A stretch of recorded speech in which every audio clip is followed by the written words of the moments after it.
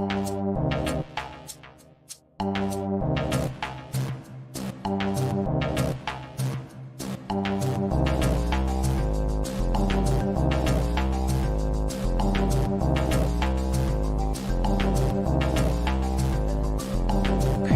in your white dress, bruises on your bare skin. Looks like another fine mess you got yourself into. What's the matter with you? Has the cat got your tongue? Well, if you don't like the beat, don't play with the drum. Maxine, you're not the only one to take the whole world on. No one's ever won. Maxine, case 1352, a red and green tattoo, eyes cold steel blue, on a rain-slicked avenue, long shadows in the night. Kick off your spike-heeled shoes. You got to run for your life, Razor blade in your pocket from an ex-marine.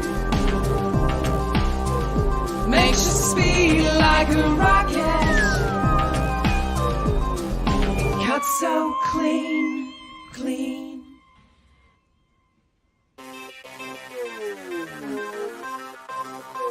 Maxine, you're not the only one to take the whole world on. No one's ever won. Maxine, case 1352, a red and green tattoo, eyes cold steel blue. Who's that walking behind you? Who's that talking about you? Who's that walking with you, Maxine? Who's that walking behind you? Who's that talking about you? Who's that walking with you, Maxine?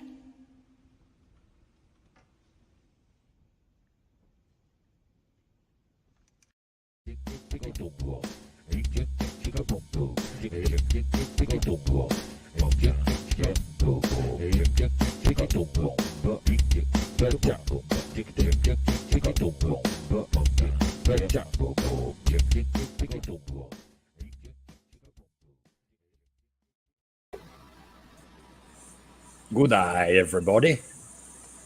Or you, Mob, whatever you want. Hi, Pam. How's it going? Hello, everybody. It's another day in paradise, snowing outside. Well, yes, I had to go and wash my face down because I looked as red as a beet because it's hot and sweaty and stuff here. So I don't think I am changed white my as a snow because it's snowing here, and I'm old. So yeah. What is it? No, I won't say that because it's a word that can be misconstrued, isn't it? The HOAR of age. Don't want to say it out loud. Yeah, well, we should have a third here, but unfortunately, Sarah's been slightly delayed.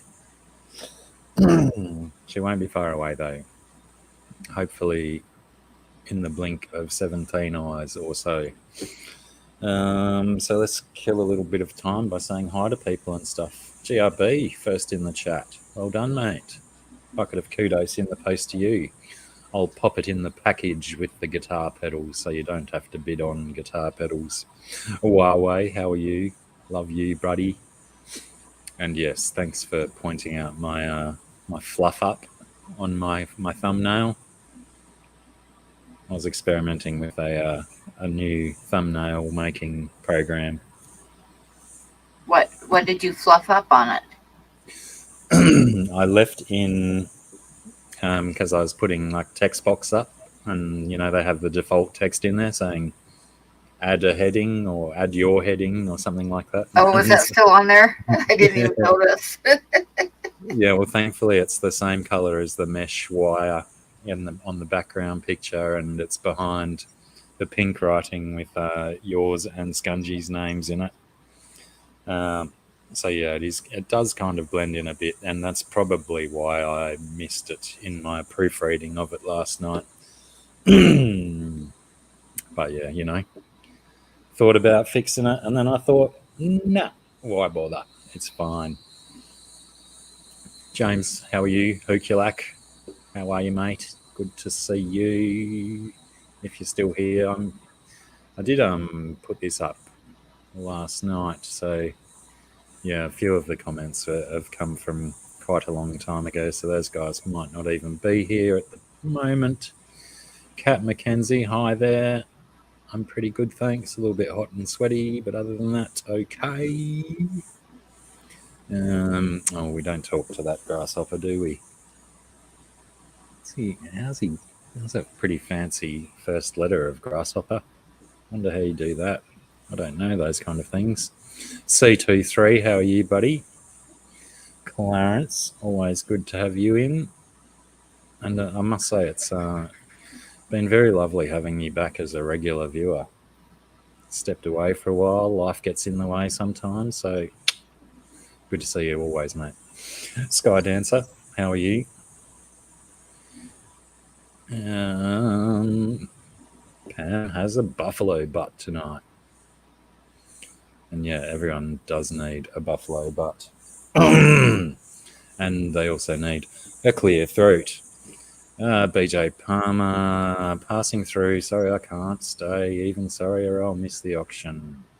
Sorry, you can't stay, BJ. Probably already gone. Shy Pantser. That's a good version of that name. Huawei. Craig's Catfish K, Triple C. How are you, mate? Adele, how are you? COC.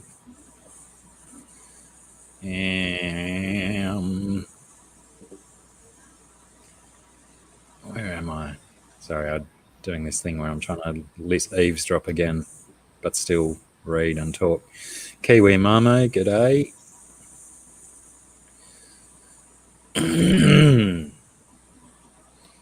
Trav, how's it going? Travis Myers in the house, ladies and gentlemen, and others. Scuba Steve, Coro Works. How's it?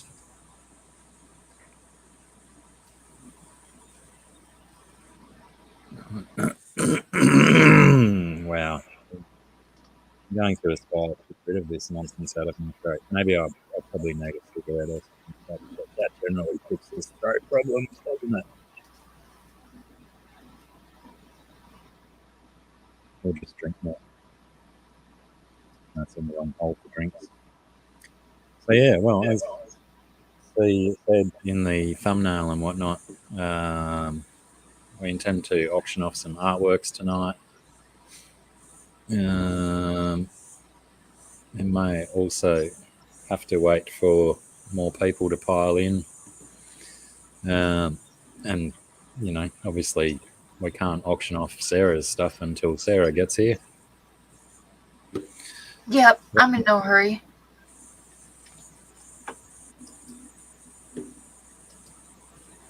What do you got? Huh? Yeah, I know. Z-Beam bought me over some swordtails last night. Oh yeah. So how do they look? Yeah, pretty good. Lots of different colours and patterns and stuff. Just tip the whole bucket in there if you want, or just take the bucket and bring it back to me. No, don't take the bucket actually, because it'll never come back to me. Just pour that whole bucket into your bucket. A couple of extra plants and stuff in there. Oh, did you bring water and everything? I'll leave your water in there. It'll help them. Right. But yeah, to put the swordtails in there, I had to take the gambusia out of the fish tank because they're too nasty and bitey for swordtails. So I did that. I don't know if I should tell this story. I might get people being cranky at me and stuff. But I took about half a dozen of the good-sized big female gambusia and I put them in one of my bird baths. And they were, it's a decent 2.5-inch depth a birth bath for the birds. And they were quite happy in there. They were swimming around and not dying and anything. I had just cleaned the bird bath and put fresh tap water in it, so I thought they might instantly die from tap water, but they're gambusia, they're tough, they survive. But yeah, I also put a bunch of like old scraps and leftovers out in the backyard for the animals to eat. And some of the birds that habitate in my backyard, they have a trick where they pick up food off the ground and put it into the bird bath to soak it, make it softer for them to eat or something. And yeah, so my bird bath water is already brown and there's no fish left in there. But one of the birds that does that is the ibis, which are a wading bird, and they basically use their long beak to riffle through the water and Find pick up fish. fish. Yeah, and things. I've no doubt that at least one of those ibises has a belly full of fish. No worries. Good luck. One of those plants is median, so it'll grow up out of the water if you want to try and arrange it like that. It's the one with the 20-cent coin size leaf. All right. G'day, Marin. It's really starting to annoy me now. Next thing I'll start scratching my nose.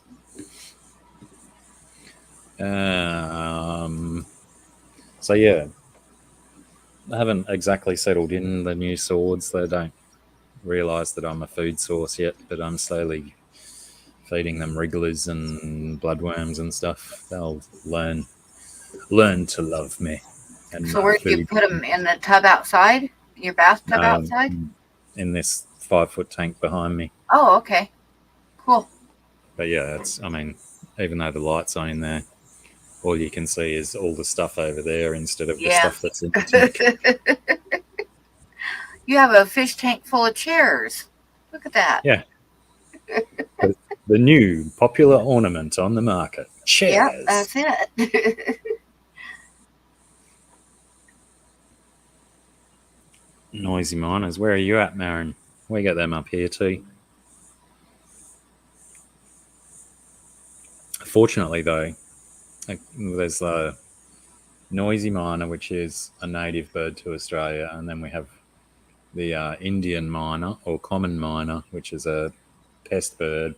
Used to be just a migratory bird, but lots of them have figured out that they can live quite comfortably here. So down the bottom of my street, both of those types of birds are prevalent, but they don't come up this end of the street for some reason. G'day, Scotty. So yeah, it's very interesting that It's because they don't want to be associated with an aquarium full of chairs. Yeah, possibly. That's why they don't come up that far up the street. It's intriguing, because it's only like, I'll try and put it in your terms, probably only 100 yards down the road where they frequent, and never up here. I'd like to keep it that way.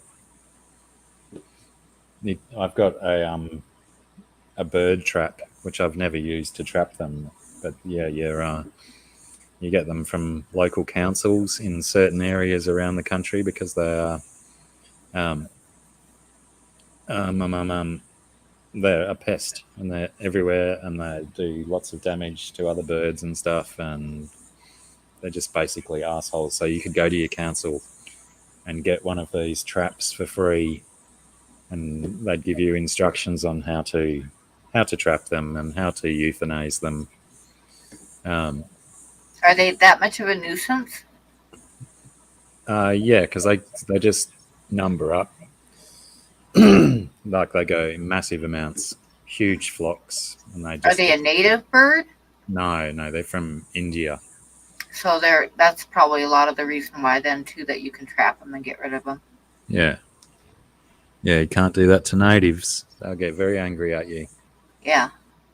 So what do you do if you accidentally trap natives in their bird traps? Just release them, I suppose. So what do you use to trap them with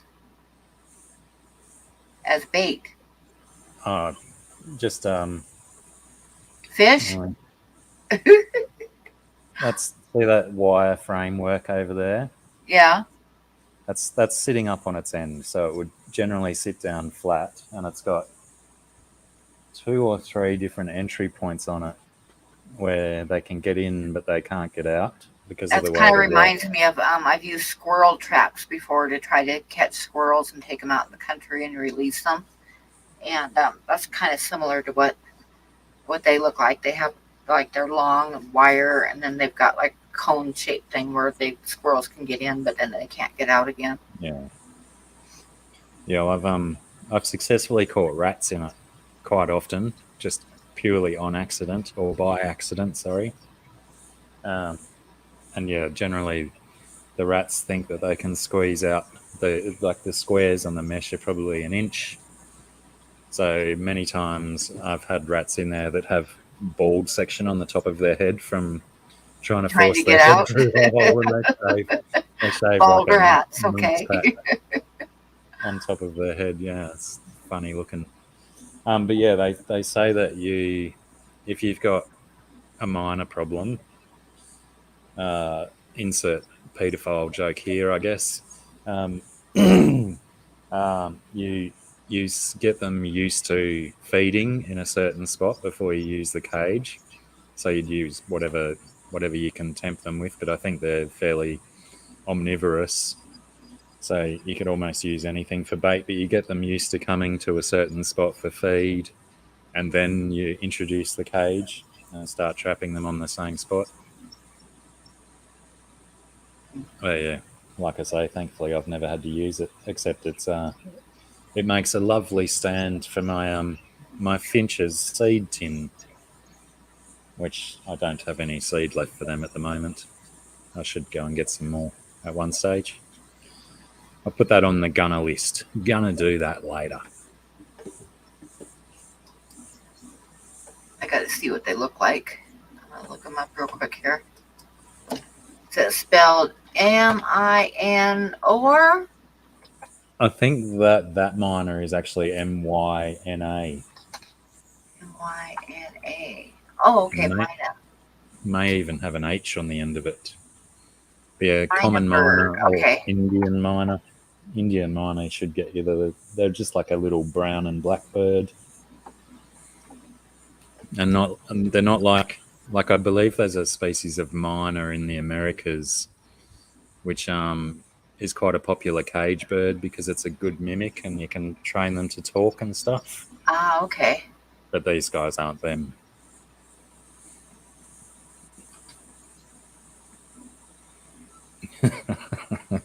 Wow, it's good to know someone else puts miners in a cage. Don't look in my crawl space.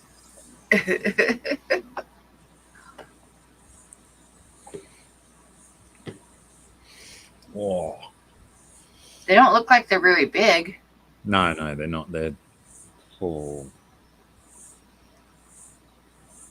maybe 7 or 8 inches maximum, 6 inches probably at best. I'm trying to do conversions on the fly. But yeah, that's not gonna. I was gonna say, stood on the ground, they'd be shorter than this glass, but that's a fairly useless analog as well, isn't it? Yeah, only small, but yeah, they're just numbers. I think numbers is their biggest problem. Uh, They just breed so prolifically, and yeah, like several other birds too. You know, they used to be primarily migratory, so you'd only get them here like in the winter or in the summer, generally in the winter. Um, but yeah, lots of birds over the last say 30 or 40 years have worked out that they don't need to fly backwards and forwards. They can just hang out, and it's good weather all year round and lots of food available. uh-huh. Oh, what about that? Speaking of migratory birds, there's some bird, someone might know this in the chat, I can't remember what it's called, but it migrates every year from the Arctic to the Antarctic. Apparently, it's the largest migration of any bird on the planet, going from one pole to the other, I guess. Let's see what Google says about it.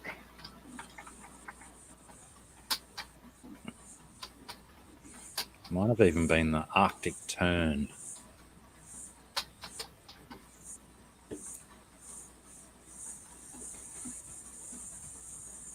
Arctic tern is one of them. Yeah, that's the first one that comes up.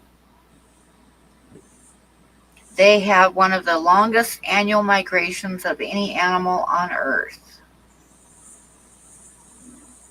The Arctic tern. Yeah, Or and the Antarctic tern. Most birds migrate for different weather conditions, but it seems awfully strange that they're migrating from the cold to the just as cold. Yeah. Unless it has something to do with like the nesting situation being better or something. Yeah, true. Hey, Nola. Unless they stop off somewhere along the way for feeding or the actual rumpty process or something. G'day, Nola. I saw a turkey today in an apartment parking lot. It was very odd, isn't? Well, years are just starting spring, so isn't it now that they do start wandering around in their groups looking for partners and breeding and whatnot?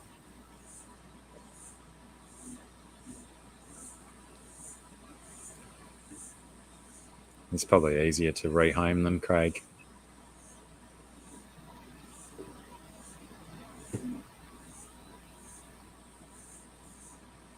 I always like it when I see the turkeys, the wild turkeys. But they'll come into town, right into town and stuff a lot. Well, it's the same thing, isn't it? As soon as they realise that these large two-legged creatures leave a lot of food laying around, Yep. they certainly get comfortable real quick.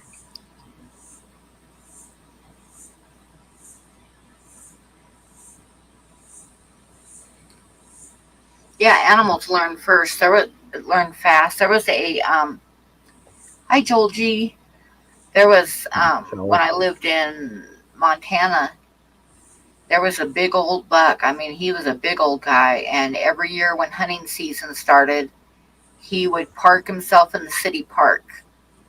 Like that's where he stayed throughout hunting season, was right in the city park. Where of course there's no shooting. And you could see all the old hunters like drive by and cuss at him. Going to hang out where there's no banging. Yep. Come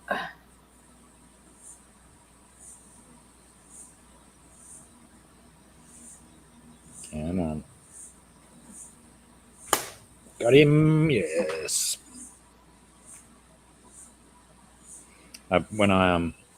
When I was investigating my bird bath this morning, and the leftover food waste from whichever overnight animals came and raided the food piles. There was so many flies there, and they were all blue bottles. You got Oh, blue bottle flies yeah, over they there? bite, don't they?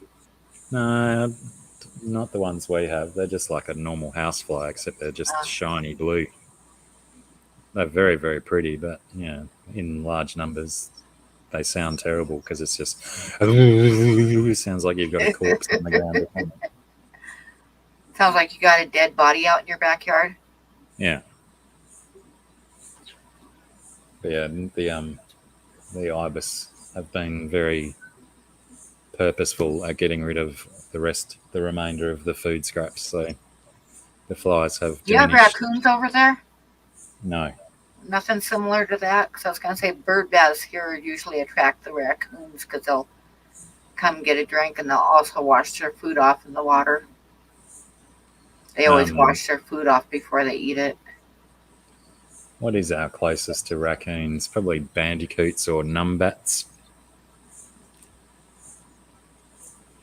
Or I suppose if you want to get more ferocious, we've got the Tasmanian devil or quolls. Quolls are pretty gorgeous but brutal. Little tiny, or not so tiny, probably cat-sized, uh, meat-eating carnivorous marsupials. Hmm. I think the eastern quoll might be an endangered species now, like a lot of our larger marsupials are.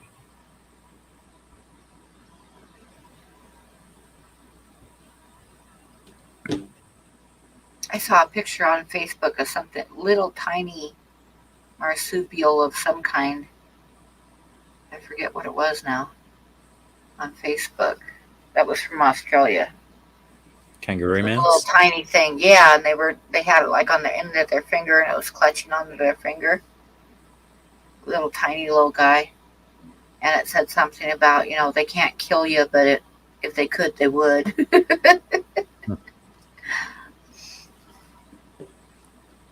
Oh, Huawei suggests it might have been a sugar glider. They're pretty small when they're little. I mean, they're pretty small when they're big too, but baby ones are tiny, finger-sized grippers. They're actually a really popular exotic pet over in the States as well. Yeah, they Sugar are. gliders. Yeah. No wonder did they start being popular pets over there from illegal trade or back in the day when no one gave a shit what you moved where. Like, it'd be interesting to see how long ago the first person in America had a sugar glider for a pet. Yeah, I don't know. I wonder, was it back in sailing ships days or a lot more recent than that?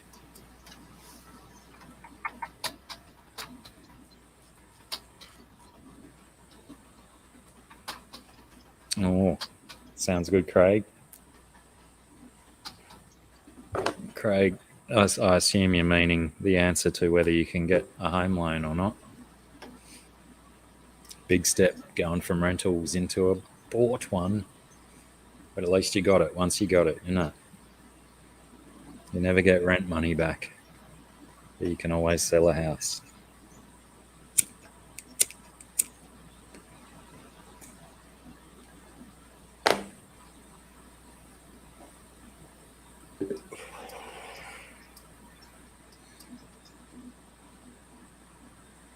They were brought to the United States in the 1990s.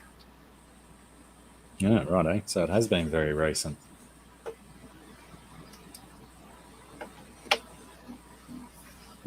I bet it was a easier process than bringing something from there into here. Hmm.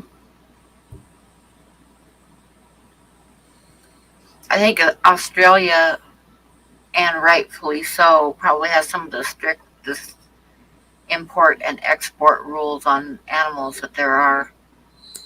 And rightfully so, because there's been, like mass extinction of things due to, like, I know, like the feral cats almost wiped out the little tiny kangaroos, and Yeah, feral cats yeah, do so much damage. I think they estimate 6 billion life forms are wiped out by cats each year, and that's probably a conservative estimate. yeah. And I remember reading something about they had to like repopulate the little tiny kangaroos. They had to like poison out the feral cats and then repopulate the kangaroos in a few areas because the cats had just totally wiped them out. Yeah, there's a few different and rightly so. Again, there's lots of money being invested into repopulating animals where they used to be and aren't anymore. But they breed them in captivity and then release them out. There was a species of turtle, freshwater turtle, that they had to do that with in rivers, sort of probably down in Craig's area, I think it was. But they bred up a bunch of these turtles in Taronga Zoo, I think, and then started a gradual release program back into the wild. They're doing it with what else are they doing it with? I think they're doing it with some Tasmanian devils as well, because Tasmanian devils, like koalas, the koalas get their chlamydia, and that sort of messes them up a bit. But the Tasmanian devils get this cancer type stuff, which is actually transmissible. So Hmm. if one of them has this cancerous crap all through its mouth and then has a fight and bites the other one, it can give the other one the disease as well. So it's running rife through Tasmania at the moment. But Yeah. there's an isolated population in the northwest of Tasmania where they haven't got the cancer yet. So they've actually been um, breeding them and trying to repopulate the other areas. And I think they're talking about bringing them back to the mainland as well, because they used to be on the mainland also, the Tasmanian devil. But bloody Whitey wanted to wipe them out because they bit things and they ate things and stuff.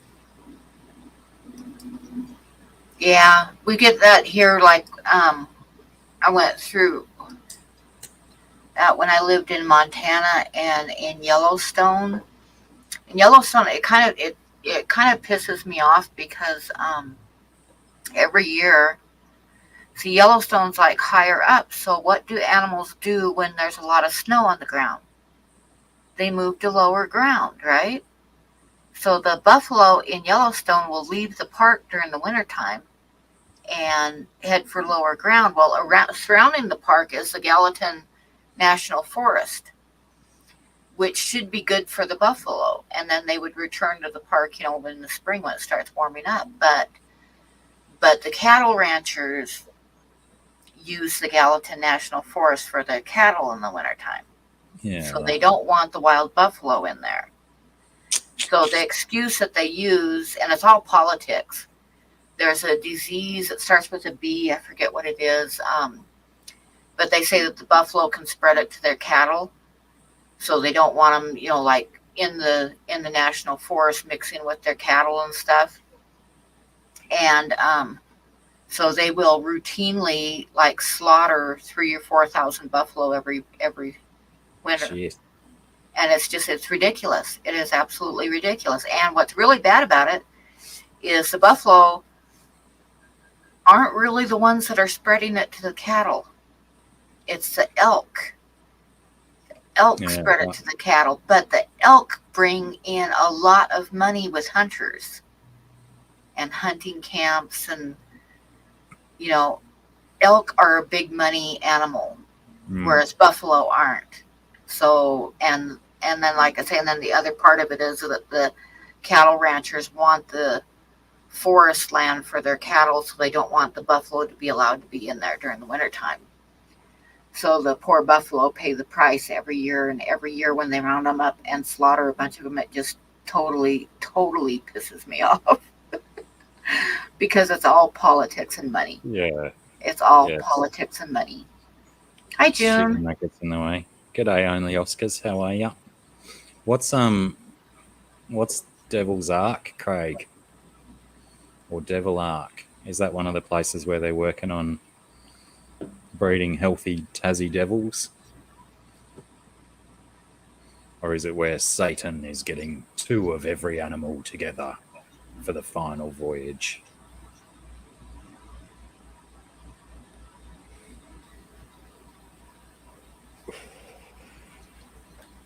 Let me see.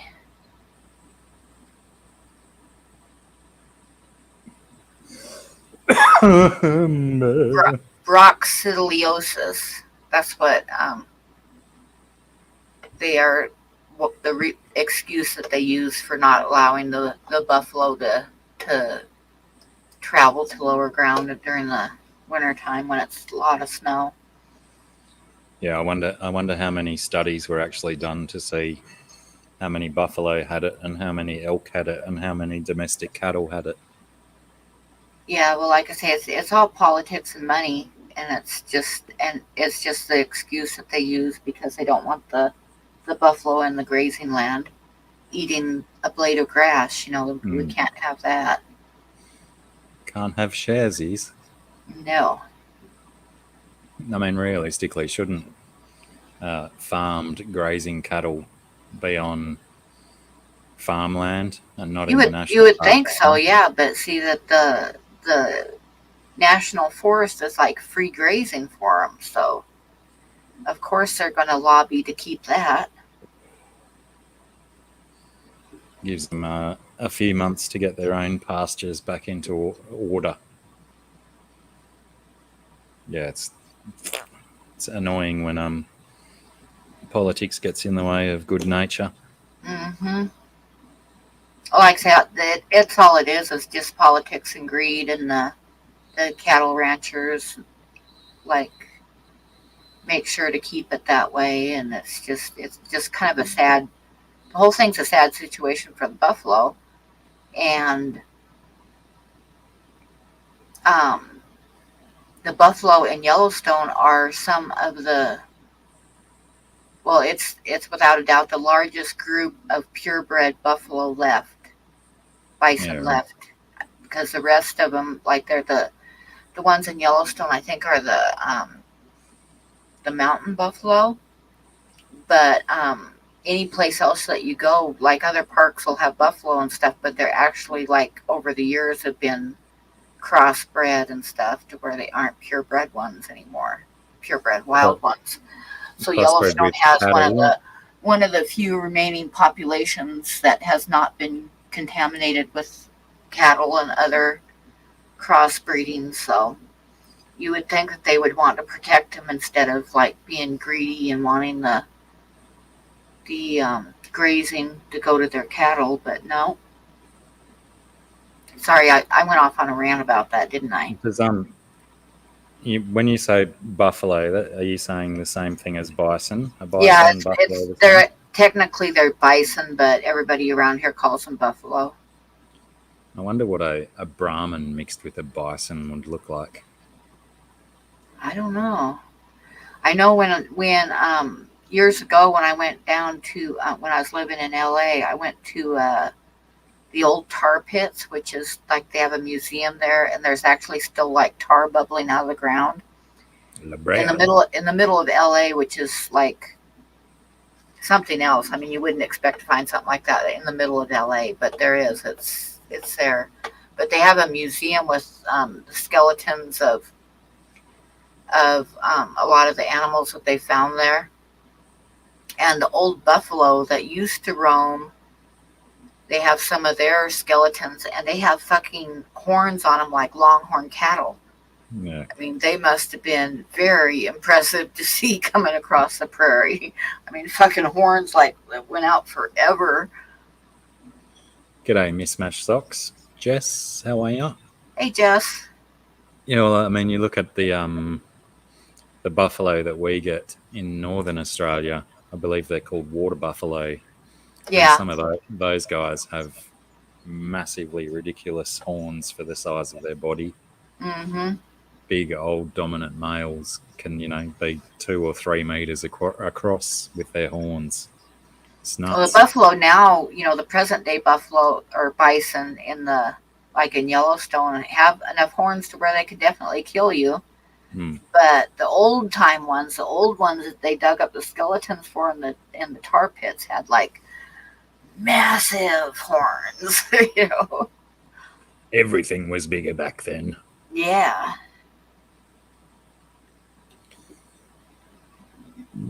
Pardon me. Yeah, going good, thanks, Jess. So have you heard anything from Sarah yet? Not yet. I can only imagine she's on the drive, or hopefully she's home by now, because it's been longer than half an hour from when she said she'd be half an hour. Hey, Craig, going back to that Devil's Ark, where is that, dude? I wouldn't mind going to that one day. If it's a open to the public kind of thing. I'm sure it probably would be. Trash cat, oh. G'day, Trash Cat. Tequila may not be able to change your life, but it's worth a shot. Yeah, it's probably sensible to have a place like that open to the public to generate a bit more revenue. Government grants can't cover everything, I suppose. I'm going to stand up slowly and go and make myself a beverage. Okay. And I'll stand up slowly so I can show off what I'm wearing today. A cool shirt. Very nice. And then whilst I'm also doing multiple things at once, I'll do a bit of this. And there she is. Hi, Sarah. Yeah. How goes it? It goes all right. I've had a long trip with her. I had to talk to my son's teacher about him on the side of the road. So that's always fun. But no, it's all right. It's an interesting place for a school meeting. Yeah. Well, because he's there and the school called, so I was worried that there was something wrong. And there was. He attempted to steal some money or something. Yeesh. He went to the box that the lunch orders go in and pulled one out to see if there was any money in it. And there wasn't, so he threw it away. And then went back off to class. And he got seen doing this by a teacher. Not a good thing. No.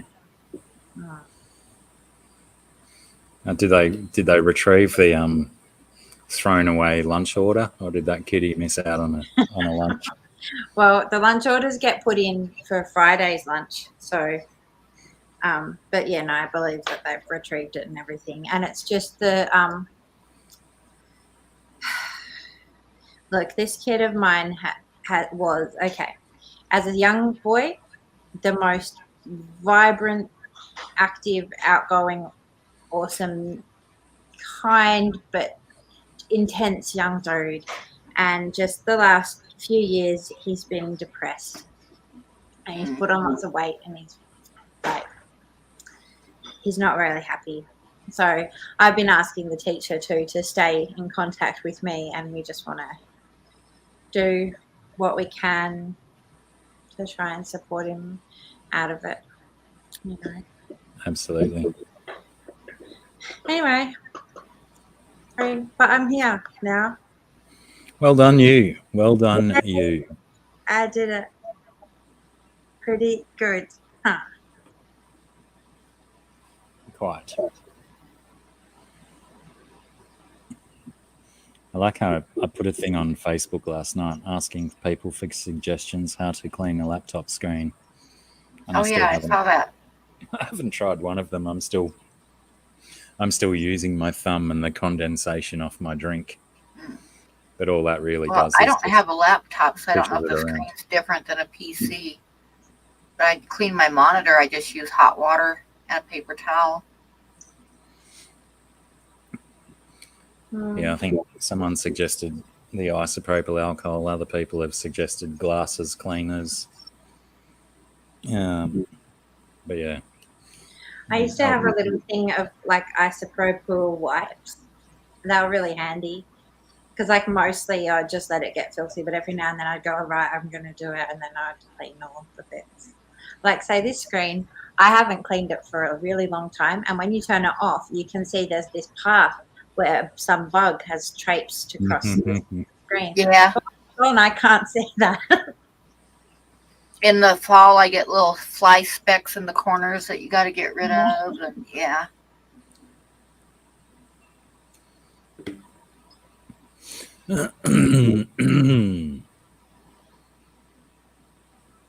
So what else? Is anyone in the audience looking to buy some art today?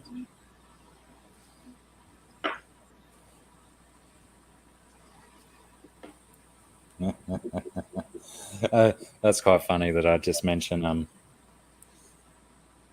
I mentioned the cleaning of the screen, and last night in the middle of the night, Z-Beam had sent me a screenshot of his proposed suggestion, but that he didn't post. But it's quite vulgar and crass, so he's just sent me a message just now apologising for his crass humour last night. Thinking that I would take offence. Goodness me.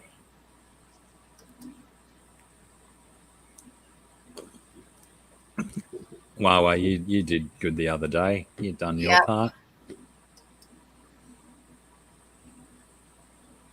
Yes. Huawei says a colon can completely change the meaning of a sentence. For example, Jane ate her friend's sandwich. Jane ate her friend's colon. You're right, Huawei. It does completely change the meaning of a sentence. G'day too, Dugs. How's it going? Anyway, let's try an auction and see what goes on. Hi.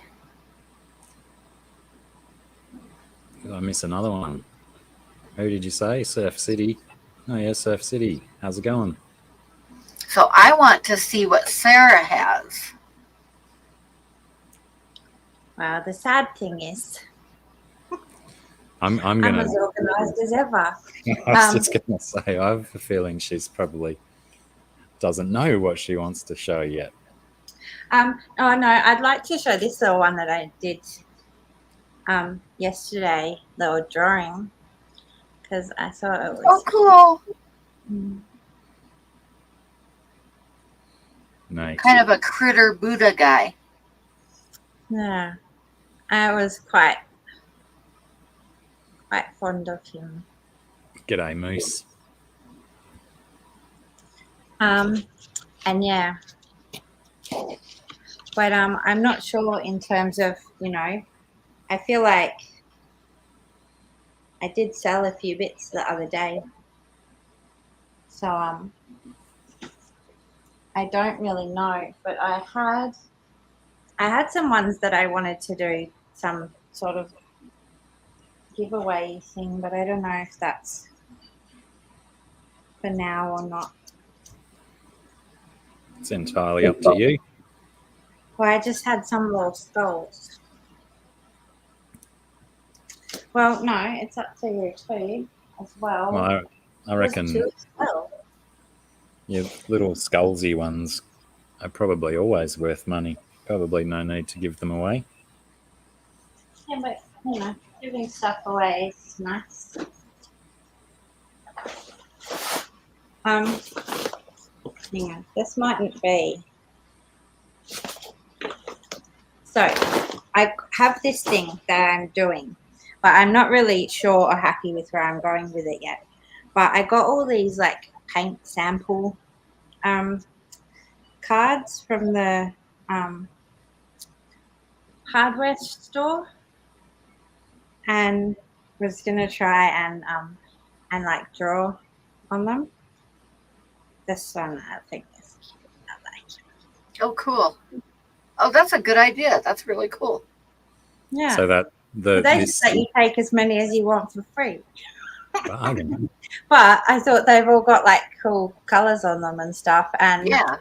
I don't know, they're a cool little card. So I wanted to have a go. I had a little go just last night. I scribbled on a few and stuff. What, that first one that you held up? Yeah, Pardon me. What does Dulux call that color? it's called Black Caviar. Black caviar. Mm. Cheers, Surf City. Yeah, I think any of the ones that you show that have drawn on paint sample cards, I'd like to know the names of the colors, because I think colors sometimes get really dicky names and sometimes they get really cool names. Yeah, well, this name is kind of interesting, but the picture that's on it, well, no, it's a crappy picture because it was when I was just like playing with how the paint could, like the pens would work on there, because it's actually pens. And I might still build on him. But anyway, his color is called Sphinx Riddle. Sphinx riddle, as in Oh. a question, a poser, an enigma. Sphinx Riddle. Very Hi, interesting. George. That's that G'day, color. George. This one here is Spanish olive. Cool. They make their olives pale in Spain. This one Moose is says, called, show that one again, please. Which one are you talking about, Moose? The Sphinx riddle? It's almost like the pictures they've given you trendy names for them before you start. hey, not bad. This one, Yeah, this the one that from- was on Sphinx riddle has been requested to be shown again. it's just scribbles. So I think Moose will have to confirm whether that's the one he means or she means, or whatever other pronoun Moose likes to go by. but yeah, it's also quite fun the way that the pen lays down on them. So I'm enjoying. I just had a tiny little fiddle with them. I got myself a stack. Nice. So I'm gonna draw on all of those eventually. So I have some ideas. So we'll see. Yep, and yeah, you'll probably start visiting all the hardware stores that sell paint around the place so you can stock up on paper. Well, I just figure I can just go to Bunnings because it's such a big shop and so many people there that, you won't be noticed if you go back once a week. Mm. Absolutely. I like it. But yeah, I just like the idea of them being, I like their little cards, like anyway, because they're cool little cards and they have colours on them. And it With just funny seems so names. cool. You can walk in and you can just walk away with the thing for nothing. I love that. Yep. So, I'm definitely keen to see where we go. And yeah, we've got the different kind of shapes though, because the different paint makers make different shapes. I wonder how big they are. The little ones that I do, the little drawings that I do, will fit right into like a baseball card holder, which then when I like ship them, they're like totally protected and it's like stiff and stuff. So Yeah, that is pretty good. I think, well, these are definitely bigger than the only cards like that, I used to collect basketball cards, and I could say that's bigger than a basketball card. for okay. sure. Can I'll just rewind here for a second. You used to collect basketball cards? Yes, I did.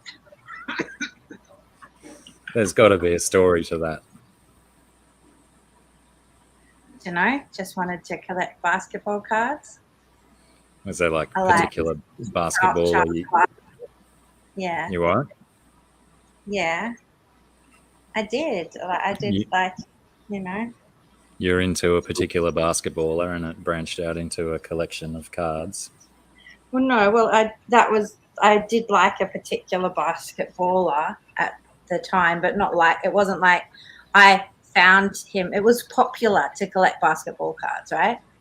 And the thing is, then I started looking at them all, and I like, they have all, because you can get all the different kinds of editions of cards, and then some of them have like little sparkly bits, and some of them have like a special bit to them. And so I wanted them. I collected a few. I only had a few different basketballers who I liked to collect, so I would try and only collect those ones. That just, yeah, I was taken aback by that because you've never ever indicated any interest in any sport whatsoever. I wasn't really interested in the sport. I was interested in the concept of the trading cards. Right. Fair yeah. enough. That, I think a lot of people around the world are interested in that concept, isn't it? Yeah, and like back then, like maybe people had, but we didn't like, I didn't have, like, I probably would have liked whatever the Pokemon cards or something. I probably would have liked that when I was a kid. Yeah, one of my kids collects Pokemon cards, and she always puts them in these little baseball card holders, which is how I got started putting my little drawings inside of them too. There's something really fun really about good that little card. Huh? Isn't there though? There's just something really fun about that tiny little picture in that little card shape. There's something really appealing about it, I think. I got a box full of like arty ones, comic book ones, and Boris Vallejo ones. Cool. I like Boris. Yeah, lots of really neat stuff. But it's like a decent sized box with about 400 or 500 different cards in it, and they're all pretty cool stuff. But I can't have any idea where that box is these days. Oh, if you find it, we'll have to make like boards, frame them, put them up on the wall or something. I mean, I'm all for what is appealing about them, which is the littleness. That reminds me, I do have some like littler drawings. Oh, that's cute. And they're like, I feel like I'm just sitting in the wrong spot, like off the screen. But do you want? I'll change this to those ones if you like. I'm happy with whatever. But yeah, I mean, it's just funny because I feel like where I naturally am sitting is just off. So I was thinking I can move my chair as well. But anyway, these little ones are really cute, and I really like them. And they just have little drawings on them, and they're very small. Like they're smaller than these paint ones. Aha. Okay. So they're probably closer to your basketball card size. Yeah. But that size is called A7 for us. I don't know. Do you guys use like the A paper sizes? Not like pretty much all, I don't know, not that I know of, but that doesn't necessarily mean that it doesn't get used. It just isn't used in the stuff that I get. I mean, it's just like most every paper everywhere is in some form of A sizing here, like from your office paper, and then all your envelopes are made to match it, and the envelopes are not A, but it's all made like, and it conforms. So it's like one of them, and then the next size is half of that one, and the next size is half of that one, and the next size is half of that one, and half and half and half. Yeah. That's like pretty much all paper. Pretty sensible system when you think about it, because it's pretty easy to work out. It's convenient, and it's good when you get like a really nice paper, and say it costs like $40 for an A4 book of 15 sheets, but then it costs $56 for an A3 book of 15 sheets, and so you can get the big one, and then you just cut them exactly in half, and you've got exactly twice as many of your A4s and stuff. It's handy. Especially if you've got the guillotine. Yes. You've That is a saved fun, yourself fun. $13. I like that. I like chopping things for that. Where are you at, Surf City Cichlids? Anyone know? Anyone answer before Surf City can?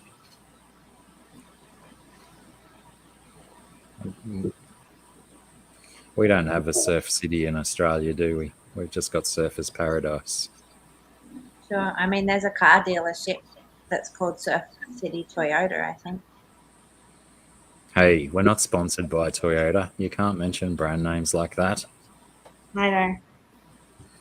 Won't then.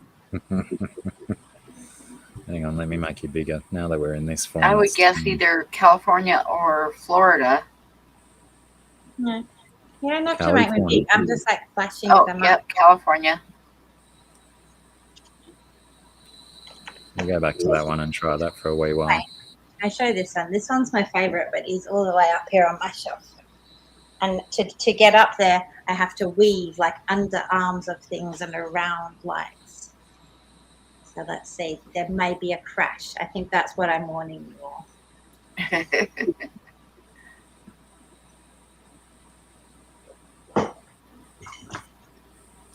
No, I didn't knock all the things down. Well done, you. Well done. Thank you. Thank you. This one's my favorite.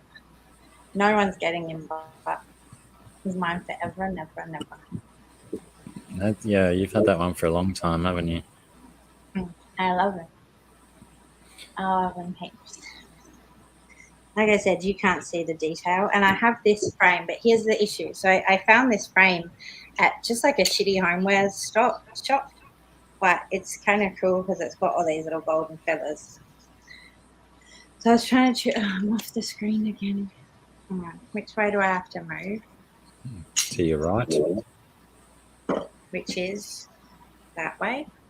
Yeah. There's stuff on the floor there. Okay. Bam, bam, bam.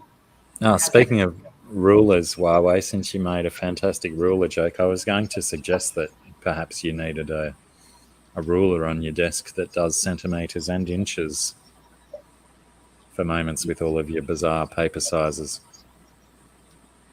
I do. Yeah. Yeah, I mean, most rulers have that. Yeah, the ones here have both on them. And Huawei And also asks. Tape measure has that too. Yeah. Huawei says, Sarah, do you have your first drawing? Crikey. No. Doubtful. Very doubtful. Like, I don't even think my mum does. She's like got some things from preschool, but that wouldn't even be my first drawings. So I don't know. I remember it's really funny because I remember this thing. So they did this thing at preschool where they tried to get you to like make a book, and it's got like your handprints in it, and then they get you to tell a story. There's like, I think there's like one drawing that I did in it, and it's got my cat in it, I think. And anyway, but so, and there's just like this little range of things. They ask you questions like, what's your favorite food and things like that, and they write their questions into the booklet. And then one of the things I made like this picture, and I cut some people out of a magazine that I thought looks like my mum and my stepdad. And I remember at the time really like, I really thought they looked exactly like my mum and my stepdad. And I remember looking at those pictures still many years ago now, but many years after preschool also. And man, those pictures, it's just so amazing that those people, they don't look anything like the people. I can distinctly remember like really thinking that they look so much like, it was like two separate ones. It was like a fancy lady because my mum always had her fancy hair and her bright lipstick and stuff like that. And I think that the man was like dressed as a sailor or something.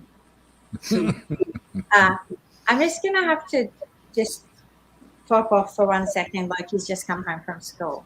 I'll be back in a tick. Okay. Roger. Hello. Hey, Z-Beam. Hi, How lad. you going? I remember when I was in school, I'd like bring kids home like during lunch and stuff, and I could just about count on having the same conversation because it happened every time. They would like, my mom was like movie star beautiful. I mean, she was really, really pretty, right? So, but like a movie star type. But I'd bring kids home from school and would be walking back, and they'd always like start going on and on about how pretty my mom was. And then there'd be this pause, and they'd say, "And you look exactly like your dad." It happened every time. Ah. I stalked your Facebook last night looking for the picture that I put in the thumbnail, and I saw some pictures of you that were quite pretty. Oh, well, thank you, I guess. There was one of you in like a blue t-shirt, probably in your 20s. You're a stunner back then. Oh, and Well, still that was a long time ago, yeah. not much worse than that these days. So I think you're doing okay. And we're always our own harshest critic, aren't we? Yeah. Yep, that's it. How have you been, Joshua? It's been like almost 24 hours since I've seen you. I'm good. I had a friend come over who's going through a breakup situation, so out came the stream whiskey, and the nips kept getting bigger as the night progressed, and eventually I just said, "Man, look, I got to get some sleep. I got to go to bed and get up to do the stream." But I ended up staying up late watching stuff on TV and doing weights and drink. But I saved some whiskey for today instead of drinking the whole bottle, which is good. Sensible, lad. Sensible. Did Yeah. you say you were doing weights in the middle of the night? Yeah. What sort of setup have you got? Just free weights, 5 and 10 kilo free weights. I find that by doing it chaotically, I get better gains. So if you set a routine and your body gets used to it, the exercise doesn't count for much. You just got to keep pushing on for more and more. Whereas if you do it at irregular times for short bursts with rest intervals and stack some protein after you do a sesh, you get gains. What's your thoughts on isometric exercises, like using your own body weight and stuff as your weight instead of relying on devices and whatnot? It's functional. It definitely is functional. But I'd be more concerned on the joint wear and tear. Like if you're going to do push-ups and you're already pretty heavy, you're better off doing some wrist exercises for a good 3 months beforehand before you start doing push-ups. Because you don't. Yeah, I noticed when I was 120 kilos plus, push-ups were very, very difficult to do. And as soon as, I don't know whether it was that mental block or not, but as soon as I got below 100 kilos, I could smash out push-ups, no worries at all, because all of a sudden I was so much lighter. Uh-huh. Yeah, it's been quite a while since I've done a push-up. Right. But yeah, I've got to start with using my exercise bike and just doing some squats, weightless squats, to build my knees up and stuff first before I get into any silly exercising. I got one really shit knee. Yeah, you got to look after your knees. The last thing you want is arthritis. Like that's a killer. Already got that. I've got plenty of that in my hands. Oh shit! Yeah, the old Chinese methodology for that is shark collagen or cartilage powdered up. I can barely get through my my morning crossword session without my hand seizing up from punching buttons on the tablet. Right. Yeah, you need more gelatin and ligament meat. Wow, 120 kilos is 264.5 pounds. What's 127 Huawei? Because that was my heaviest recorded weight, 127 kilograms. But I was probably just as fat then as I was now, but I was doing physical work, so I was very muscular as well. Unfortunately, the muscles were hidden beneath layers and layers of fat. Well marbled. Marbled, yeah. I probably would have been a tasty dish. Not much of a rump steak on me, though. I don't have much of a butt at all. Can you just leave it out there, please? Look how cold. I don't mind. Just okay. My kid are doing this. Lunch on it. Okay. Not on my spit. Thank you. Not on there, Em. Goodness me. Yeah. Do you want to come and say hello Yes. to Pam and Michael? Hello, Pam and Michael. Oh, I can't see you, Em. I don't know who I'm talking to. Hello. Hi there. Hello. How are you? Long time no see. Almost 24 hours. I know. And I hear you like the big swordtail. The boy. Yeah, it's very cute. Fantastic. Uh, You guys have a good stream. I've been spun out by that big black one's tail, though, because on one side it looks short, but then when he spins around the other way, he's got white on the tail. So he's actually got some length on the tail, but it's not visible from one side. and he's got him in a tank full of chairs. Yeah, right. Yeah, as you can see, wrong hand, Michael. As you can see here, my fish tank ornaments are stacked chairs. Yes. See you guys. See you, love.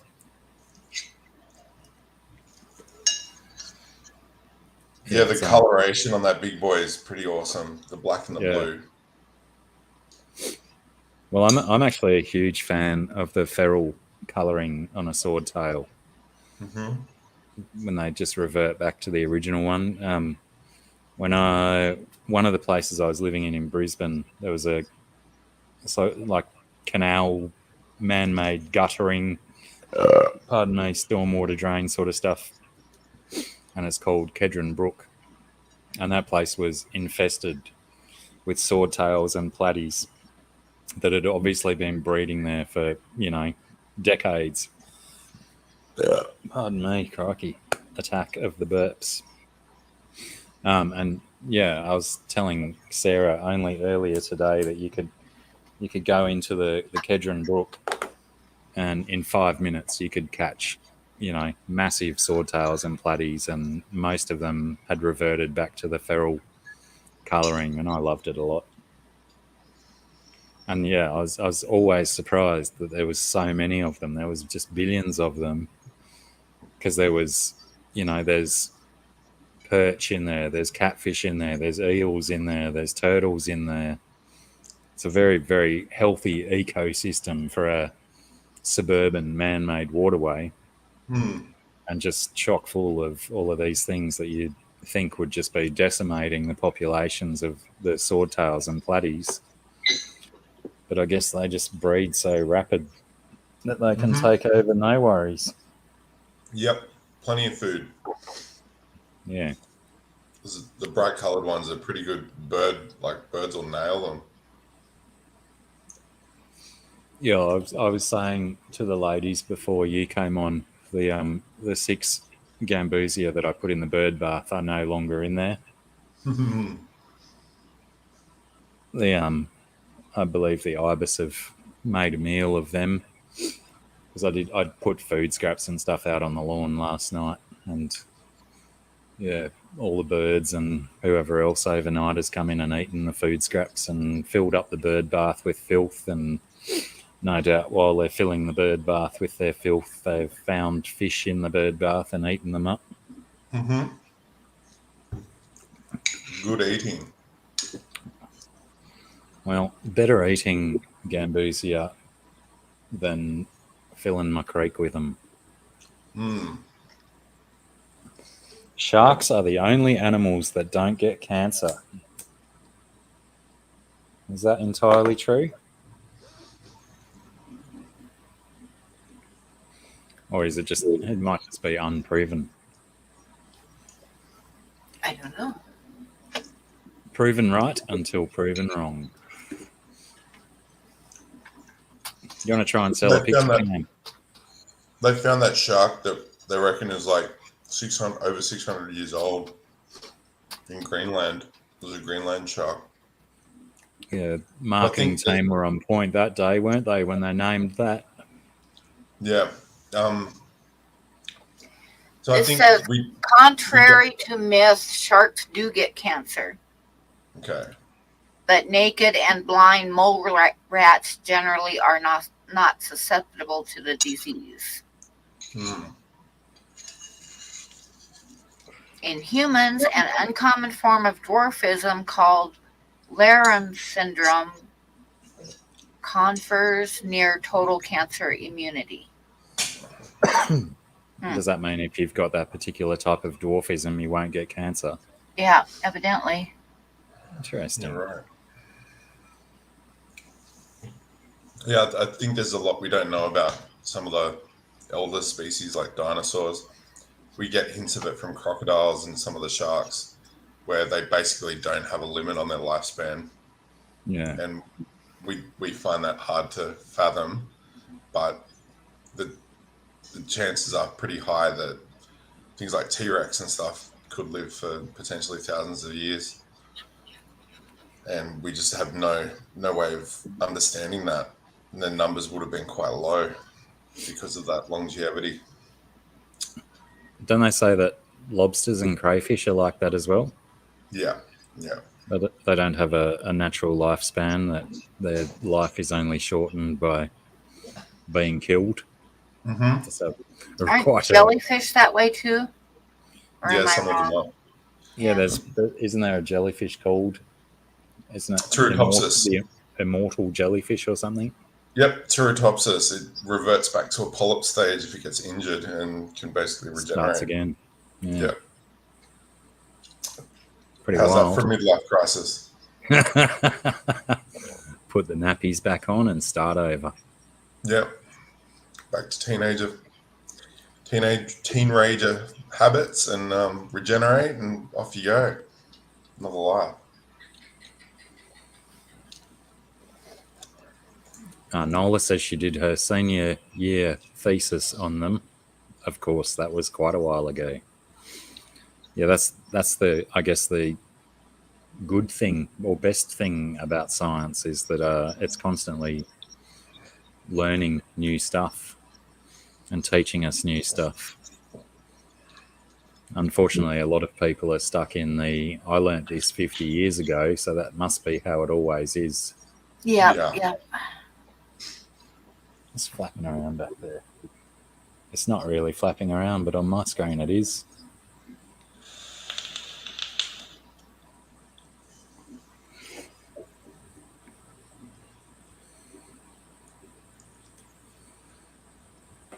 Lol, that's so funny. Craig's Catfish Cave. I just ate just about a full cake.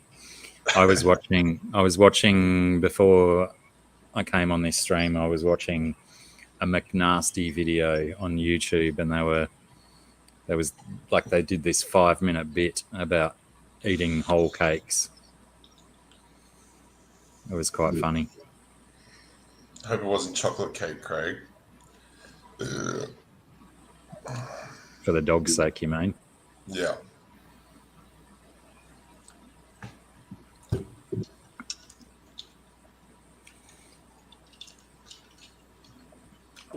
So what do you reckon, Pam? While Scungey's away, do you want to see if we can sell one of yours off? We could. I don't know if anybody's in here that wants art, but I'll show you what I got. I just got a couple little cards, and they usually start at $20, and I could ship them anywhere in the world and have. So we have a Canadian goose. Oh, I did pick it right. Oh, I don't know if you should be sharing that, Huawei. It's not going to be up to everyone's taste. Those dudes get pretty rough, but make me laugh every time. Are you familiar with McNasty, Z-Beam? Not. I'm a McNasty I am bird. not either. And I've got a golden eagle. Nice. That's pretty. Again, sold on the eyes. Love it. Yeah. And a buffalo butt. Buffalo butt. Buffalo Everyone needs a butt. buffalo butt. I should have Buffalo tentatively named. I should have named this stream. Everyone needs a buffalo butt Yep. because we've been saying it for days now.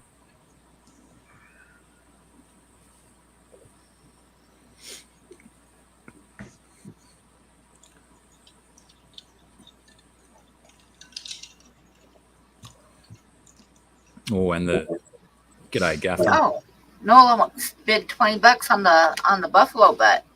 Nice. Nola must not have a buffalo butt yet. Not yeah. She hasn't got a buffalo butt in her life, and she knows, she understands that everyone needs a buffalo butt in That's their right. life. Kiwi Marmot, the tuatara, they're the reptile that has the third eye, aren't they? I was going to say that too, but they don't really have a third eye. It's the light They, sensor. they think there's indications of a vestigial third eye. Right. Buffalo butt. I know there should be a song about a buffalo butt, don't you think? Well, it's funny you should say that, because in one of the bands that I used to play in, we had a song called Buffalo Jump, which was about how the Native Americans used to herd them off the side of a cliff Oh yeah, to yeah. hunt them. I'm sure that could be reworked into Buffalo Butt. No Yep, worries at all. should be able to do that. Yeah. With some sensible lyric changes. Hi, bored old fart. So we've got a $20 bid on the buffalo butt. Is anyone else out there missing a buffalo butt in their life? I say everybody needs a buffalo butt.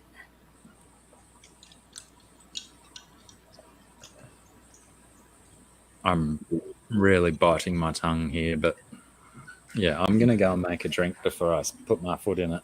My mouth. I'll put a drink in my mouth. Okay. Go make a drink, Blacky. It's not like I have to go far, is it? It's just so No. convenient.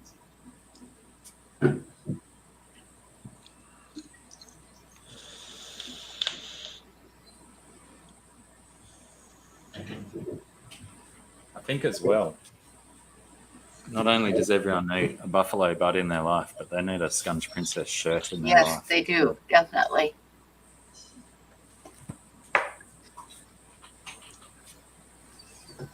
I think this one is probably like maybe my fourth or fifth buffalo butt that I've done, because I like to do the buffalo butts. Cool. I also like horses' butts, especially quarter horse butts. They've got the nice sharp little line on it, muscle on them. Yeah.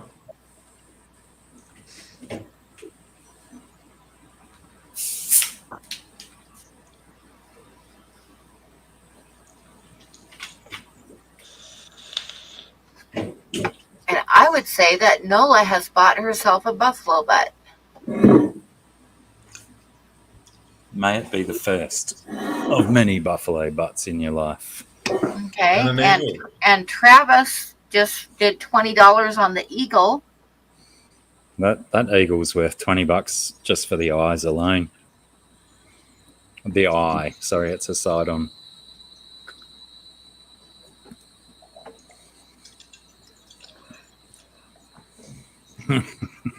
So there is the golden eagle. Nice. One at a time. Well, Nola, we're gonna call yours sold to you for $20. And Grasshopper can throw up my PayPal, although I'm sure you probably got it. And now we're gonna go $20 on the eagle.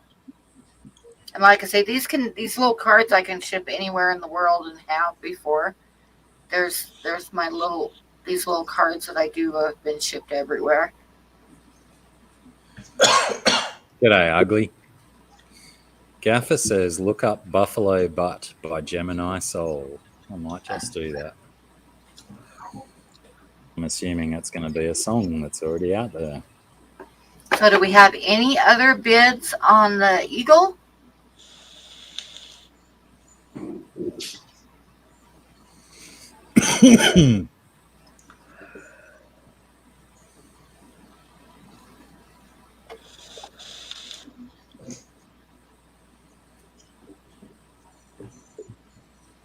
And I don't see any more on the Eagle, so I would say that Travis has bought himself an Eagle for $20. And Grasshopper threw up my PayPal, but when you go and pay for it, Travis, be sure to put your mailing address in there for me, so that I have a mailing address for you.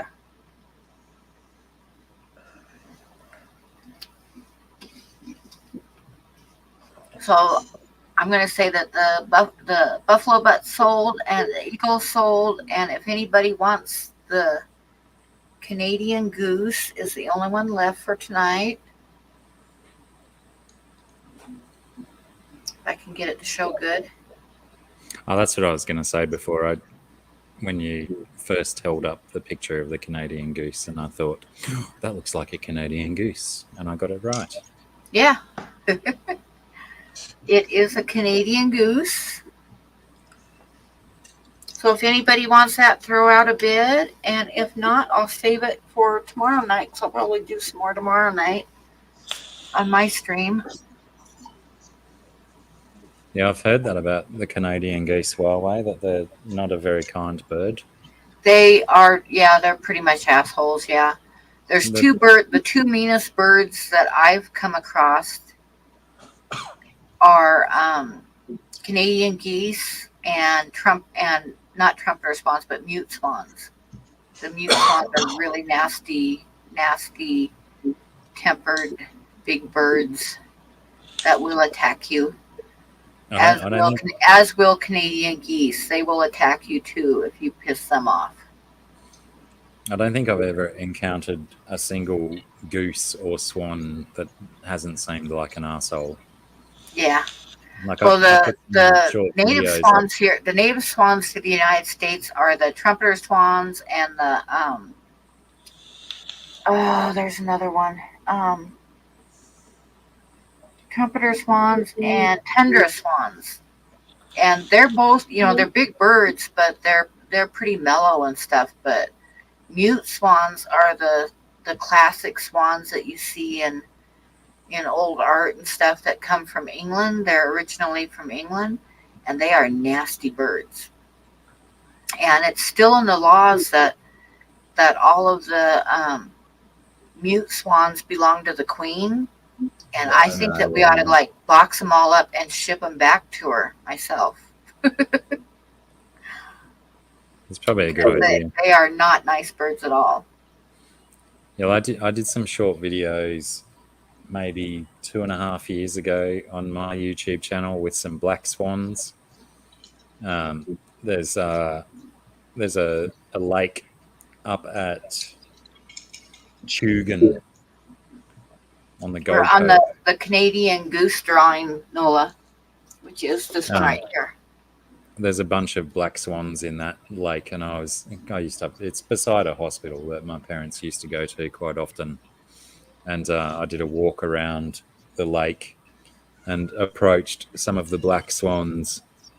And yeah, one of them got incredibly offended that I was coming close and put its wings out like this and started coming at me with its neck wobbling. And oh, okay. Nola bid $21 on the goose. Nice work, Nola. But yeah, they're certainly much easier to look at than they are to interact with. Yeah, the mute swans, I've actually heard of them killing people before, like swimmers and stuff that have come too close to their nests. Wow. Yeah. Mute swans are especially nasty. And mute swans on the East Coast, they've driven out most of the tundra swans and the trumpeter swans because the the mute swans will like attach themselves to one waterway, like a lake or something, and they spend their whole life there. And then they'll drive any other bird away from that lake. And so, whereas like the trumpeter swans like migrate from down south up into Canada and stuff every year, and they kind of quit even stopping by most of the waterways on the East Coast because of the mute swans. And then the Fish and Game Department, because the mute swans will adopt a waterway and won't allow any other birds in there. They passed a law, and I'm not sure exactly where the dividing line is, but as you head to the west, you can get people like the mute swans because they look beautiful, and if they put them on a lake, they're going to stay there their whole life. But when you get to a certain point, they have to be sterile. They have to be sterilized if you're going to have them. Cool. Because that's their attempt at letting them spread all the way across the United States. Yeah, It's right. like past a certain point heading to the west coast that it's like they can't have babies past a certain point. I'm still intrigued as to how a goose or a swan can kill a person. They get their wing around their neck and hold them under the water. No, they just start beating on them and drown them. If they're, Wild. Scungey's back. Hey. I'm back. We had a little chat. I'm here again. So I would say that Nola has bought herself a goose too. So 2 of these tonight go to Nola. That would be What? only one postage fee. Well done, Yeah. Nola. That's awesome. Buy in bulk, save money. So that's it for my art. So now it's Sarah's turn. Was it Nola that bought the snail the other day? Who bought the snail? No. Oh no. It was Holly. Holly, Wasn't it that's Holly? right. Yeah, I think you're right. Yeah. And I was trying to think what else she'd bought because she's definitely bought other stuff before. Nola, I'm pretty sure Nola's bought something from me as well. It's hard to keep track over the years. I'm pretty sure she has too. Let me see. I was going to do a little bit. I'd been thinking of putting this one up, but I still want to do a little bit more on him. So good. I love that one. That's choice. Yeah, I'm liking it too. And it's that nice, like, it's not too big, but it's not. Hang on, can you hold it up again and let me go your full screen? Let me go your full screen, baby. My favorite. My very favorite. I like to be full screen.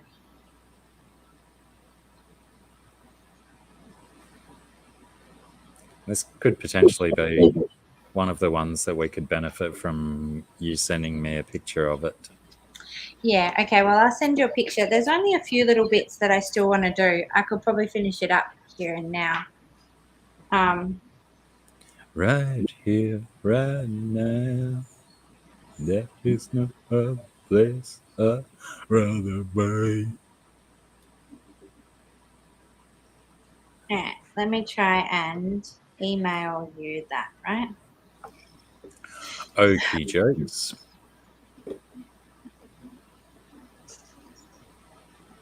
It's going to be called This Guy.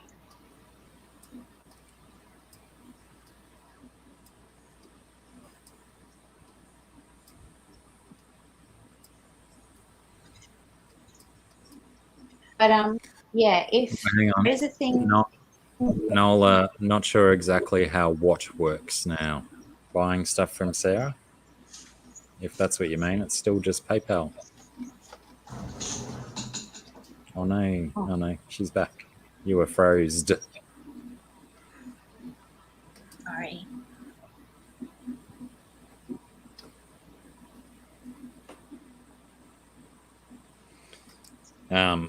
What were you saying? What were we saying? Why did I get lost? I don't know. Well, you got lost in asking Nola how what works. Nola has confirmed that, yes, that's what she was talking about, and that PayPal is the way. This is the way. Oh yeah, because she bought stuff like back because I had a big break from selling stuff on streams between, Yeah, she says a couple years since she bought something from you. Oh, let's take a trip to the past. What did you buy, Nola, back in the day? It's like I think I remember some bits and pieces where they went. Don't remember everything. It was really fun going through it with Ed, where he pulled out the things that he had bought. Yeah, I was surprised at how many Ed had. I hadn't remembered that he'd scored so much. And since he's not here in the chat, I think we really should send the Cthulhu with Bob's one when you post it out to him. Time. It's probably wise to just send it this time, especially since because I'd sort of been wondering if he would prefer if it went to like some green colours and stuff. Yeah, I reckon surprise him with some colours. Well, he said that he was happy with it black and white. Yeah, but he's not going to be unhappy if it turns up coloured, is he? No, he's not. Who knows? It's easier not to paint it. No, so there's this thing. Mostly, except for that one, I did that one drawing. You were like, you really love it, and it's for you. And then you were like, you have to paint the outside of it. And you reckon to build it? It wrecked it. Yeah, I absolutely wrecked it. Thankfully, I had scanned it, so I can just make you a black and white print of it because it wrecked it so badly. So everyone in future, can you remind Sarah when I give her advice on pictures, remind Sarah not to take my advice? Well, isn't it really interesting? Because this is what I would like to say. Like that, very often I don't take your advice. I know. Right? I know. But asking the advice, because like sometimes you get a little bit moody about not having the advice taken. But I would like to say that asking the advice and hearing you say the thing really still helps me in my process. It cements your ideas more so. Yeah, I appreciate that. I know what you're saying. Because sometimes I do go with the thing that you said or whatever, but it's because I could articulate it to myself and go, should I do this or should I do that? And I'll stay forever like this. And as soon as you say, this is the thing that you think, whatever it is, then that usually moves me to the next phase of going either yes or no, or you'll say why, and I'll think, my why is different. So, I love being able to ask. I want all the advice. I still want to try and follow my own. I'm happy to continue to play a part as a catalyst in that thought process. I just have to remember to follow my gut, despite what anybody else advises me to do. Absolutely, and you should always. That's what happened with that picture. Is you were like, no matter what, has to have that, and I was like, and I did it. I regretted it.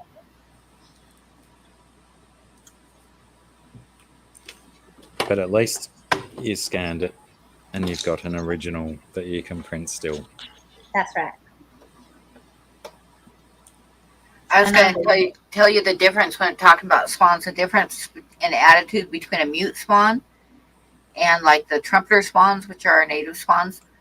Well, the mute swans are the ones that have the big orange bump on their beak, and like I said, they're classic in old paintings and stuff. But like I remember one time I was going to get a picture to paint of a mute swan. So I had my daughter, who was like probably 12 or 13 at the time. I had her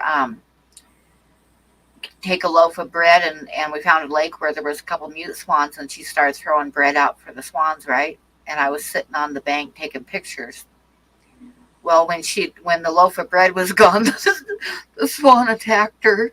And she had to run screaming to the car with the swan hot on her heels, Oh, dear. Whereas like a trumpeter swan, I was getting pictures of trumpeter swan one time, and I was throwing at pieces of bread. And when I ran out of bread, I was sitting at the picnic table, and it just like walked right up to me and cocked its head like, "Hello, do you have any more?" Yeah, what you got? That's just the difference. I got a picture of it though. I got to show you. So hang on, and I'm going to see if you can pull it up. I This always is one of found my favorite pictures of a trumpeter swan. And this is the one you can see little pieces of bread in the corner of his mouth. And this is where he walked up to me and just kind of tilted his head and said, "Hey, you got some more bread for me?" I always found it quite bizarre how an animal with such a rounded, soft Yeah. edged beak and not scratchy claws or anything can cause so much terror and panic in humans. Yeah, well, they're big. Like even the trumpeter swans are really big. They're very big birds, but the trumpeter swans just aren't that aggressive at all. But they have these huge feet. Oh my gosh.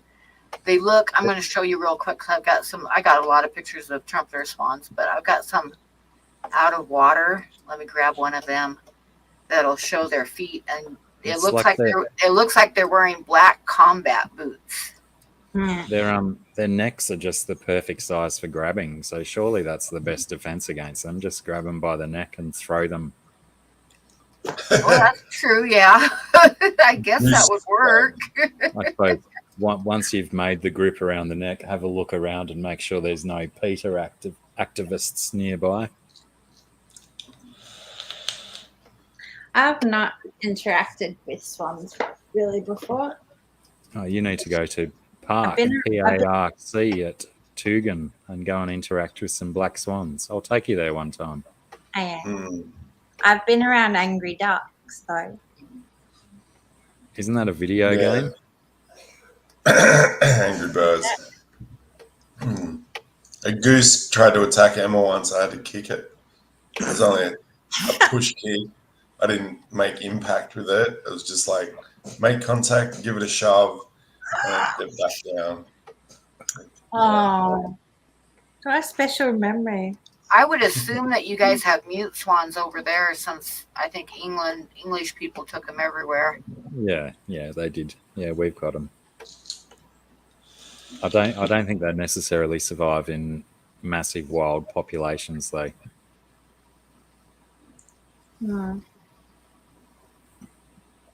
I don't really know.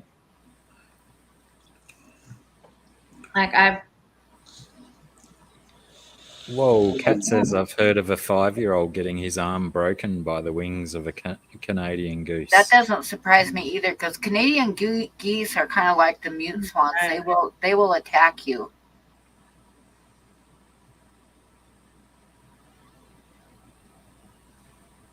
This is like really, really making me want to go to that lake and egg on the black swans and see how fierce they want to get. See if it justifies calling an ambulance once I've been attacked by black swans. And Sarah will film it. So what are you going to sell tonight, Sarah? I can film it.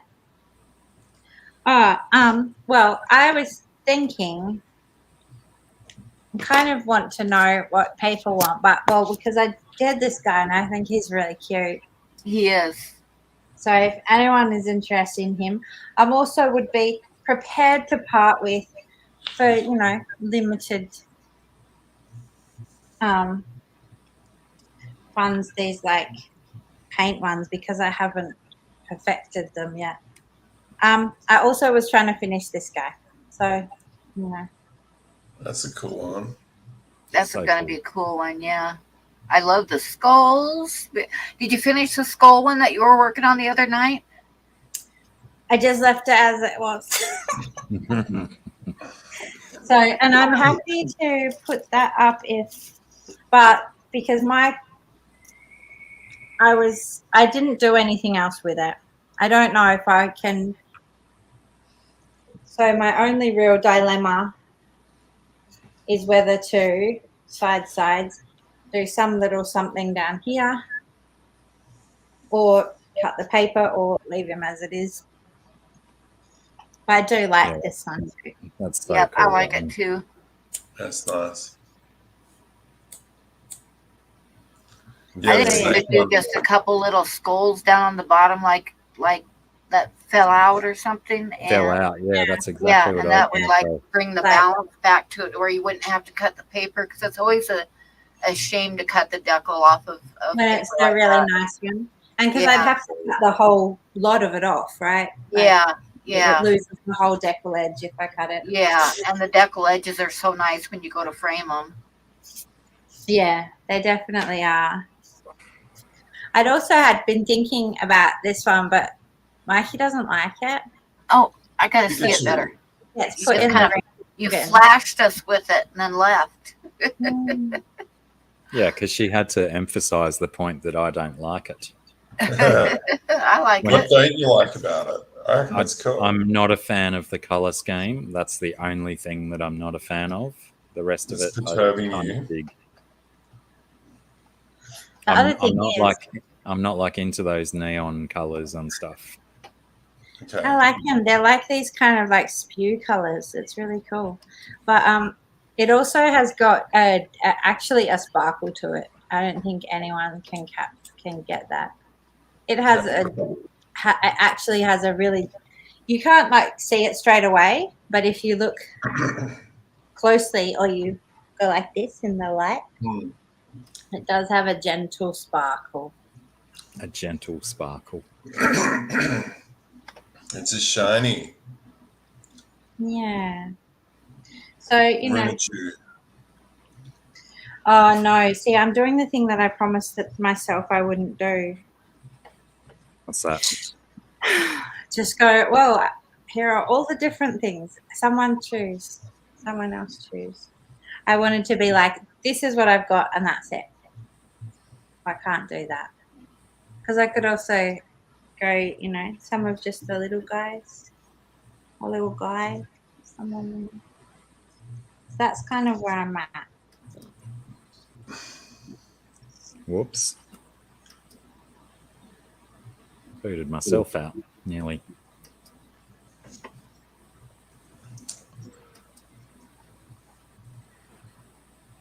So I felt slightly uncomfortable, so I just started like drawing.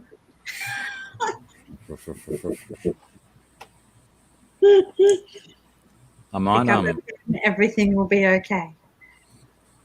what one are She you has working on now? she did a series of fish, like of different like summer, winter, fall, and spring fish Oh that yeah. she did prints of that were really cool.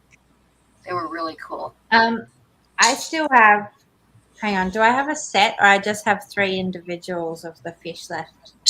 I think I just have a couple of individual fish because I bought a certain number, and then people were buying sets of them, and Yeah. then I've just got some individual fish prints left somewhere in the box. Yeah, aren't they just over your right shoulder on that table? Just there. See Yeah. that box right there? You can probably afford to show them again. Okay, I can. But on that note, wait, the picture that Huawei bought the other day, that was a fish. That was a red fish as well. Whoops. So, just saying. Ah, there are too many things.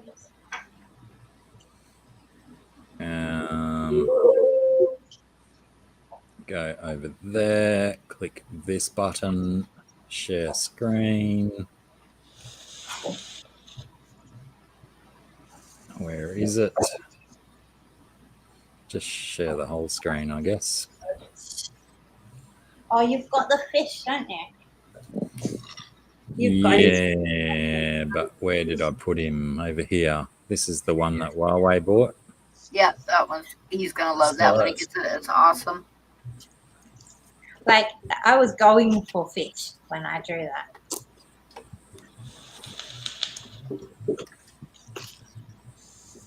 So, my little box. I also have these prints here. They're not fish, but they're the first thing I've seen when I've opened up my thing. That's And cool. So much work in that background. It's filled out. yeah, I like those guys. So let me just see what I've got.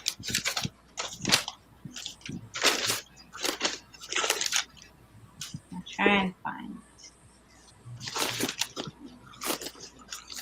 This is the fun part where you just get to see questions.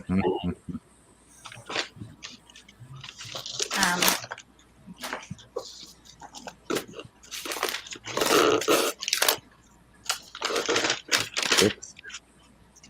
Oh, That's the one I was trying to One's say. the mermaids from the other day. So quite cute.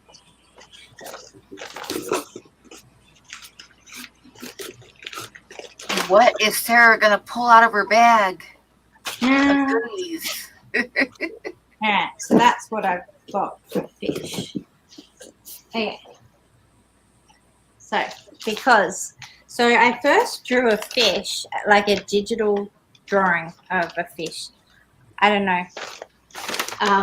And then I did another color scheme of it, and then all the people like wanted it in 4 seasons. So then I made the 4 different seasons. So obviously this one didn't get a lot of buys on its own. That's why I still have a couple of these, which were like, I guess, the autumny fish. Oh, Oh, we're using the in muddy water. no, he's in black water. Lots of tannin in its water. So. It's nice. I've actually got a couple of those ones. But yeah, I just don't have any of like full season sets. And I have one winter fish. So is there two of them that you've sold completely out of? Or No, have I've you've got three? I've sold completely out of one. I've got 3 autumn ones, and I have 1 winter one and 1 other one, which I'm not sure whether it's summer or spring yet. I haven't pulled him out, and I don't remember. But yeah, that's just the wintry one. I do like, I don't know, you can't really tell. I like the wintry one scales. They seem a little bit more subdued with They the are. blue background. Or is that a change overall, or a filter over the top or something that's made the scales a different color, or is it just how it reacts with the surrounding? No, I changed the whole, because it's digital, but it's not like a filter, but I just played with the whole color spectrum. Neat. And I have a feeling this is actually the summer fish. Right. Yeah, I think that was summer.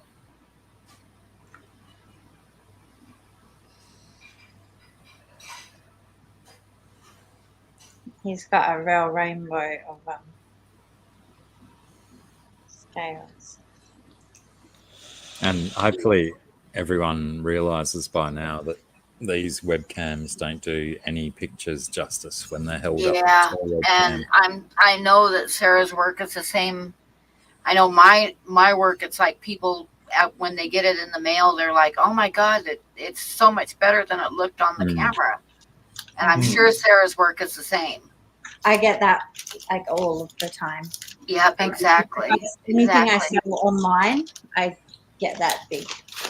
Yeah, But- and even when you like take a picture of them with a good camera and stuff, they still look better in person when you actually get them.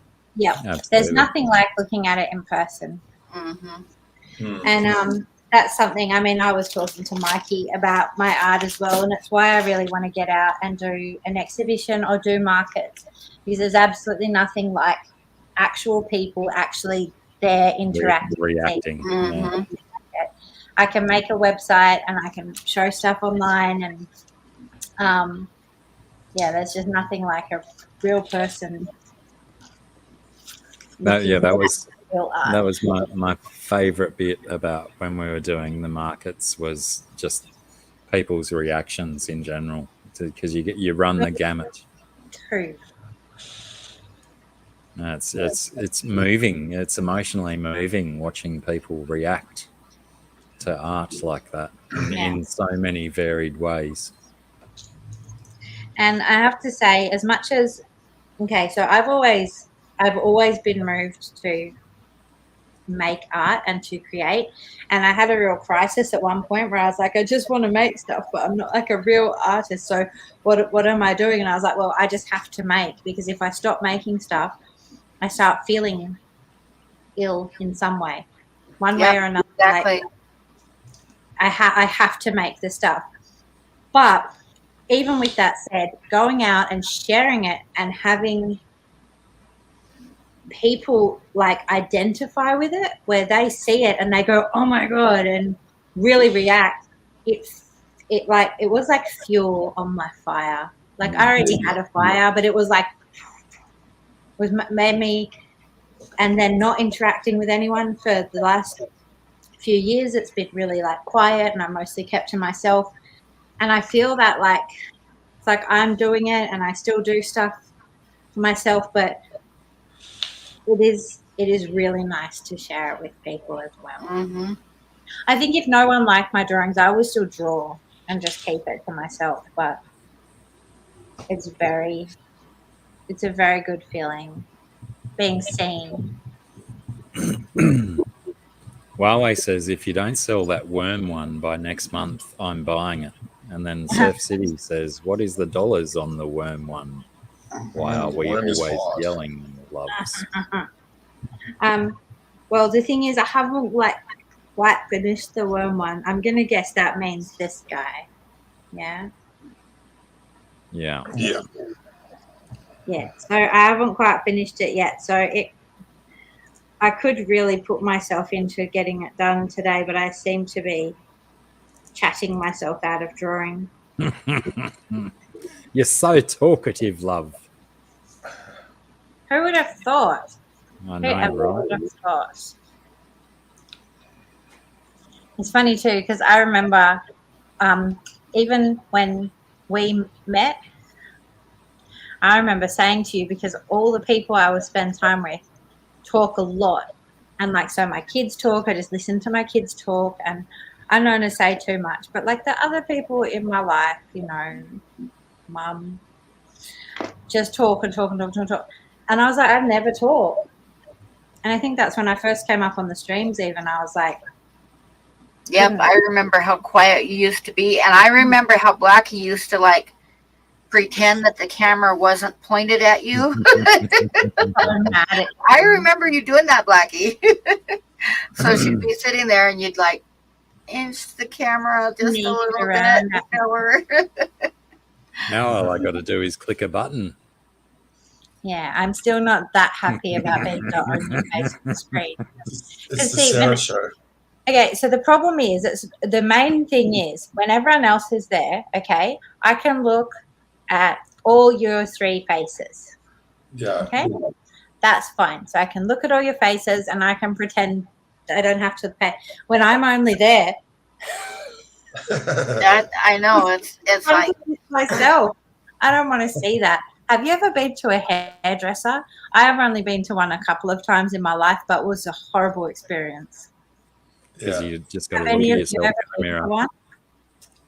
Yeah, it's just like this giant mirror, and you can't hide from it. It's so gross. I used to go to art shows a lot, and usually the big art shows, they'll have like a the real big ones will have like they have a pre-auction where they do like a quick draw. They'll pick out a few artists to get up on stage in front of everybody. and do a quick drawing, and then they'll auction that off. And then they'll have an auction of the main works in the show after that.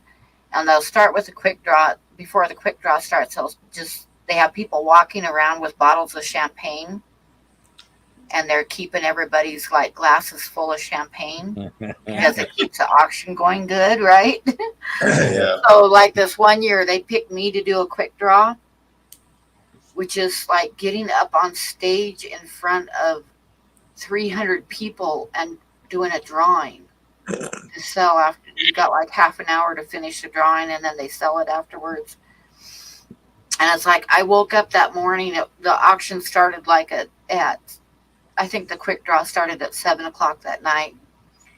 And I woke up that morning with a cough.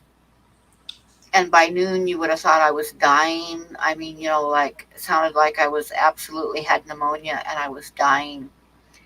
And I got lucky because a friend of mine knew what was going on. So like an hour before the quick draw, she started shoving glasses of champagne at me. So by the time the quick draw came, I was fine and I wasn't coughing anymore. Oh, but it's being the center of attention. I think a lot of artists are like me and Sarah, where it just is not something that we like at all. We just do not like that at all. No, it's no fun. Yep. And I remember another time I had a one-man show, and of course, you always have an opening night where everybody comes to meet the artists and stuff, and the show officially opens and all that. You know that. And same thing, I woke up in the morning coughing, and by the time the opening night started, I was like, everybody was avoiding me because I sounded like I was absolutely dying. And then the next morning after the show, after the open house is done, like the next morning I wake up and I'm fine. I don't have a cough at all. Yeah. And I know this about myself, but it doesn't mean that I can stop it. But I know this about myself. But I think that like probably at least, I would say at least 75% of artists are like me and Sarah, where we do not want to be the center of attention. Want the spotlight, yeah. We don't want the spotlight. You can spotlight my art, but not me. I don't think that's limited to artists. I think that's just humans in general. A lot of humans shun the spotlight. But I think that most of the people that I know, well, actually, interestingly, lots of the people who I know who really love the spotlight are a form of artists, but more performance art. So, yeah, my ex-husband he loved the spotlight. He loved being the center of attention, and now he's like a cowboy poet, where he gets up and reads poetry to everybody, you know, and yeah. So yeah. But I think also a lot of the artists who I know personally who do visual art, they're very self-critical. And I think it tends to being this kind of person who's always, you know, I don't know, in that space. And that's where being that center of attention, it's like it's hard enough to make something, and showing that is like getting naked in front of everyone. Everyone having to... Exactly, because your art shows a lot of your personality. And if you're a good artist at all, you have to be your own worst self-critic, because absolutely, that's how you improve. If you can see all the flaws in your work, then you work on every piece getting better and you keep improving. Whereas if you aren't your own worst critic, then you're at a stalemate. You're stuck in one spot and you aren't improving anymore. So it's kind of like the nature of the beast that you gotta, I think that's why a lot of artists are shy, or, you know, don't really like to be out there in public. But at the same time, you have to be, because you have to be able to sell your stuff. So speaking of artists being shy and me being the king of segues, is there any pictures of Sarah's that she's shown that anyone would like to offer some money for? Oh yeah, let's get back to this auction thing. Well, yeah, and I can show. I'm going to hang on to the wormy one because I haven't finished it, and I'm obviously not in the greatest space for just getting in there and doing it at the moment. I have I hope got. that answers your question, Surf City. Is that all right? Yeah, Oh, the worm is. She'll probably sell that later on Yeah. because she's not done with it yet. So Time or another time, but yeah, it just needs a little bit. And like I totally could do it, but then I have to stop cutting, and I'll probably just yeah. get in my So, head and Yeah. so she's going to show you a few right now that are up for sale right now, and Blacky's going to blow her up. happy to go with. Well, look, put it this way, I wouldn't mind if someone really wants that, but otherwise I will do something else with this. So we'll find out. So but that is possible. Can you take a moment to swing a few up, because I'm going to disappear for like 45 seconds. I'll take a moment. So there is this one, Which I absolutely love that one so much. as we talked about. If no one buys it, I might end up drawing more on this little bit of the paper here somewhere and balancing him out. But the other thing I have is this blue guy, who I do love.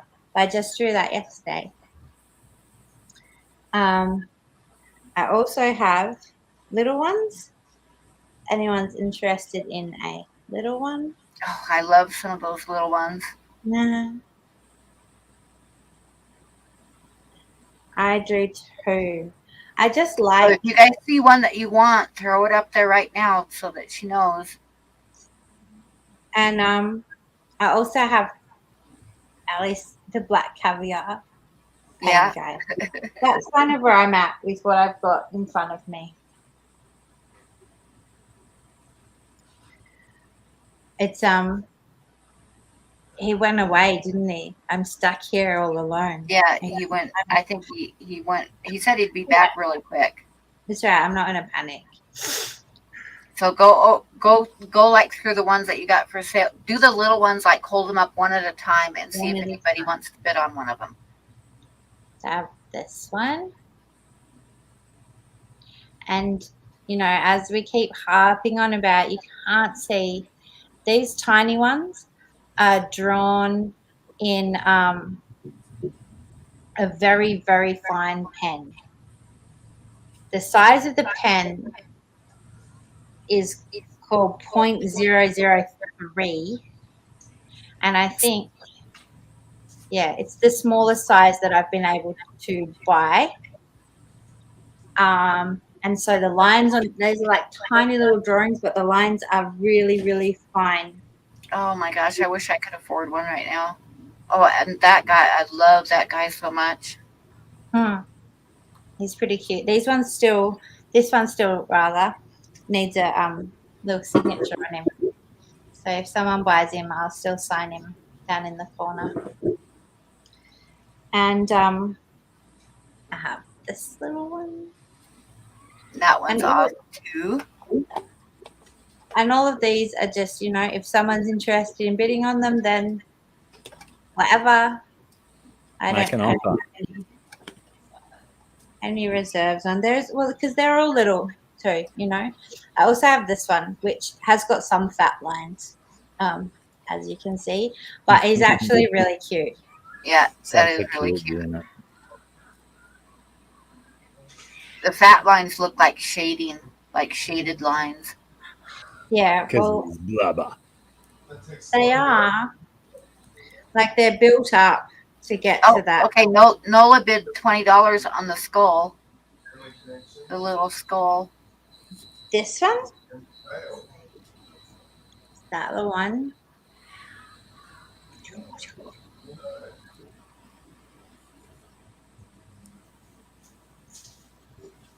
Got that one. This one I think of as a skull, but is not exact. It has got like bird legs and wings, kind of. It wasn't on purpose. Bird skull. It's like one of those pictures of the owls when they lift their feathers up. Yeah. And they've got really long legs underneath. And she says, and the second one, $20. So which one was the second one you held up? That's really I'm hard for sure. people to offer I specifics think that one, yeah. for Scungey's It art. could be Isn't it? that one. I'm not holding them in a good place, am I? So is that the So- two that you want, Nola? That 1, 2. And I also have these guys.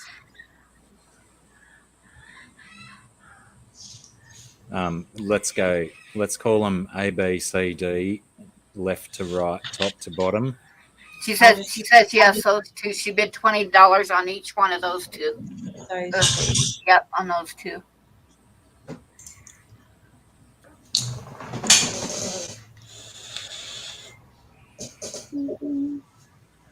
It's like an I'm armless going to- roo. Armless, what? legless kangaroo. I don't even know what that is. What did you say? It's an armless and legless kangaroo. Oh, kangaroo. Right. Yeah, I see that for sure.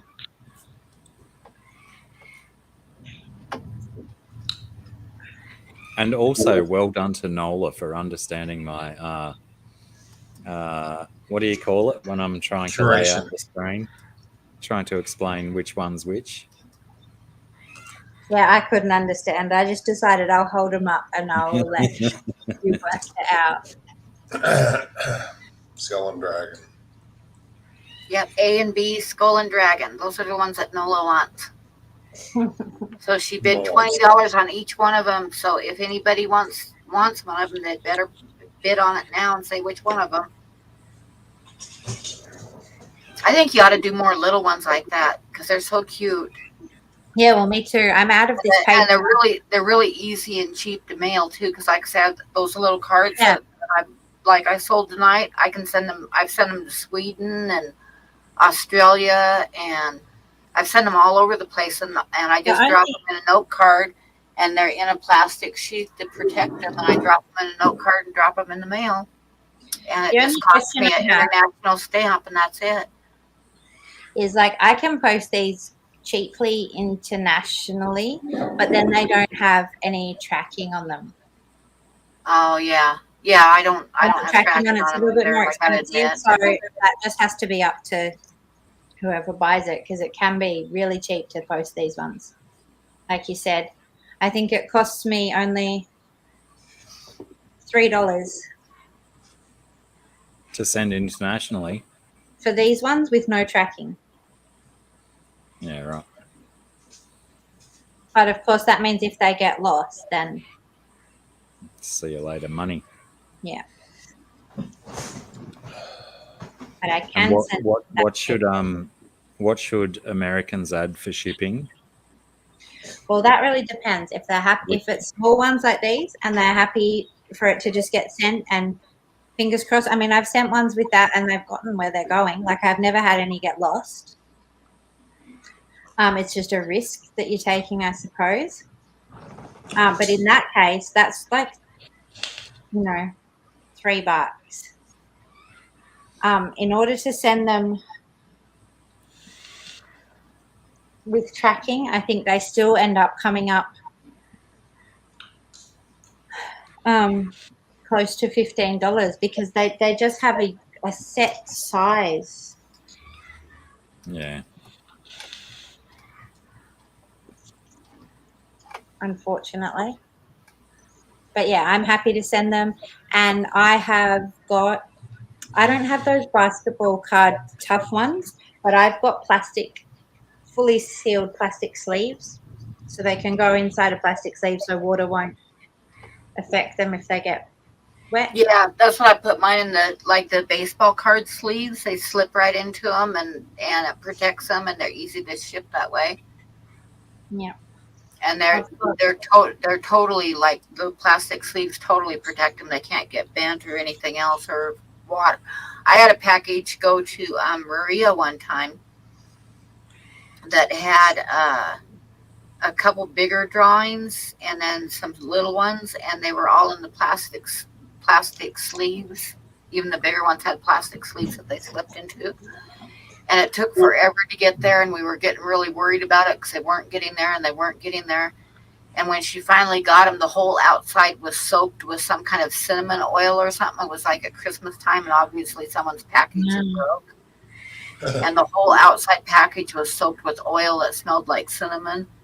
And with the plastic sleeves, all the artwork was okay. When she unwrapped it, everything was fine. Nice.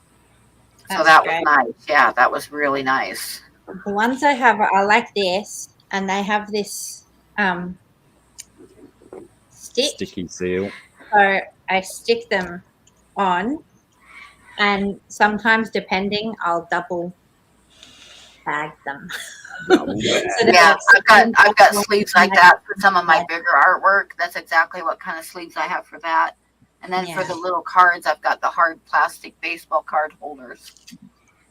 So I've got these in multiple like sizes, and the only artwork I ever sent that came not in good condition, I sent some work, and I put it in the frames to send to Bob. The first stuff I sent to him, and I wrapped it in all sorts of bubble wrappy stuff, and it was, the glass was cracked when it got to him, but he didn't know it was going to be in a frame anyway. I just decided to put it in there, and at the same time I sent the same like kind of package with a different piece to Candy, and hers came without being cracked. So, and that's the only damage, and that taught me, don't send glass.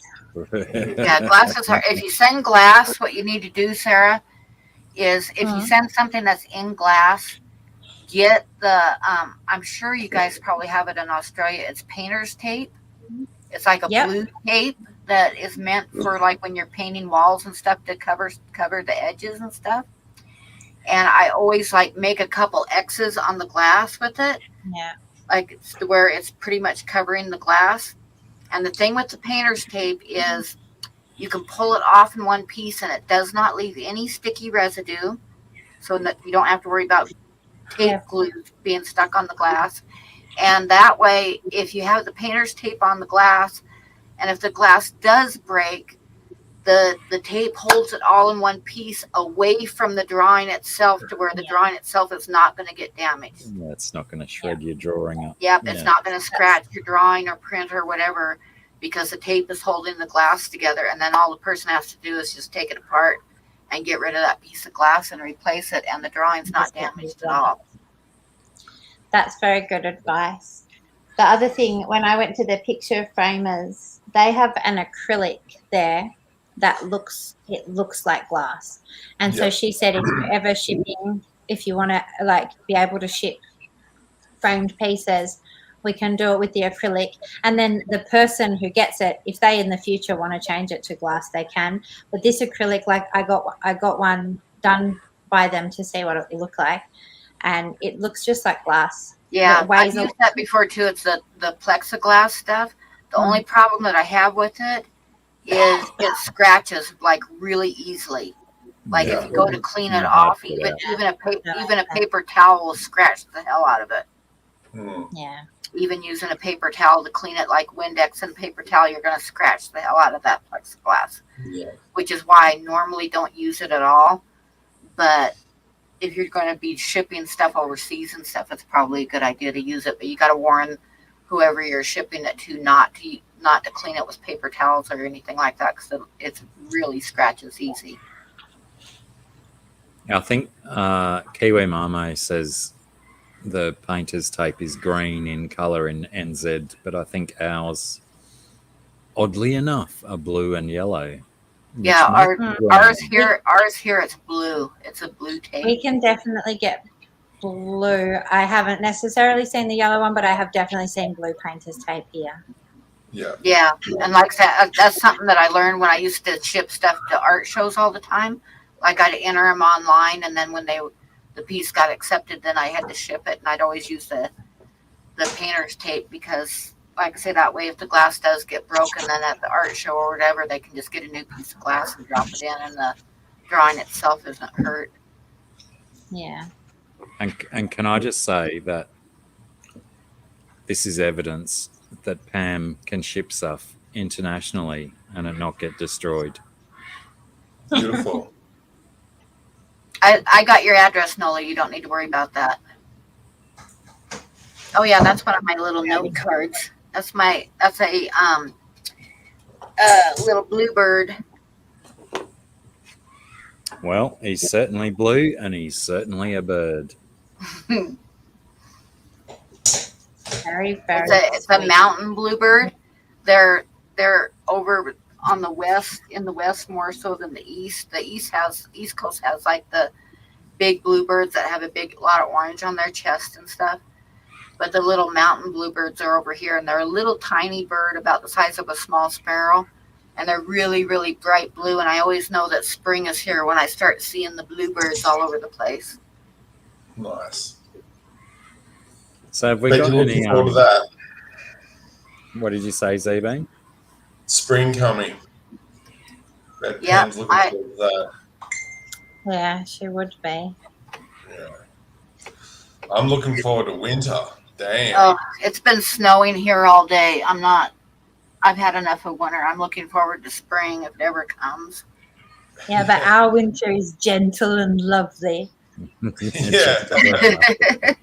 Our winters are not gentle and lovely. They are freezing ass cold. Oh. That's so my son, my 18-year-old son, there's like some song and it is like, I can't remember, but it was basically talking about how winter is long and it's at the end of winter. I can't remember what song it is now. Anyway, and he was just like, I don't understand. I can't connect with this song because they're just talking about how nice it will be for winter to be over. And like, how good is winter? Winter is so good. And when winter's over, you're like, oh no, summer's coming. And he was, he was just saying, I can't connect with this music because they're just talking about winter being over. And I was trying to explain how in some places winter is so cold and so long and everything's dead. And I was like, imagine like nothing's growing and you're so freezing all the time. And that's that idea of like spring coming and it being really exciting that things are starting to, pop up again and all. And it was just really amazing because his whole like view of the world, he'd never even comprehended that winter could be anything other than just and it's right here in Wyoming when we have like minus 50 Fahrenheit, which is minus 45 Celsius, and that is actually pretty damn cold. Yeah. Right. I think I've only ever been in about I think I've been -3. I think I've been -1. Oh, that's a spring day here. G'day, Vitra. -1 is nothing when you get like, and I'm not even talking Celsius, Fahrenheit. When you're like last week we had 2 nights in a row that were -22. Yeah, it's brutal. Oh no, I've got her address, Grasshopper. She doesn't need to mail it to me. I've got her addresses in my permanent files. I'm gonna disappear and get a drink to drink, and I'll be back in like 1 sec. Okay. Come back and sell another Vitra, hello. Good day. G'day. I got a feeling that Vidra's in a mood to buy a Scungey picture. Vitra's rocking the Decepticons. I like it. Did we finalize the sales to Nola with those 2 little ones? I believe so. Going, Okay. gone. Sold. Going Okay, once. Going now twice. it's finalized. Nola, you may have to email your thingies, your address and stuff to Scungey though. Yeah, And but also not to me. Like I say, I've got Nola's address, so add a little bit on for your postage as well if you want like tracking available. Say do like 15. If you don't worry about the tracking, then just like an extra 5 or something. If Scungey says it's only a few bucks Australian to send no postage. I'm a little bit concerned about that because even when she said $3, it sounds like ridiculously low amounts to send something overseas. No That's- wonder That's Australia. what takes it these cost me, things. just a little bit over $1 to send those little cards overseas, because I've sent a bunch of them, and like to Josh has gotten some, and GRB's gotten some, and I've sent some to Sweden and England, and yeah, it just cost me a little bit over $1. But I don't have. That's not tracking it though. That's with no tracking numbers. And Kiwi's got some too. Kiwi, I think, has gotten 3 or 4 of those little drawings. And Alice, remember Alice? Oh yeah, Alice, far yeah, out. Where'd Alice send? Alice Haven't has seen gotten her for quite a years. few. So I've sent them all over the world, and they're really cheap to send, and I've never had any lost, and I never sent tracking on those ones.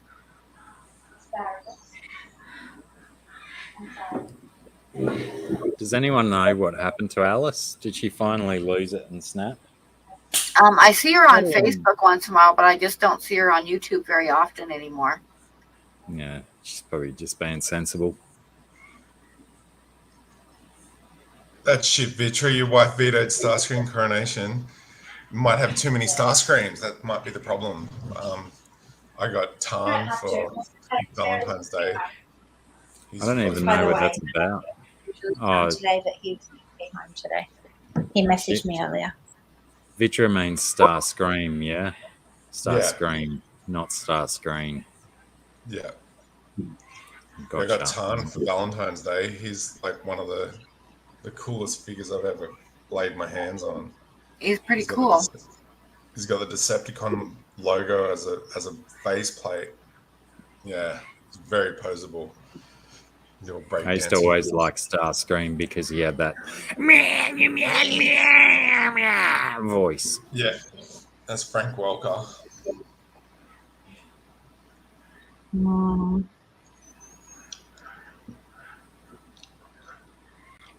Yeah, Kiwi You know says she's what? got like half a dozen of my little drawings.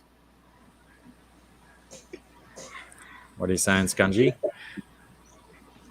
Oh, I was just saying, I used to love watching Transformers when I was a kid, but I've never watched any of the movies as an adult. Okay. As a kid, That's I really was good really thing. into it. They're mostly really shit Michael Bay shit shows, except for the Bumblebee movie, which was really good. I don't think I saw that one. Yeah. Well, I kind of figured because I really don't like any of the movies that have like superheroes or like what are they, Marvel movies and stuff. Yeah. We watched the Loki TV series just because I have a kid called Loki, so we had to. But Yeah. That's rad. But they're all just they make me go like that. But also based So- on stories from earlier today, he is a god of mischief. Yeah. Yeah, but like all the Marvel-y ones, like No, I meant your son. yes, my son is, and I used to have this when, like, he was smaller. I remember like pulling my hair out and going to my girlfriend and just being like, "Is he like this?" Because I called him Loki, and that's why like I made it happen. Or was he going to be like this anyway? And I was just packed into it, and I knew he was going to be like this, so I called him Loki to fit his personality. Because he got named as like an inanimate grub,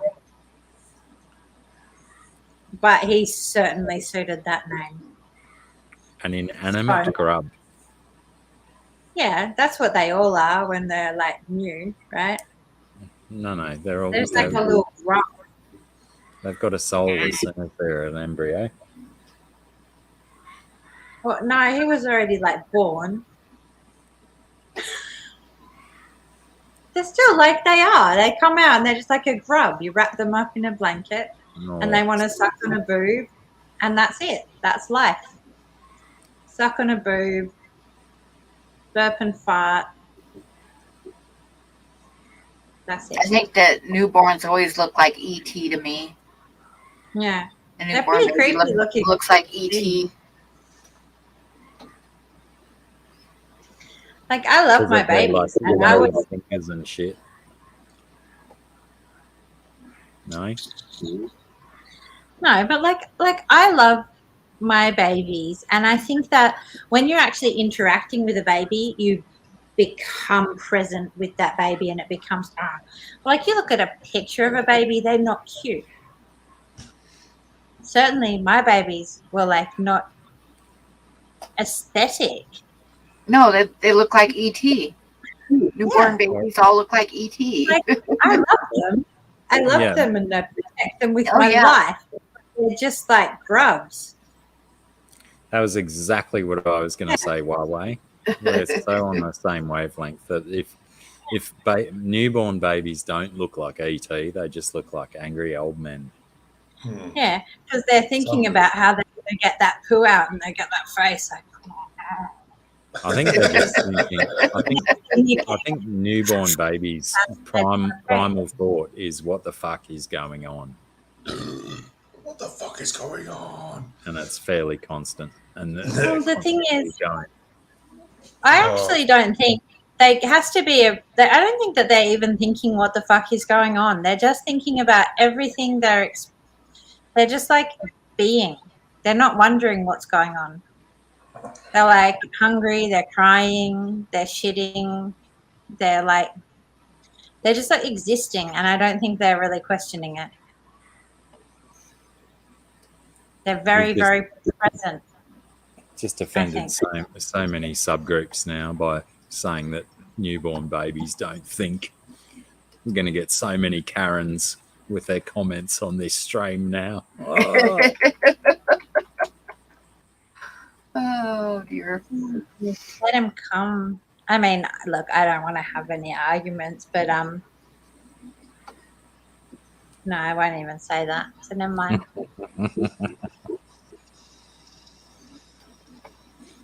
I love my babies, and That's they all were that like counts. gross. They were like gross and ugly, and I love them. Huawei's hashtag cancel Sarah. Oh. I want them. Got anything else you want to try and sell, Scunge? E. So Nola bought these ones. Yep. So I have to put those aside for her. Okay. Correct. Excellent. Thank you, Nola. Nola also has to work out whether I'm not sure if we cleared it up previously in the chat because I did walk away after I said it, but Nola has to work out whether she wants tracking available or just the cheap post and add an appropriate amount to the Arch purchase on top. It's cheap, and like I said, I've never had anything go missing. But if it goes missing, there's nothing anyone can do. Like you can go to the postal company, and they can't do anything because they don't have any details about it. Yeah, They but don't I know gotta where say that I've sent about 300, over 300 of those little cards, and well over because I've sold a bunch and I've given away over 300 of them, and a lot of that has been overseas, and I've never lost any of them. I've never put tracking on any of them, and I've never had any lost. Yeah, I think as soon as it becomes more than a piece of paper, it's more likely to go missing than something that can be conceived as just a letter. Well, I think that not a lot of things go missing in the post. I think it's kind of more rare for them to go missing. They probably are going to go where they're going, but I feel like you've got to make it clear that it could go missing and nobody could do anything if it does. Yeah, you got to let people know that if it does, it does. I mean, it can happen. It can always happen. It can. Take a chance. But I've never had anything get lost in the post that I've sent that way, ever.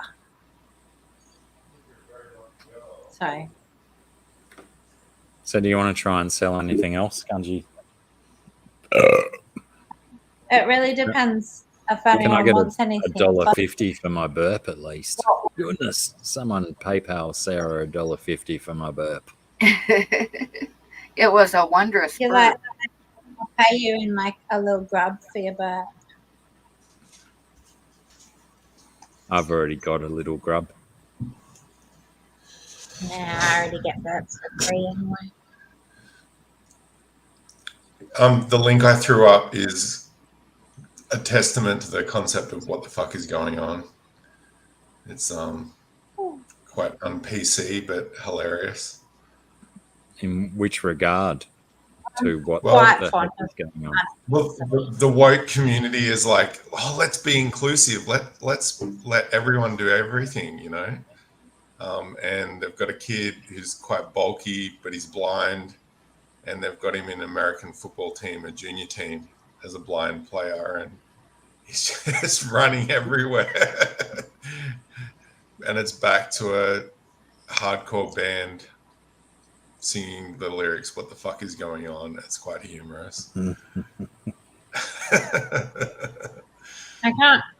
I really think, you know what, you're always asking me when it finishes what you can suggest. This is the other thing you need to suggest. Not only that people should be able to type in the chat, but that I should be able to click the links that are in this chat. This chat should be an active thing that I can use. Yeah.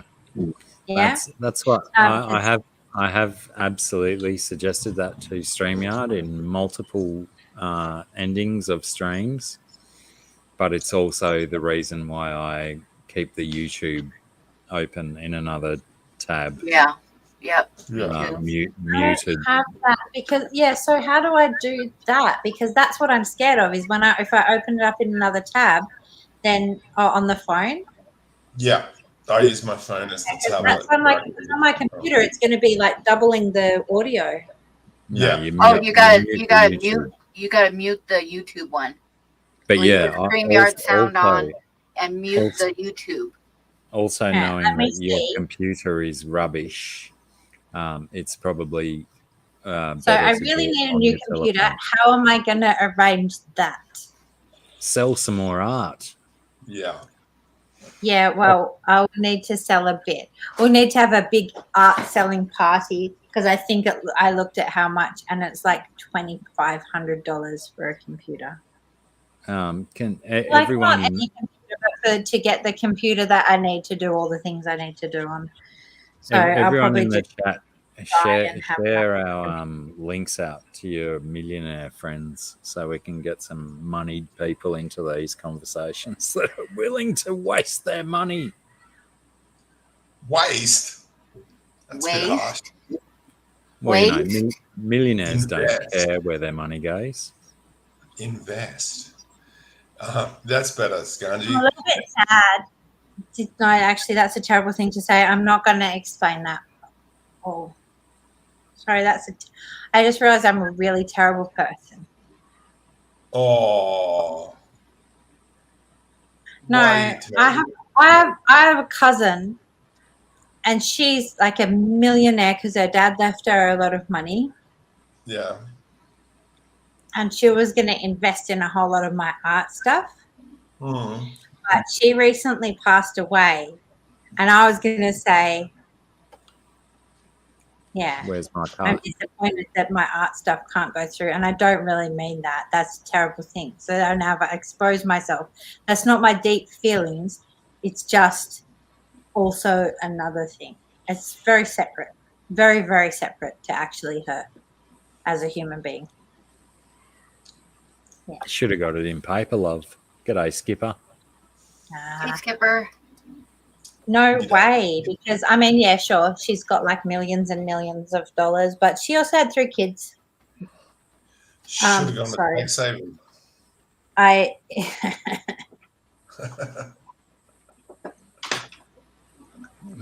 mean, realistically, how much do kids need? A couple of $100,000 each? Sure, they're sorted. That's terrible. I don't want anything from anyone. It was something that was like, and you were hoping for, and then it was the rug ripped out. It was in the words, and it was like, oh, and I was like, That would be cool. And then now she's gone. I'm like, well, that's actually freaking terrible. It was actually devastating, you know. It's a devastating thing. I don't mean to make light of it at all. I'm also glad that Kat Mackenzie has brought some semblance of decency into the room by Yeah. saying No. sorry for your loss. Oh, I can't believe I laughed while I said sorry for your loss. Fuck.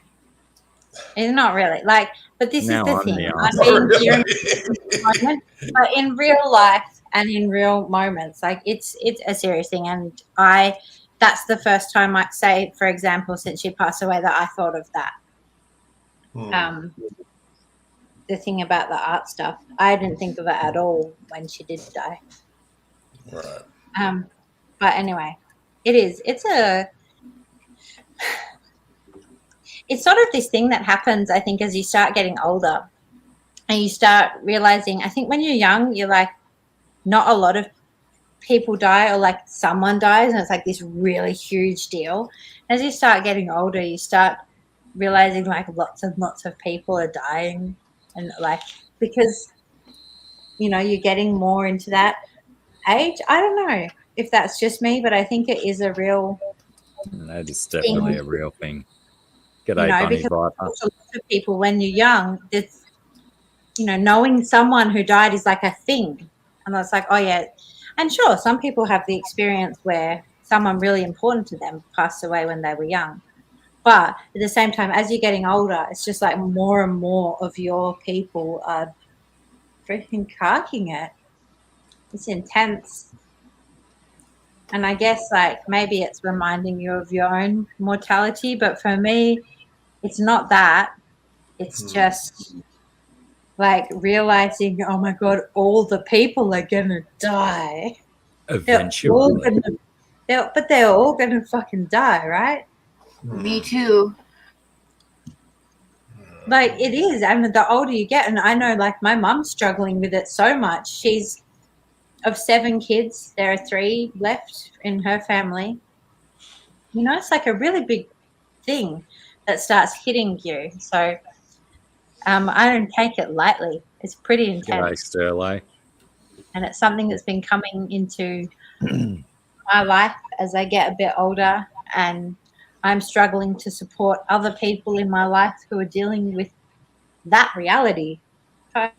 Anyway, sorry. Let's talk about something. I'm gonna be 68 this year, so yeah, I definitely know it's coming. Yeah, it's gonna happen. We're all gonna die. When I was 20, I could never imagine living to be 68. I never thought I'd live to be 68. Yeah, not with the amount of drugs you did.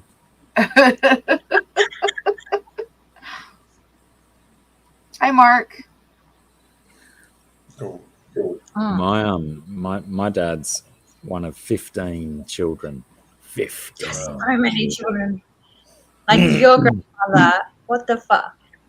Anyway, let's go. Yeah, she didn't have a lot of spare time for tatting lace or anything like that. Right though? Oh And my she God. clearly didn't listen to the radio much, but yeah, so that many people in your life and lots of young deaths and stuff. I've been exposed to death and funerals for so much of my life that I learned about mortality at an early age, and it's something I think we should do. We should, expose our kids to mortality so that they don't get some delusions of grandeur and stuff. Well, not even that, but I think it is important to come for it not to be like this sort of taboo that no one talks about and no one faces and no one looks at. Oh, and yeah. We can't have a conversation. And when someone dies, everyone's like, "Oh, we better not say anything." It's like it's absolutely part of life. It's a learning experience for everyone involved. Years ago, I had a friend that died, and he had an open casket funeral, and G'day, Steve. I went with my ex-husband, and I left my kids at home, And a friend of mine showed up, and she had a daughter that was 4 years old, the same age as one of my daughters. They were like best friends. They still are. They're grown up. They're still best friends. But anyway, she sat with us towards the back of the funeral. And in the middle of the funeral, Heather, the little girl, she was like 4, she asked her mom why that man was laying in the box in the front. And her mom told her something that it just made me go like this, because I don't think you should tell kids something like this. But her mom told her that he was sleeping, right? So at the end of the funeral, we all get up and we're filing past the casket, and then, past and saying a few words to the family, and then out the door. And we're in the very back, and we get up to the casket, and Heather stood on her tiptoes, and she looks inside the casket, and she goes, he looks pretty dead to me. I was so waiting for a wake up. And I had to hold my breath to keep from laughing till I got past the family and out the door. Because, it was pretty funny. The long story. Yeah, I don't know about open casket stuff. Just fucking cook me and turn me to dust and put me in the river. I don't want anyone to have an open casket of me, personally. I told my kids I want them to cremate me and then spread my ashes in Yellowstone Park. No, I'm the same.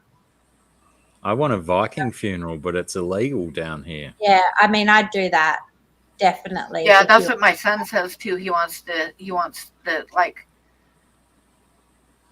steal someone's yacht and put his body in it and catch it on fire. That's royalty to get a boat funeral. Yeah, well, my creek down here that I grew up with and that I became one with as a child. I just want to be piled up on a raft of logs and burnt, and disseminated into that creek. I'd go a raft on the water, but I'd also go funeral pyre. I would rather be Americans do that too. They just built like big pillars and put the body up on top and then burnt the whole thing. Yeah. I guess the key is, Michael, getting to die in India, where they're going to put you on a pyre and burn you. Yeah, but I don't want that would be a good plan to make, actually. Be stuck in India. Make sure that you die somewhere where you can have. But then I wonder. I don't want my remains to go into a river full of shit. A creek. You want to go into? You don't want to be like burn up in a creek. Well, I always thought I wanted to be like into the forests and places that again were like I guess spiritually meaningful to me. Yeah. But the other thing that I think is once I'm dead, I don't give a fuck. Right? Like it's all good and well to imagine, this is what I'd like to happen. But then again, your loved ones are going to do what they want to do anyway. Yeah, and so I also made that decision. I thought about it, again, just facing the deaths and stuff that have been around me. And I was thinking, regardless of what I want, if something's important to my kids, like when my sister passed away, and I was sure I'd had this conversation with her about being cremated and that she was like, yes, about being cremated. And my mum also thought she remembered that. But her daughters were like, and so we were just like, of course, then she gets buried, right? And that sort of like brought up to me the thing that if I want to be cremated, but that is hard for my kids to deal with and they want to bury me, and fucking I want my kids to bury me, right? I want them to do what makes them feel best. So if what makes them feel best is having a gross open casket where I'm a dead person in front of everyone, let them do that. And if they want to bury me wherever they want to bury me, let them bury me there. And if it makes them feel good to sprinkle my ashes in some place, let them do that, because whatever makes them feel better when I'm dead to do, that's what they should do. That's I a don't give a fuck. really, really awesome angle to come at it from. I haven't thought of it like that. I don't give a fuck. By then I'm dead. They're the people who matter, right?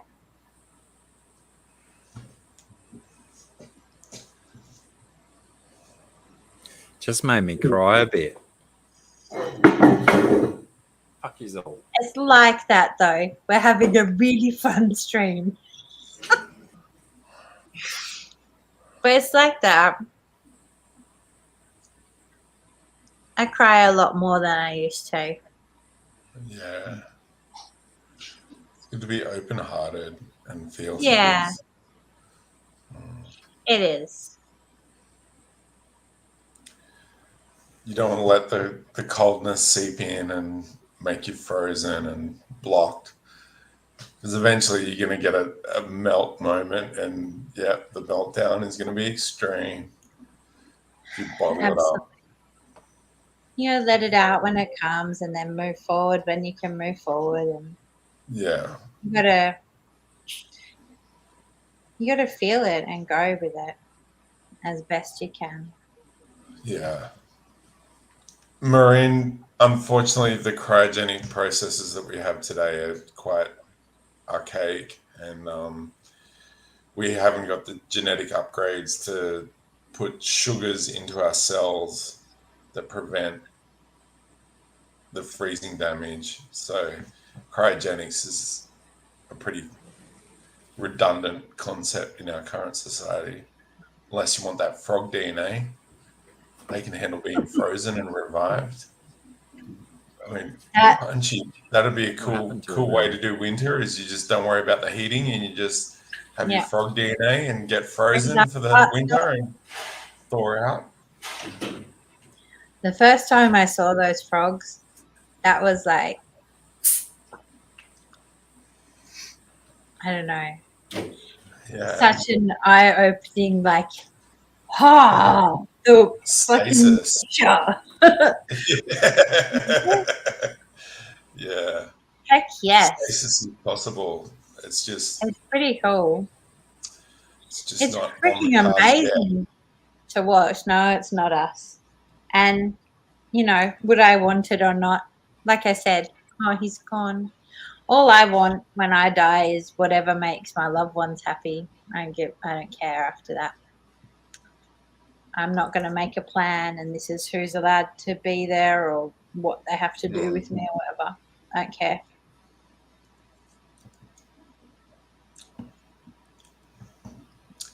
Fair call. Yeah. You know, although I suppose that there's I want to get off the topic and then I keep on thinking of new ideas to go into. So I should not. I'd like to find something off topic and kind of a bit lighter to talk about than death. Maybe.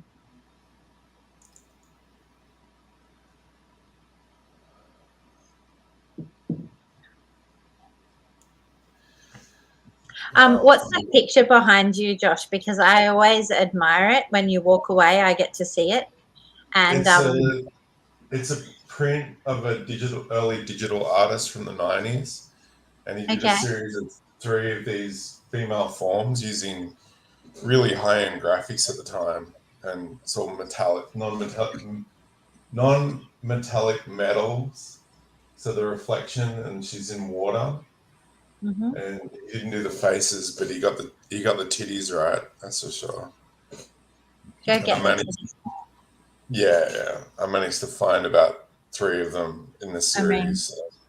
That's the only one that survived the decades. I mean, you're talking to the right artist when you're talking about getting the titties right. I love drawing me some titties. Yeah. But no, I often like admire it because usually I can see it when you get up and walk away. Yeah. But I wonder what it is, and I did think that it was some sort of like drawing, but it's hard to see the details from here. Yeah, it's just a print because early digital art. So, yeah, the only better way to display digital art is on an actual screen. So it's got light illumination behind it. Yeah. I think I'll move to that eventually. You know, there's a lot of people who have screens that they don't want, and they upgrade. So picking up secondhand high definition screens is pretty cool because you can just stick a USB in there and they'll Yeah. cycle through the pictures. You get a rotating display. Yeah. We've got one of I those had early a photo frames. poster on my wall for years that made me think of that. But have you guys in Australia? Have you ever seen the expose yourself to art poster? No, I have not.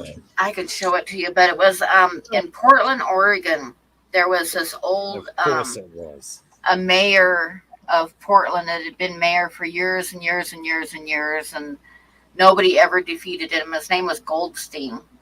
I forget his first name, but this new up and comer was running against him. His name was Bud Clark, and he really didn't stand a chance. But Bud Clark was on the committee for raising money for the Portland Art Museum. And he had posed to do this poster that they had to sell to help raise money for the art museum. And Goldstein found it and held it up there, had a press conference and held it up and said, look what this guy did, you know. And it was In a such bad an way or a instant good way? hit. It was an instant hit, and he ended up losing to Bud Clark by a landslide because everybody loved this poster. And, But I'll and show he you the was- poster real quick. He Hang was on. trying to Yeah. toilet it. Go on, show us. But it was done in with him posing in front of a famous statue that's in front of the Portland Art Museum. But I used to have this on my wall for years and years and years and years and years. I had this on my wall, and then my daughter asked for it, and I gave it to her.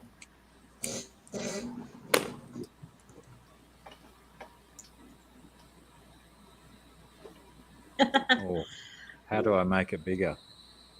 I don't have to now that I've got it. Now that it's Isn't that a sunk in. great poster?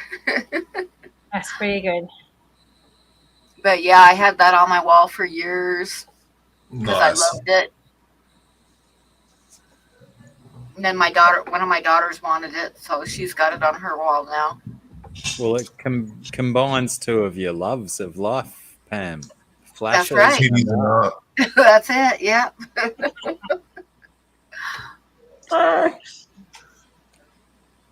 Yeah, mean, Bunny, I did say titties, titties, titties, titties. I reckon that But you know what I really like is when they spell them titters with like D's. D's Titter. and PR. Whenever I read that, it makes me smile. To be fair, I think that 90% of people that have been flashed are actually happy with the incident because they've got a story for life. Yeah, that's true. The other 10% are traumatized somewhat, but for the most part, no one's ever really offended by being flashed. Yeah, but that's Oh. like, you know, if someone like shits on you, you've got a story for life. If Do you guys someone remember? Do you guys remember Benny Hill?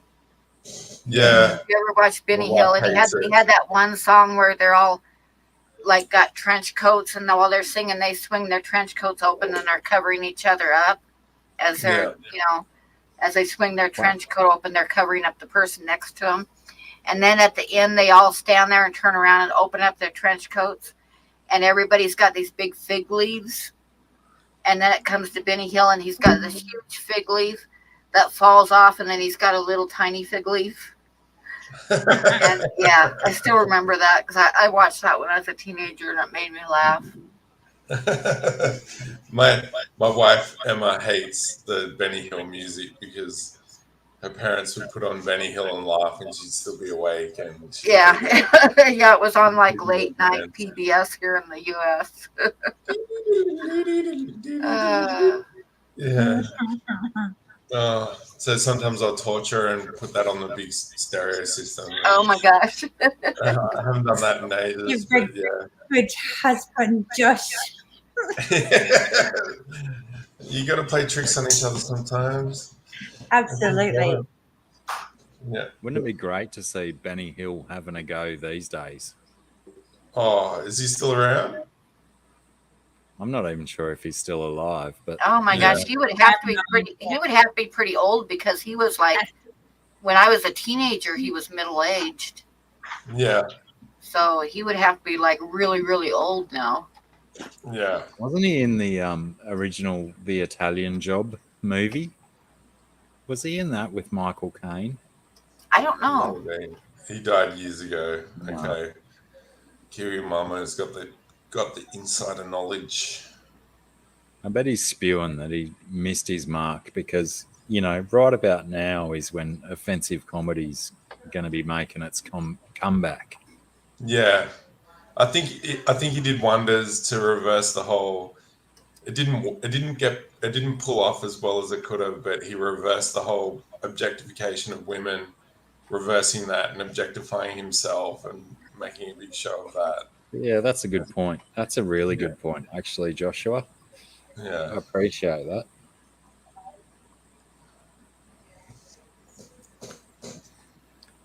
By goodness, doesn't Coca-Cola taste very different to Pepsi-Cola? Yeah. It's Coca-Cola's got coriander oil in it. Would you believe? Really? Yep. Now I hate it. Yeah. Oh, I think it's Sarah's called not here to take part in the argument. I think it's X23. I'll eat in front of your friends. No, I'll just sit it there for now. Thank you very much. What do you got?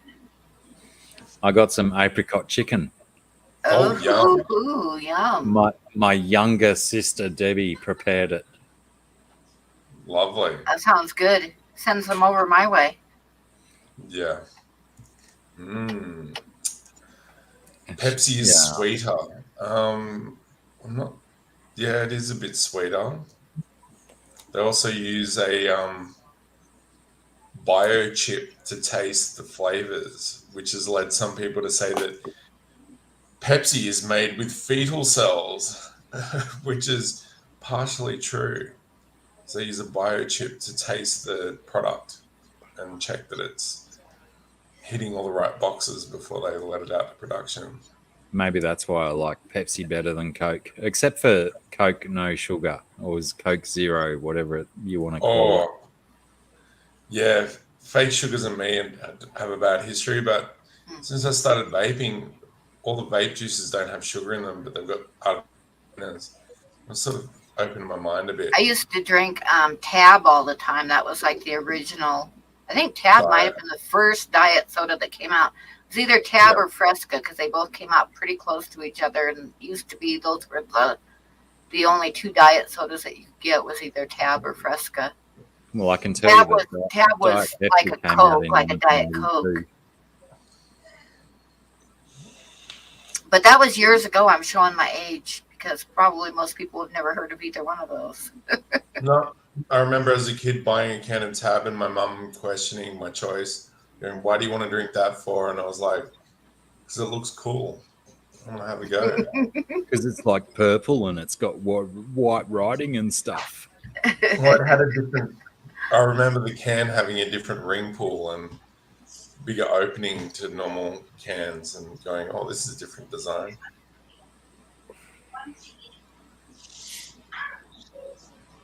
Yeah, I don't remember liking it very much. And that was the one. Yeah, I used to drink Fresca a lot.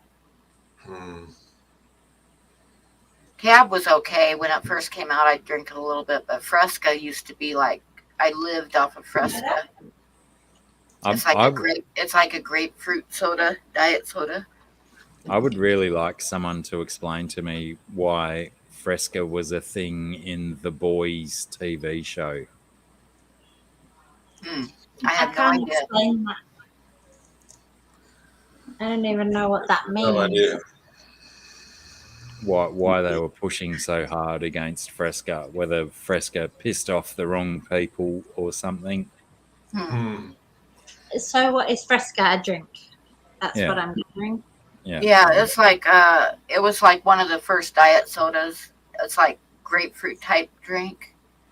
Hmm. I say G'day, Fresca. Black I think Powder. Fresca and Jesus Tab were the first Christ. two that came out diet sodas. Black Black powder. powder. But it's that bloody that name. You know, it sort of sits on the sideline, doesn't it? Geez, you could get some backlash for that kind of name. I got What? some black powder. Black powder. I got some What's that? fireworks in the mail. These little throwdown motherfuckers. I fucking love them. You throw them and they go bang, and it's like the only fireworks that you can get in Australia. But They used to be so fun, the throwdowns, and then when they took them away from us when I was a teenager, it was like, oh, you nasty people. Oh, Yeah. when I was a teenager, it was a thing that we always did. Of course, they changed the laws now, but when I was a kid, we always went out strawberry picking, and the school bus would go around during the summertime and pick up kids that wanted to go work in the fields. Now, then they passed the laws that you have to be like over 12 to work in the fields. But I started working when I was like in kindergarten. I started working out in the berry fields. But 4th of July would roll along, and everybody would get cherry bombs and then throw them into the outhouses when people were in the outhouses out working in the fields. That was like the thing to do. Was throw a cherry bomb in the outhouse. Nice. Blacky, kind of a shitty thing to do to somebody, but yeah. Yeah, they'll literally shit themselves. Blacky, I can get the throwdowns again. So if you're interested, let me know and I'll sort you out. Nice. They're quite handy for scaring wildlife that are troublesome. And what were the other ones that you could? They were only like, you know, Bungers. 3 or 4 centimeters long with maybe a centimeter and a half wick, and you could throw them in water and they'd still go off underwater. Yeah, they're What were they bungers. called? Bungers. Bungers. Yeah, the best ones were the double bungers. So they had an initial charge that went off that was like semi-powerful, followed by another like 3 times more powerful explosion. I got my hands on some of those before the big ban happened, and we corralled a big male cane toad that was terrorizing the local frogs, pegged it to the ground with a broom, and then shoved it in its mouth like a cigar, and lit it and let it go free. And the first bung, it's sort of staunched up and went poof and took it. And because it was clenching itself so tightly, the second bunger went off and it exploded into 3 parts. It's the most interesting dispatch. And for the viewers, just so you understand, cane toads are an absolute menace and they have to be dispatched. So yeah, they're still a living being, true. right? Yes, because like, look, I've struggled with this with my own son, who has done a lot of cane toad clearing and some his fun Night Surf versions City. of cane toad killing. Night Vitra. Yeah, See you, Vitra. It's sort of like, yes, they need to be gotten rid of and they need to die. But the See you, difference Surf between, City. you know.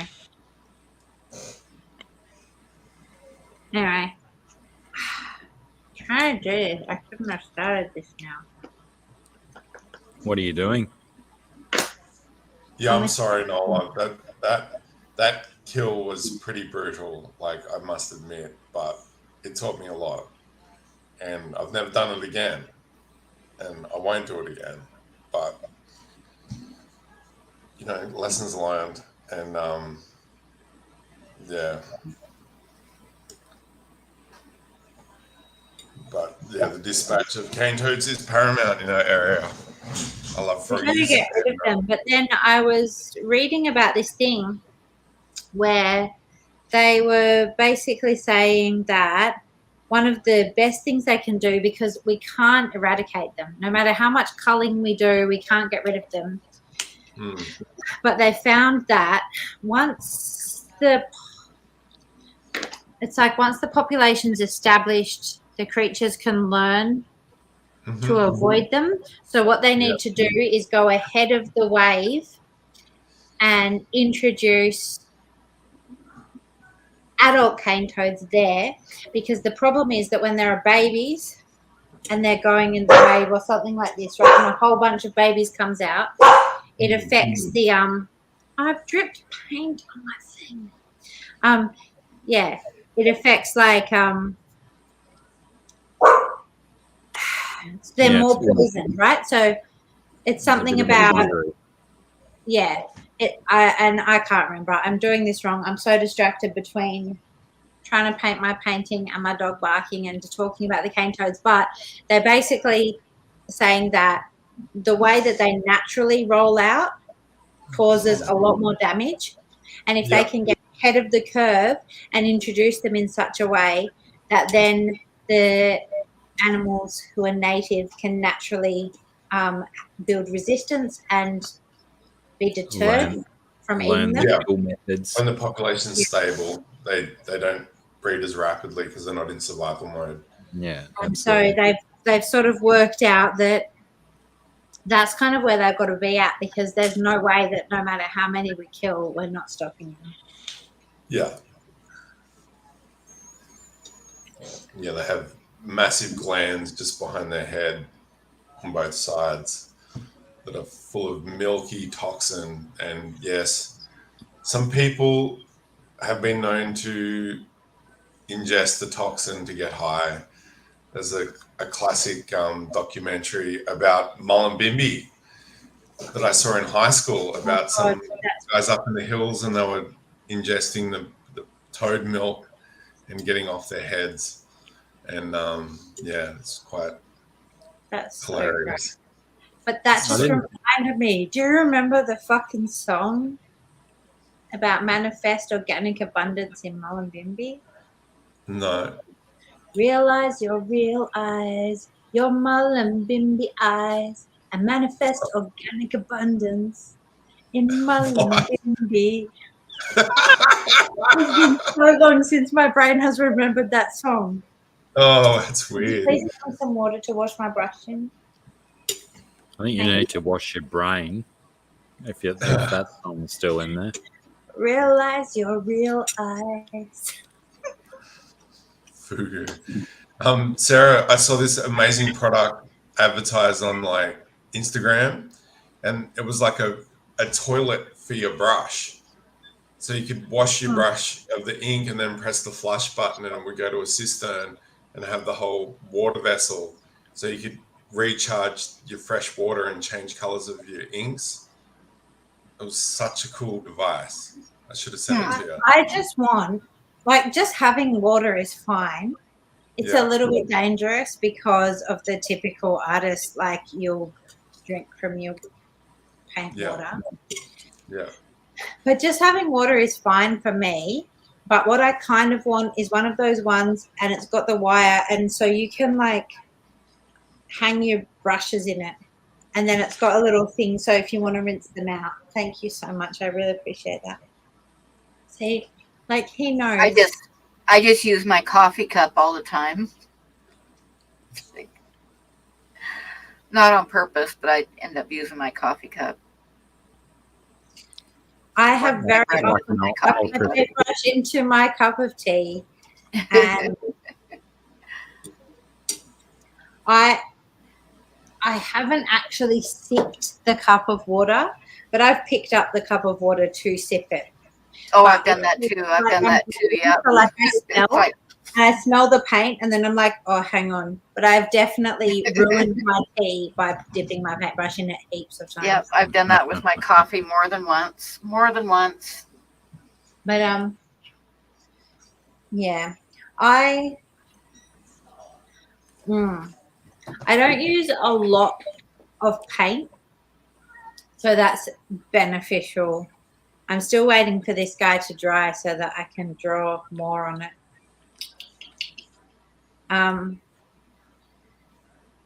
But yeah, I don't use a lot of paint. But do you know what I've never used? I have like never used oil paints, and I really, really want to. And I look at the things you can do, and I look at how much you can like break down the paint and change the level of coverage that you have with it, and like Yeah.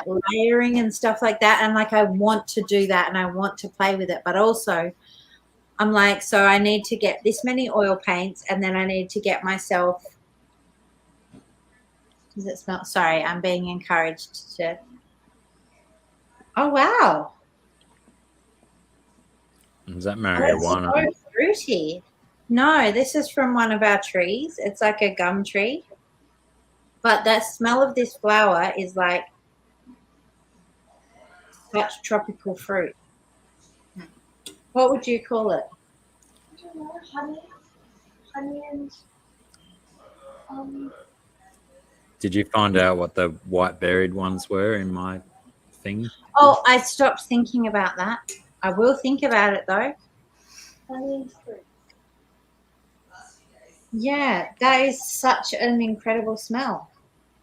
Like you don't expect that from this tiny little flower.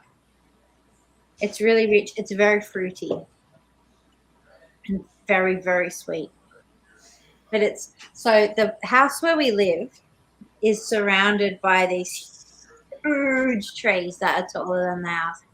And at least one of them, is there two? Two, maybe three are in flower, but one is in big flower and the others just have a small amount of flowers. And that's one of the flowers that's come down. And so at the moment, everywhere I drive, I don't know if you noticed today, Mikey, my car covered in little tiny flower bits. But like, yeah. I only noticed the dust because when I opened your boot or your tailgate or whatever you What's the first one? Americans call the back I've bit, not had juice today. it threw dust all over my trousers. Sure.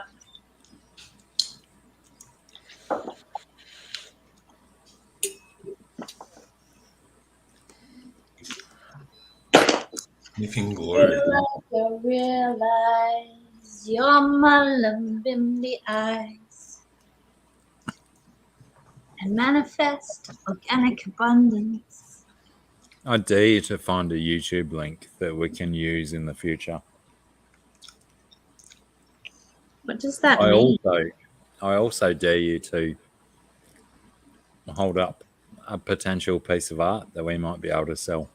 Because, I mean, there's supposed to be an auction. And sure, we've made some sales today, but let's try and make some more.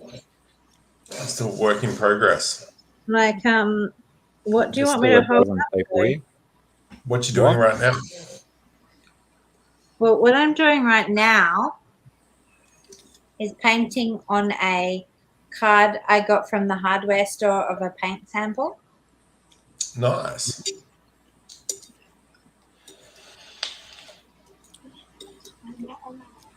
I know, but it only goes up to an hour. Sorry. I have Someone come honestly, the other day and installed a new oven at our house. I've never seen Sarah multitask like this ever. She's streaming, she's drawing, she's talking to her children. This is She's some singing. mad level multitasking from Sarah. Oh, yeah, but I'm loving this. But I feel like I'm wasting the paint, the ink paint that I'm using. But it's fine. I have to let it dry between things. Right. Keeping us all on the edge at the time, saying how you're loving it and we don't get to see what you're doing. You can see it. Oh, right. Whoa. I'll show some art, but it's not for sale. Such a tease. Did you make that? Yeah. What does it say? There's a Z, a B, an E that carries through an A and an M. I can see the whole thing. Yep, I What? can see it. I was just being facetious. Yeah. Okay, lucky. we It's meant to all be messy. almost lost faith in you, but we regained it. Very cool. I feel like my nephew. Oh my gosh, that was like magic. So, okay, so either your computer or my computer had some kind of fritz where you were like there and then suddenly you weren't there. It was like magic. It's pretty cool. I liked it. And I've got I'm fairly certain that computers' primary directive is to be magical. yeah. Hang on, And I've we got don't have anyone here. Hang on. I will ask you, Josh, because Mikey has good faith in your geological knowledge. I feel like I know a bit of stuff, but I'm a little bit confused. Can I show you something and you can tell me? See, in these rocks, right? Yeah. See, you can't see them. Like I'm looking at the screen. I so thought you said theological, that I had respect in Josh's God's visions and stuff, but you said I'm geological. sure that you have respect for Josh's theological knowledge as well, but Yeah. geological, I know you have expressed. Looks like some So- local mess. Yeah. So these bits, so the because it's really frustrating me. The bits that are in these rocks, Yeah. right? So I believe these rocks are like I believe they've come from inside of the earth lava, Yep. between the blackness that they have and the way that they're formed. Okay, but it's really hard to explain the crystalline parts of them. They're not just like quartz because they have Are they this brown? the structure of them is very jagged. Yep. Are they And they have brown? they have an orange kind of Orange quality. glow. Yeah, that's zircon. They're little patches of zircon. Okay. They're little crystalline pockets, and Yes. it's volcanic. Yeah, that's zircon. Yes. Zircon's like a hardness of 8, whereas a diamond's a 10. So zircon's kind of is quite strong, and it survives geological processes. Okay.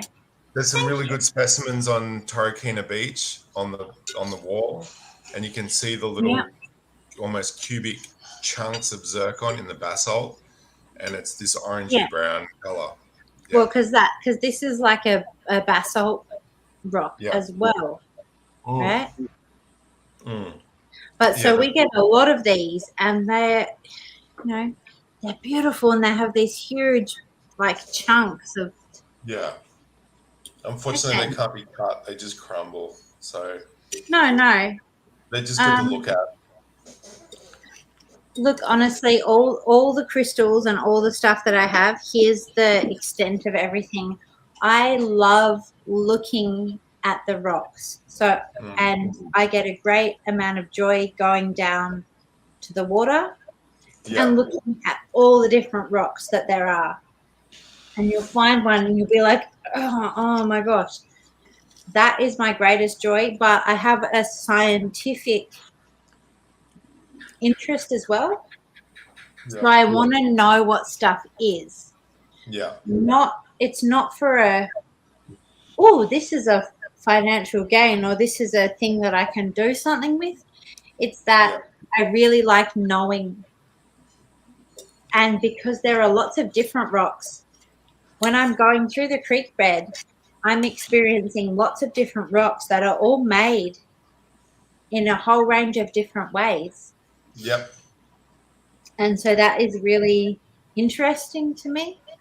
Yep. And so I really like coming through and looking at how in one location I've got rocks and I want to look at like what's older than what. All sorts of things like that. And that's what really interests me. Yep. And I mean, I do pull a few out and I make rough necklaces just out of pieces of rock that I like, but literally pieces of rock that I like. Yep. I just take anything spare that you've got, take it to the beach and just give it to the ocean, because eventually it'll get worn away and self-tumbled and come back onto the beach after many And someone will years. find it and Exactly. yes. There's two terms: leave it where you found it. All right. Hmm. You guys do the get the sea glass there? I used to Not look as for it on much Cape anymore, Cod all the Pam. time. Look for nice pieces of sea glass. Yeah, we don't get it as much anymore because of the ecological mindset of Australians being really careful about smashing bottles at the beach, throwing their bottles to the beach. Yeah. So It's rare to find. it's really rare now. But I put some I occasionally will find glass some in the and some greens and some blues. I used to have a good collection. Oh yeah, I used to love the blues. My daughter has a whole box of them that I gave her. Yeah. We go beach walking, beach combing, and pick it up. But If I you're like really the blues keen on best. it, make it yourself. Sky Vodka has the deep blue glass, and you just get a really cheap tumbler from National Geographic. So a hobby grade tumbler, and you just put the broken bits of glass in there with sand, and it'll tumble it over a month, just turning over, and you can make your own beach glass. That's one option if you want to manufacture it. But yeah, it's becoming rarer and rarer. So especially in Australia to find any beach glass. But yeah, leave it where you found it. Right, is a stone that's of no significant value, but people find them and go, "Oh, what's this?" And really, it should just be left where it is. You know, it's nothing special. But rockhounds, you can't fight us. We will pick up anything that's different and rare and bring it home. My house is covered in rocks, and over the years, friends have brought stuff to me that's local, and I, got nowhere to put it. I'm at my limits of what I can store anymore. But yeah, the local rocks are amazing. Yeah, I'm like that too. And even I'm walking along, I will be walking along and I will be telling myself, don't pick up any rocks, don't pick up any rocks, don't pick up any rocks. And I'm like, but you have to look where you're walking. And then I will see something and I'm like, oh, and I can't help myself. And I end up bringing home rocks. But every day I go out, I'm like, don't bring home any rocks. Don't bring Get back to the car and you've got a dozen rocks in your pocket. Oh my gosh. So many rocks. I've talked about it before on the stream, but I'll mention it again. Maybe someone else hasn't heard it. But in my fish bowl, I have a huge chunk of lepidolite. And lepidolite is a lithium silicate. And lithium has the function on the brain chemistry of all vertebrates to calm them down and make them peaceful. So I'm drugging my fish.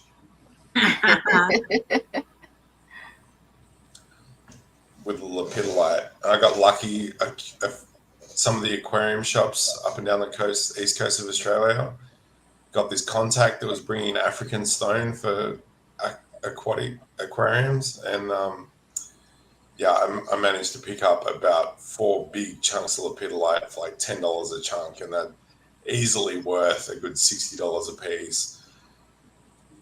But they're not that great material to cut and to shape. But anyway. Yeah, but it's beautiful because it's got that like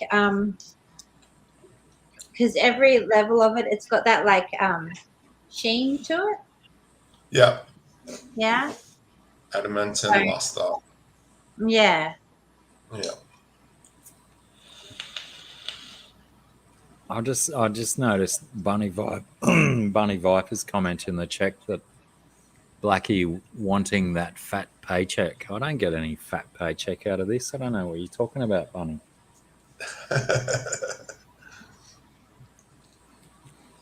Any of the artwork. Who doesn't want a fat paycheck? I mean, sure, I have it, but who doesn't? You've got to check out Blacky's OnlyFans. Yeah, he's got a good OnlyFans channel. That's where my fat paycheck comes from. Yeah. Whoa. That was so attractive.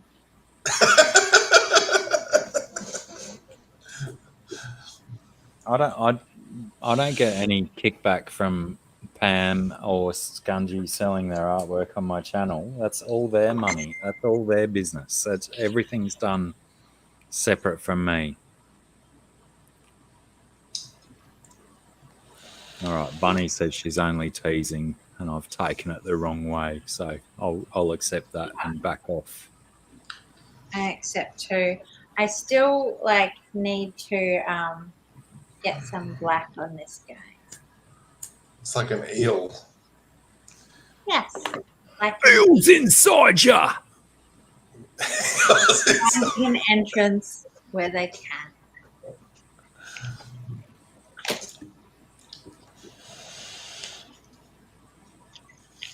If anyone doesn't get the eels inside ya reference, look it up on YouTube.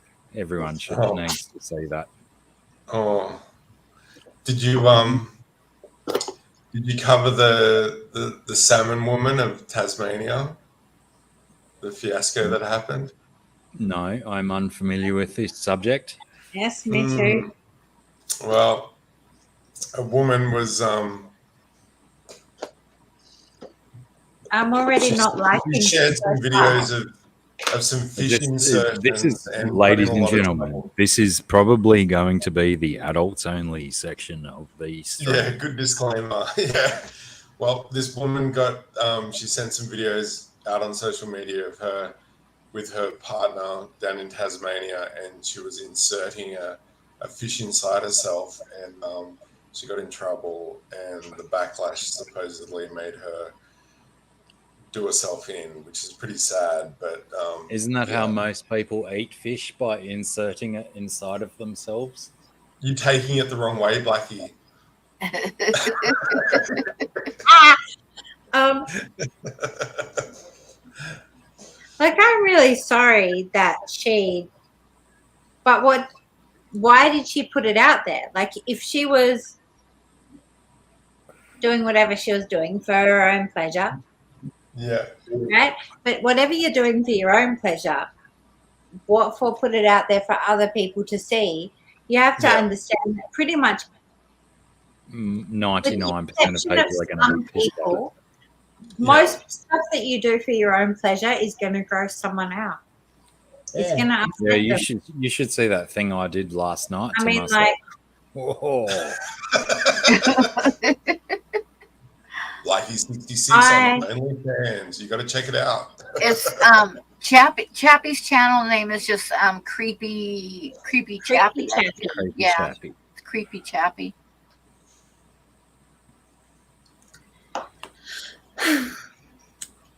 Yeah, yeah, I mean, it's like that lady, probably 10 years ago or whatnot, that was doing the pictures online of lobster and doing the cigarette lighter in front of the lobster's face because it made them do particular spasms and stuff. That was niche porn for a little while. Wow. Bloody hell! Why did I mention that? No one Google that. All right, no one Google that. don't worry, I'm not going to Google that. I mean, look, I'm not into Lobster. the concept. No, well, They're not very sexy, are they? No. let's not include animal. I think that all the parties should be willing. And if you can't have a conscious brain, you can't be willing. And if animals are conscious. And yes, but they are not consciously willing. No. They can't nod or shake their head appropriately to our understanding. And further to that, I think that I've lost my train of thought. It's funny that we're here for an art auction and all of a sudden we're talking about sex with animals. Blame it on Z-Beam. But Bloody Z-Beam. Fuck.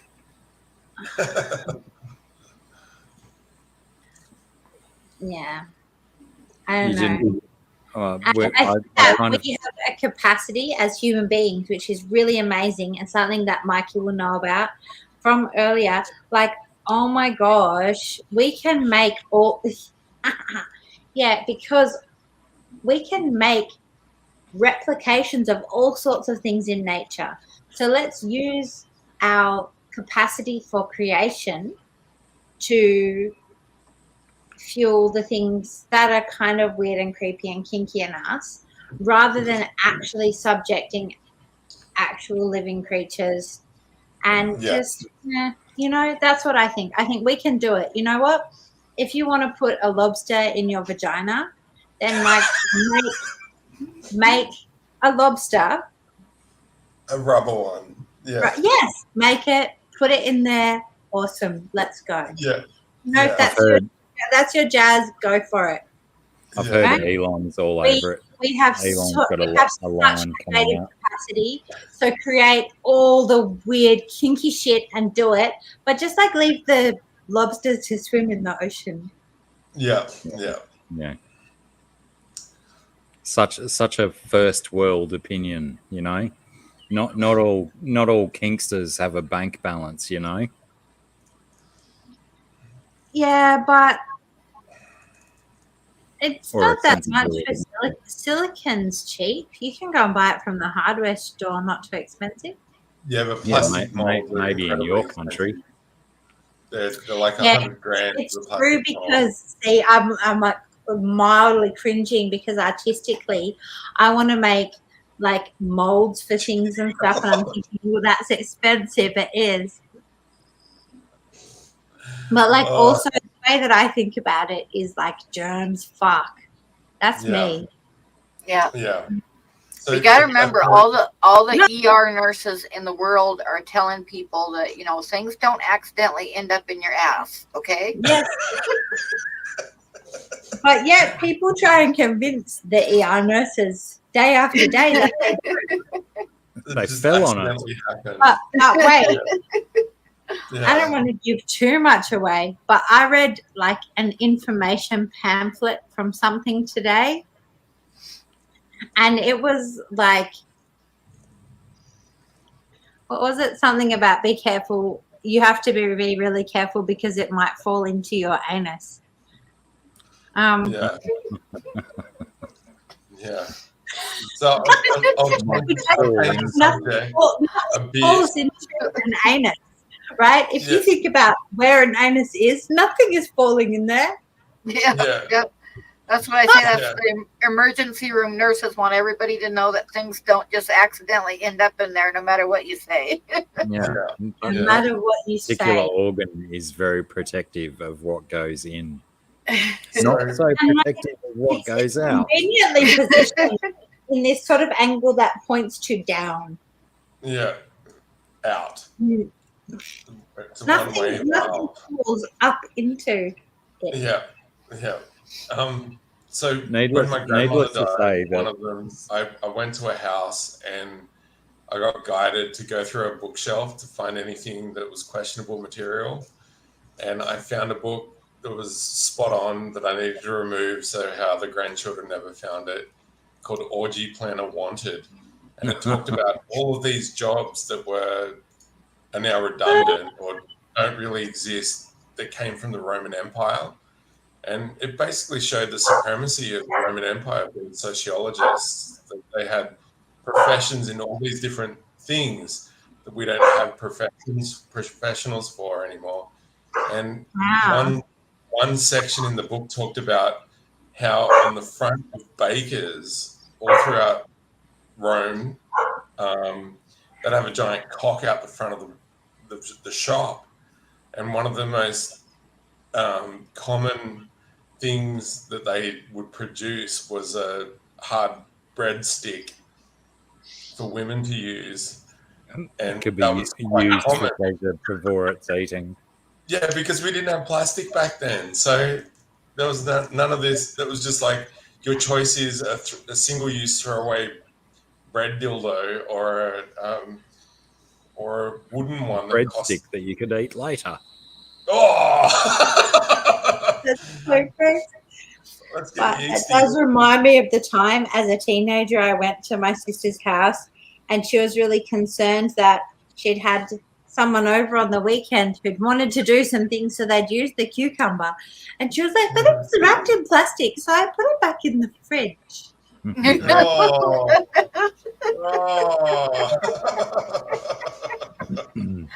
Oh dear. So, you know, I didn't eat any veggies at her house that week. Just in case, even though the cucumber was wrapped in plastic, all the other veggies were suspect as well. Oh my gosh. Oh my. You know what? Cucumbers still to this day only cost a couple of bucks. Just fucking throw the cucumber away. Yeah. Use it. Um, Awesome. You know what else though? Don't peel the plastic off it first, because have you ever bought one of those cucumbers that are wrapped in plastic and they have those sharp Crispy edges. Yeah. where the plastic's joined together? So here's what I say. You want to use the cucumber. Go, I'm going to use the cucumber. It's going to cost me a couple of bucks. Take the cucumber out, unpeel it, use it, have a fun time, and then put it in your garden to feed the worms and move on. Yeah. Can I just also suggest that, like, zucchini and sweet potato might be a cheaper alternative than cucumber? Yeah. I mean, it Sweet might potatoes take are some foraging isn't it? through the sweet potato pile to get the right shape. Yeah, I think so. I think it might be.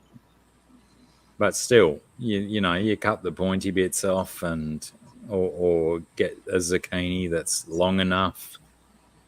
It's going to be more beneficial than a cucumber. Cucumbers, they got no girth. Lucky this isn't Facebook or we'd be zooked. Yeah, if I was monetized, we'd definitely be demonetized already. I know. Lucky these two guys have already got a little bit of money from, you know, the stream anyway, and I don't have to worry. Yeah. Not getting any money anyway.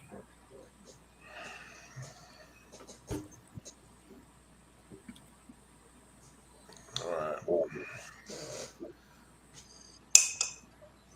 I mean, Realistically, if God didn't intend his vegetables to be used for those kind of purposes, he wouldn't have designed them in those shapes, right? Damn straight. Right. Or were they right. selectively bred? It's a bit of genetic controls. Oh, second dinner only Oscar. What was first dinner and what was second dinner only Oscars? I feel we do need a subject change. it would to be talk. really nice because I feel like it's gone a little bit wrong. We are very, I- very sick and sorry. tired of talking about sex with vegetables.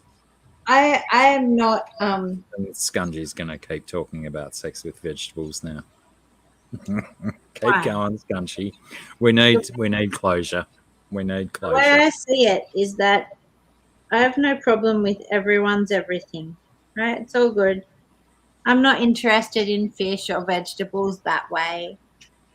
But like, whatever makes you happy, go and do it. Just don't like put it back in the fridge. Okay? But like, I don't mind.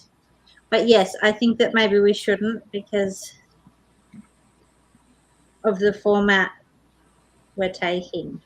You know what I mean? Because I'm real happy. I don't mind. I'm not offended by anything. Speaking of Scungey not being offended by anything, Scungey, do you have potentially something else you want to auction off? I feel like we're back here at the same scenario.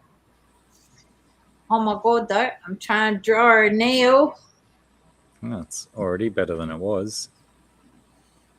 Hey, look, everyone, it's my younger sister, Deb. Oh my gosh, I love her. I love you too, darling. Super younger than me. Absolutely, of course I am. We can tell that just by looking. Check the grey hairs, though. Mine, that is. Oh, he's got more, Deb. Yeah, I think he may at the moment. Yeah, I'm more grey than normal colour, Yeah, I think you've got more than me now. especially when I trim off the sides and all these guys become evident. It's okay. Nobody minds a grey hair, or I don't. I think they're nice. My wisdom showing through, she says. That's No. right. One would assume I would have a lot less grey hair Huh. based on that premise. No, fuck that. I've got heaps of wisdom, and you all know it. I have got probably a need to go to the toilet, but I'm trying to make that not real. Moose says, Scunge, might I suggest you don't do anything else to that Sphinx watercolour? I think it's perfect as is. Which was the Sphinx Oh, watercolour? the Sphinx riddle. That's this guy. Look, I'm gonna go out on a limb and say that Moose has been banging on about that piece all night long since you first showed it. Put some money up, Moose. Buy it, and we'll send it to you. It does have a little bit of personality, though, doesn't it? Well, also the fact that Moose likes it so much in its current state, and you were saying earlier that you were potentially going to do something else to it. I might just keep at it. Well, that's what I thought. See, I sort of started and then I left it and then I like did some stuff and I was like, oh yeah. And then, you know.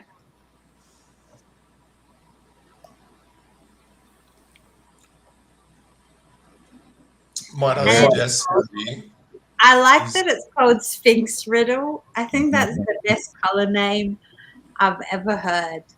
I think it also becomes the name of the picture quite well. Yeah. Even though the picture I'm does into not that. resemble the Sphinx. Sphinx might Riddle. I suggest that you? Yeah. That's pretty Sphinx cool. Riddle. Upsize your signature and embellish it as much as possible as an artwork. So you really work on your signature. That's what my Z-beam is all about. I've probably done about 1,000 Z-beams, and every time I do it, I try and modify it and morph it and evolve it and go back and refine it and change I it. sort of work a little bit, but like sometimes I really love it being like this guy here. Tiny. It is Yeah. so tiny and it's so delicate, and something about it being that, like, if you look at it in person, you can see. You guys will never see the detail I can see in that. It's amazing. So I love that, and then I have other ones like, hang on, where's this guy? He's a bit rough. Of like this guy, and he's like, that's cool. You get So- layers. you know, Welcome back, BJ. do that. Still, BJ's returned just in time to buy the last 7 items Sarah was about to offer up for auction. well, just on that note though, will you let me go to the toilet and then No we can talk toilet about- for you. No toilet for you. Actually, yeah, let's double team it. Let's both go to the toilet at the same time and leave Josh and Pam in charge. You're just nice. there and nappy, Let's guys. see Like, what like a chaos pro. is. Pepper? Nah. Bam. See ya. All right. It's all you guys for 47 seconds. Let me find.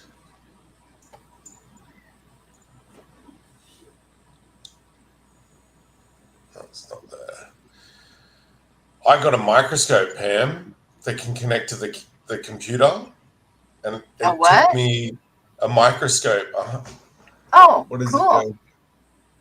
it? A 1,600 times microscope. So I've been using it to like explore my skin and see really, really fine details.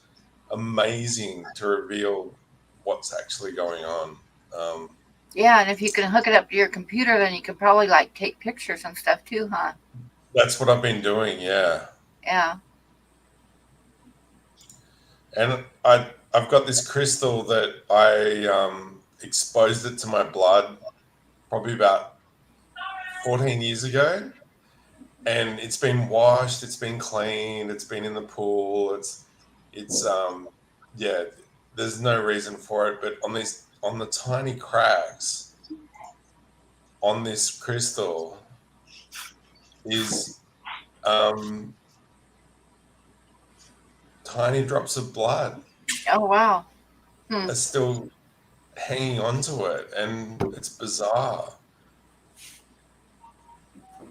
So your DNA Anyway. will forever be on the crystal. Pretty much, yeah. Locked in.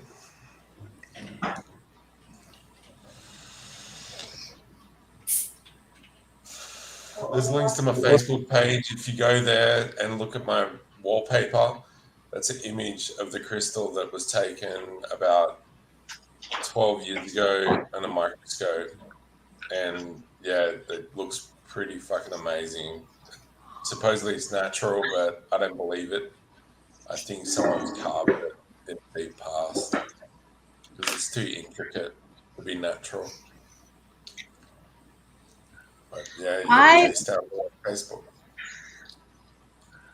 I want an on-hand geologist for every rock that I find to go like, exactly tell me what this is.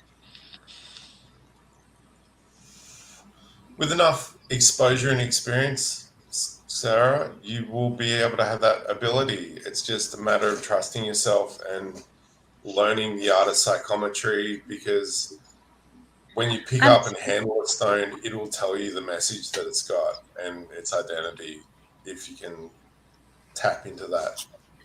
Look, I try, and I've learned a little bit about different compositions of rocks and where they're formed and how they come to be, like not just crystals. So like at first, so I used to make staffs and wands with crystals in them, and I used to specifically choose, so each wand or staff would be sort of have a purpose.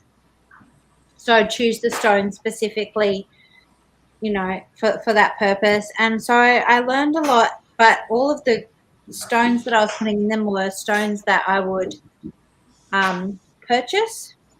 Yeah. So I would go out and buy, you know, garnets, and garnets are one of my favorites to put into sticks because of the way that they break. The color wood. Yeah. Yes, the color matches nicely, but it's also the way that they break apart makes them really good for putting into wood.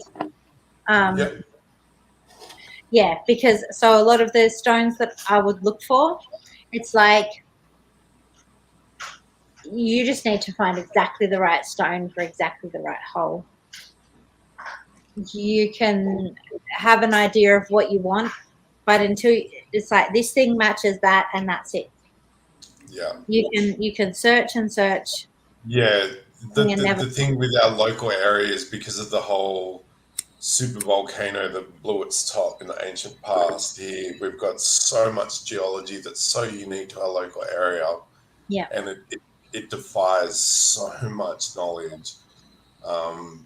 And that's the problem that I've had, is that like I've always been attracted to mixed stones that have other stones included in them. And when I pick up these specimens, I'm like, great, I found another one for the collection.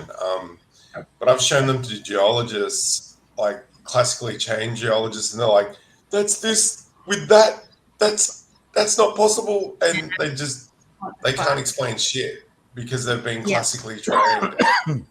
they're not open to ideas or possibilities that fall outside of their training, which is sad. Yeah. But that's the state that we're in at the That moment. goes with a lot of territory in professional training.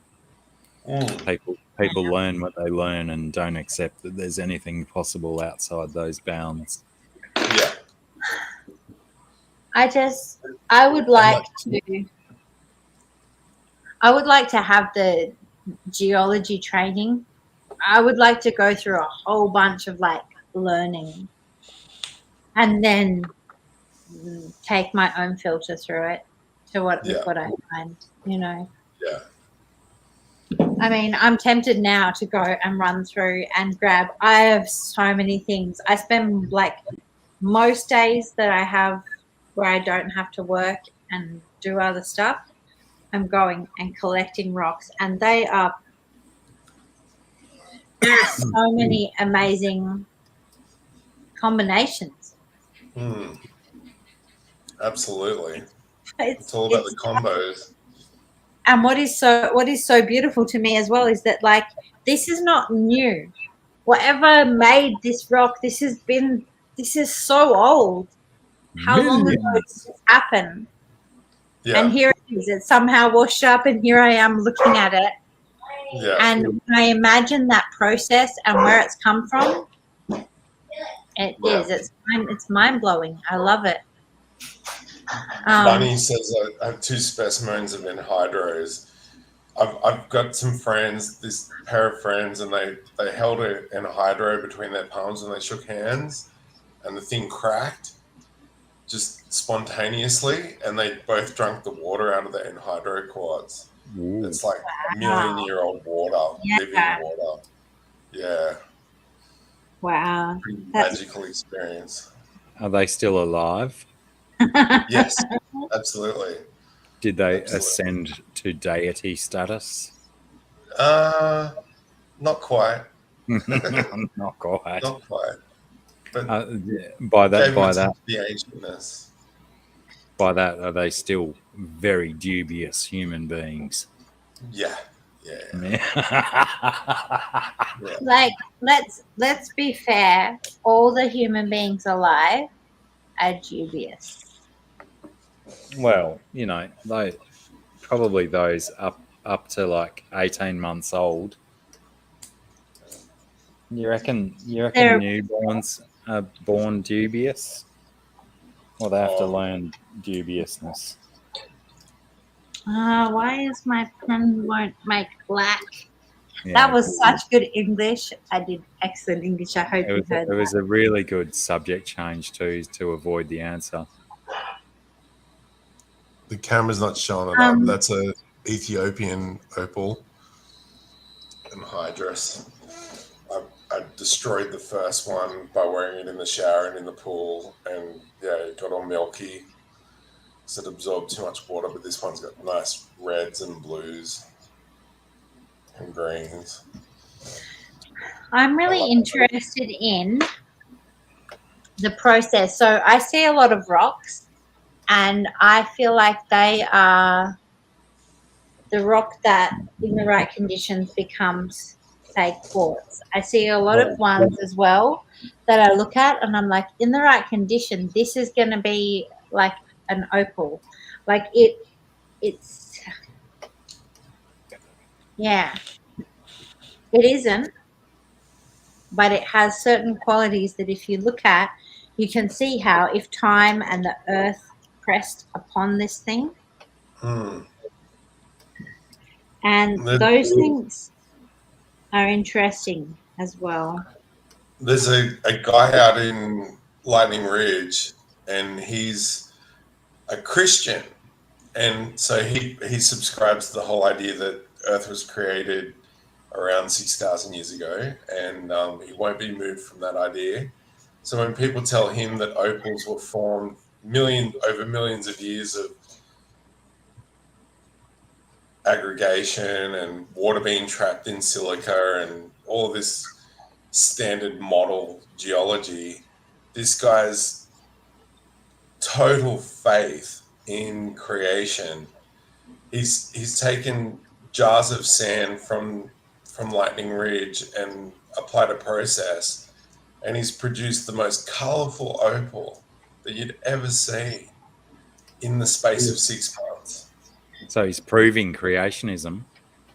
His total faith as a co-creator, as a human living God, has produced opal that shouldn't be possible, but it is. So, And the so sad thing how this is he guy producing the opals?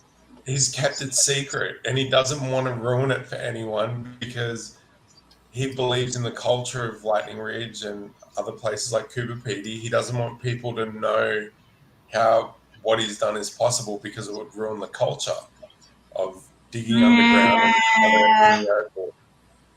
But Now, he's got fuck these that. jars, and the sedimentary layer in these jars full of pure color. It's amazing. But yet he won't share it. He's a total tight ass. It's sad. Yeah, Coro might be onto something there. Is he not really creating opals? He's just creating opalescent glass from sand. Yeah, well, Pretty much. I mean, Pretty much. I don't understand the science, but when I hear those sciencey words that Coro's put together in a sentence, it sounds like Makes that might sense. be what's going on. Yeah. Because I've got some synthetics from the Kyocera model from Japan, and they're Do that again, fantastic. Scungey. I will, but then I want to go get rocks. You can't That's see cool. it. You just can't Yeah, we see can. it. Though. Nice pinks. What's this color called? Is this a It's called glazed ruby. glazed ruby? That's worth $20 on its own. Just the name. That turned out really awesome. Anyone want to buy it? I think Scungey wants to sell glazed ruby to the highest. I mean, bidder. like, totally, yes, I do. But also, I have to, like, go and look for some rocks. I want to bring some rocks in here. Okie doke. Rocks sound fun. Sorry. Yeah, I mean, like, you know, maybe people won't like rocks. But... $20, BJ. Postage and handling. You don't even have to call it glazed ruby if you don't want to. But the name is on the card. All good, Bunny Viper. No pressure to anyone involved. We don't want to coerce people into purchases they can't afford. Most of us here are, probably all of us are here as people that can't afford most purchases as well, even though Z-Beam seems to have an accessible firearm that he could probably commit armed robberies with. No, it's a cap gun. It doesn't have an orange tip on it though. No, it doesn't. It's a prop. I reckon you could mess up Uncle Stupid with that kind of gun. Oh. I need to find the caps for it. I was gonna say Uncle Retard, but I was so composed and proper with my speak that I didn't say retard. Now I've said it twice. No, I thought you did say retard. I said it twice. Oh wait, Good what have night, we got? Cat. $20 on? BJ's got a $20 on something. On the eel. Eels up inside you. But Who's inside you? I So- strongly. these rocks, which is one that Mikey sent you, Josh, before, Yeah. you said jade. My initial thought with the one that I saw was like some kind of jasper, but it's very Yeah. like you guys can't see it. That's Like fine. I look at the image that's on the screen and I'm like, you just can't see it. Yeah. Because we're finding a lot of these pieces and they're certainly distinct from the others, and they're this really dark green color, and Yep. they have a smoothness. So I don't know. I kind of thought that they might be some kind of jasper, but What's the difference between jasper and jade? The shade of green? no, the Luster. entire. Yeah. See, a So- cat. It could be. I missed Kat's good night, so I'm saying a belated good night for Kat in case she comes through as replay team 6. Oh, I no, have a she's few of these that I'm really keen to. cut. So yes, I would like to cut them and post them because I think they're agate, but Yeah. or maybe they're a jasper too. Yeah. Trying to find the right place to show how they look. You just can't see. Yeah, them. it's It's borderline okay. impossibility. It's okay. Dip it in I water, just have like Sarah. 1,000 rocks that I look at every day, and Dip it in water and then show us. Put some Oh, water that's not a on it. bad idea, actually. water. Oh my god! Like everything. You've got the Bunny water. Viper says jasper comes in many colors, jade comes Yeah. in a few. Yeah. Yeah, but I just think that jade. I think she's backing Given you up. where Gunji. we are, and given everything, I just don't necessarily think it's jade. You can get a kind of jade, like a little bit north of us, and like maybe, but it's not. I don't think it's jade. Yeah. Yeah. Maybe I should do that. Maybe I should bring like heaps of rocks here and a bowl of water, but I still don't think you guys will be able to see it because it's Just true. put water on there. That'll let And- the light reflect off the material better. Like off this guy. So this is the Just green put it one. Yeah, look at that. I try not to get on my keyboard. Yeah. Yeah, I can Wow. see the green. Yeah, it's got good Massive luster. difference. Yeah, massive difference. We can see the Oh, colours the there. difference of the water, and that's where I have a bunch that I want to make necklaces out of. And to me, they're like water activated necklaces, right? They look kind of Yeah. cool. But then if Yeah. you go for a swim, oh my Yeah. god. Hey, can I just take a moment? Pam, are you okay? Like we're like so much later than when you'd normally finish your stream. Am I? Yeah, I'm okay. It's 1:00 in the morning here, so I'm getting a little bit quiet. Just let us know if you need to I'm go. going to move my keyboard away. I just didn't want to think that I was keeping you up or anything because I know that it's like 2 hours past when you'd normally bail. So There could be some honey opal. I should Clarity. I Let should us go know. and get more. I only brought a tiny selection of what I have in here. Yeah. Some nice local stone. Bunny Viper's vouching for Coro's knowledge of stones. I have just so many amazing stones. Like that's the thing. They're amazing. And I have so many. And however many I might make. So like these ones with the red, a lot of them have this The little grain stone bits. in them that is like really opalescent. Yep. Can you try and bring it a little bit closer and hold it still so we can see the little green rocks? Yeah, but can you? Yeah. If you just Just hold make still that for a look little more. out of focus. Yeah, but Yeah, if the you hold volcano still, we jumped out can so see the much green stuff. dots are different bits. Yeah. Yeah. It's If I get my nice. face out of the way, it can focus on the nice bits. Oh yeah. That's some Bring good your bring your other hand up with your fingers spread out directly in front of the rock. Like as Yes, close as that's you a can good get to the rock. And then Sorry. I'm sorry, what do you want? Because I'm like, what do you want me to do? you if you think your camera is struggling to focus, then you fill the whole screen with things at the Hand. distance with which you want it to focus at. Yeah, put the hand behind it. So yeah, just fill the screen with objects, because currently we're focused on the wall behind you because you got your head out the way. Yeah, that's Yeah, the go. something like that. Even better Now it's idea. in focus. I can see the details. Otherwise, we're doing a space mission. Yeah, Cora, you'd love the local geology of this area. It's so Big unique time. because we've had the caldera, which is a massive volcano that blew its top in the ancient And past. there's hi. Habitation. Can you bring me your basket of stones?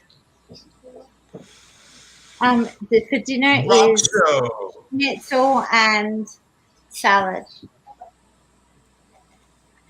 There are just so many stones. I really do wish I can show them all to everybody, because I have got. I'm not joking. There are just hundreds. Hang on. Hundreds. I've seen pictures, people. There is hundreds. Coro would lose his mind in that creek. Pardon me. I'm Well, kind hang of on. disappointed. My creek down the back of my property is all mudded up. The rock layer is so deep, and I don't get to play with the local rocks. Yeah, mine's the same. Mm. You've just got to tiny, sink. small selection of the things.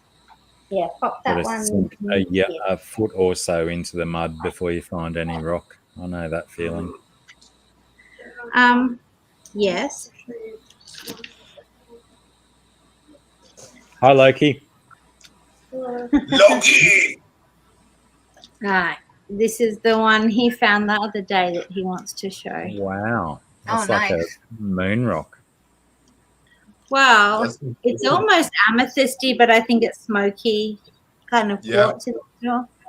Yeah, That's I think nice. the outside edge being quartz would indicate a smoky quartz inside. Hang on. It's All of so the hard. excess carbon that couldn't make its way out. So yeah, I think that's like, yeah, that's smoky and regular kind of quartz. So that's the one he's wanted to show that he found the other day. And these are just I out of your love creek this in one. your backyard, yeah? Sorry? These are just out of the creek in your backyard, yeah? How amazing is Australia, ladies and gentlemen, and others? I wish I could wet this and show you, because you can't even tell. I'm trying to put up the thing, but you can- cannot tell. Yeah, This is not one of my favorite rocks that I've found. Is that one of those ones that if you cut it in half, it's got all of this amazing bullshit in the middle of it? Tiny in it. Could It do, will yeah. be, if you cut that and polish it, it'll be like, I've got one that is like that. Yes. And then we get these ones, and none of these are wet. This is like, hang on. I'm going to make a terrible mess everywhere. Just put a towel over your keyboard while you're not using it. That's better. That's what You I do. Now can't we can get see the little blue pockets. Look at the shiny bits. the bits that are in that rock. Yeah. They're so beautiful. Mm. And like, it really does. Like, it's beautiful. I really like these ones. They're not crystals, but they're like really nice to look at. Whoa. Mm.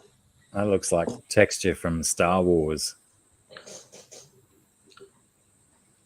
Hey, while we're admiring this rock for a minute, can I backtrack and ask BJ what? Oh, we're admiring this rock. Yeah, sorry. What? Because BJ put like some numbers in the chat earlier with a $sign, and I have a strange feeling I've ignored her bid on a piece of art or something. BJ, can you clarify, please, or anyone else that was paying more attention than me at the time? Is my piece Clarify helpful? what BJ was saying $20 for. Righto, Scungey, keep going. Oh, hang on. You're frozen. Shit. Am I? I'm like splashing water all around on top of all the things. This one's really cool, but I don't know if anyone can see the bits in it. Yeah, there's like a little bit of shine, but No. primarily it just looks like a So rock. this is a combination. This piece here is a combination of that greenstone, but then it has little windows of quartz in it. So it has these little windows, like imagine. Do you know what a like a thunder egg is? Mm-hmm. So imagine that on like a Some form tiny, of geode, right? I believe. So it's got all these tiny little like quartz sections in it, but it's also largely just that greenstone.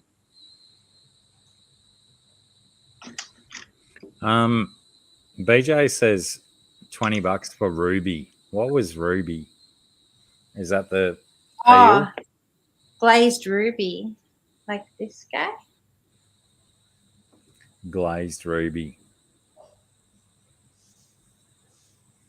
Is that the one, BJ? Please confirm. That's the one I was doing earlier.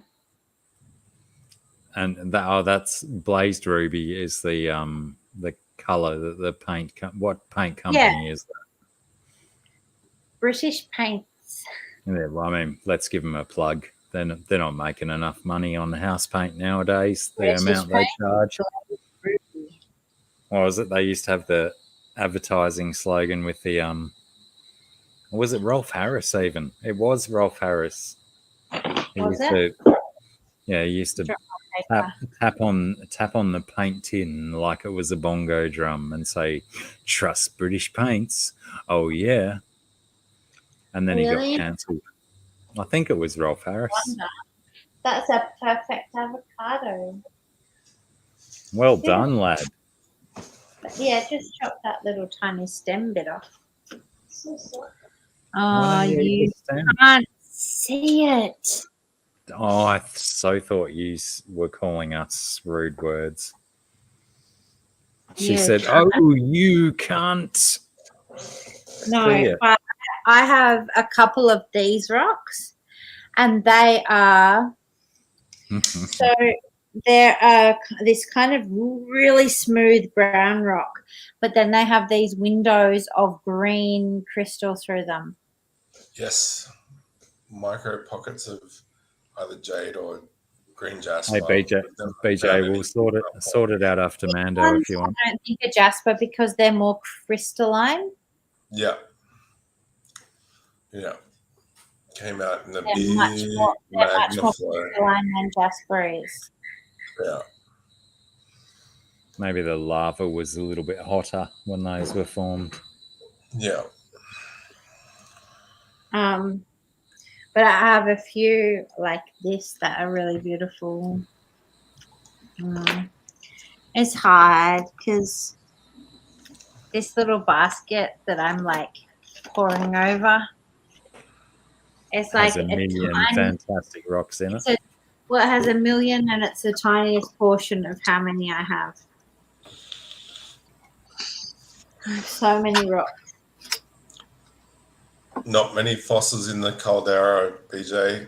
It's Yeah, I've not it was found. quite explosive. So everything that got, if it was alive here, just got smashed. I sometimes find a bit of petrified wood. Yeah, yeah. What about ammonites? Don't we get lots of ammonites around here? Not I've in never Australia. found any. No. Oh, the ones that you have only been purchased. Yeah. Yeah, I bought a massive bag of ammonite, and I think I paid like $30, and it was so much. Like I don't know, it was amazing. I don't know how it happened. It did. I got a piece that's pyritized ammonite, so it's fool's gold, and then on the back it's got the amylite, which The is skull and crossbones. the opalescent layer. Beautiful, beautiful piece, but yeah, only fragment of it. I feel I like Big feel I missed my motherfucking timing with that prioritized skull and ammonites that crossbones. you can Yeah. get. I have lots Sorry. of really nice ammonite. But yeah, like I said, I bought this huge batch for pittance online. Yeah, nice. I have made lots of jewelry. I have made and sold lots of earrings and necklaces out of it, and I still have maybe 100 pieces. And I think I might have paid 40 or 50 bucks for the whole lot. Score. I mean, So I'm you pretty. started at I feel pretty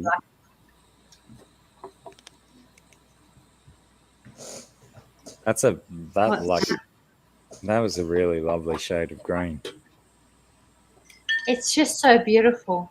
You just can't even, like, that's the thing. I want all of the people to actually come to the freaking creek and look at the rocks. Like, Do it it is past the castle. beautiful.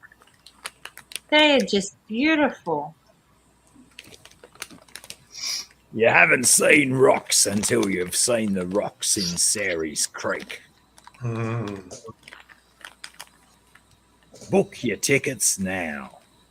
All right, here's the thing. Yeah, I've grown up, ever since I was a very small girl, I grew up in this area being taken to creeks, finding stones in the creeks, nothing compared to this creek that's behind our house.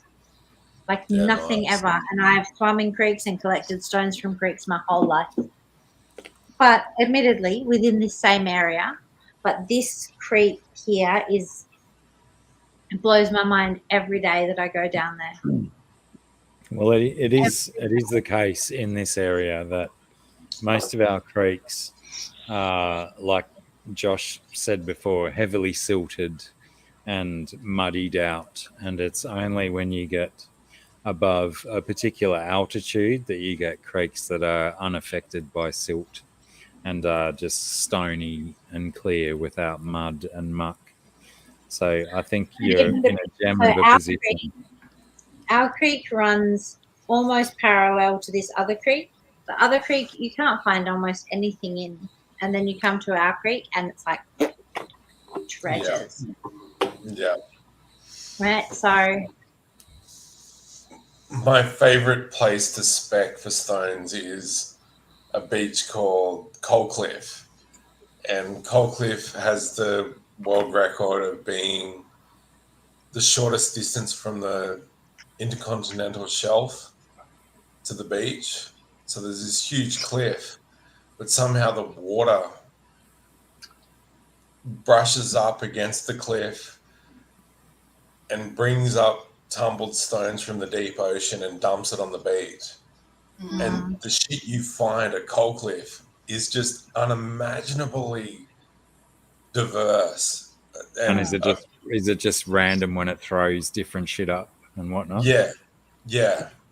And the beach itself, when the waves come in, it goes clatter, clatter, clatter, clatter, clatter as the stones hit each other and knock each other down and make each other rounder and smoother.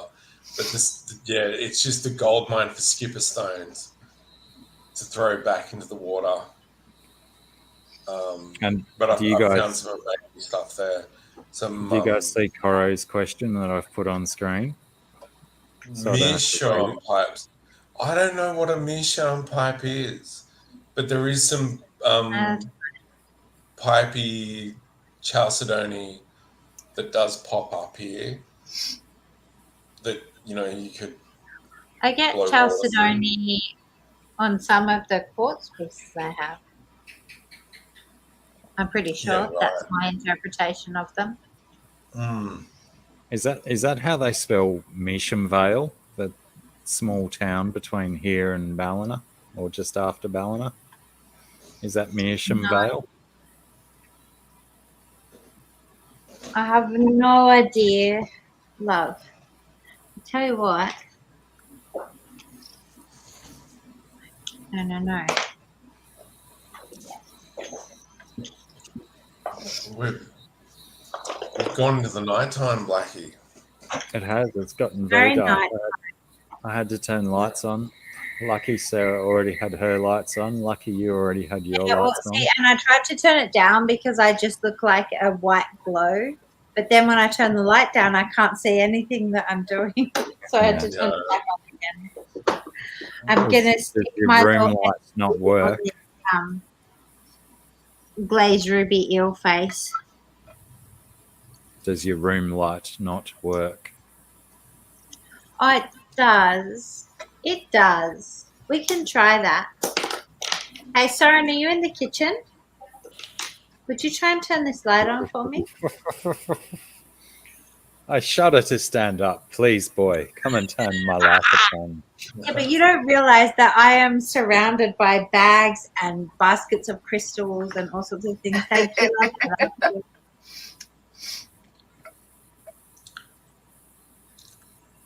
Punchy's back. No visuals though.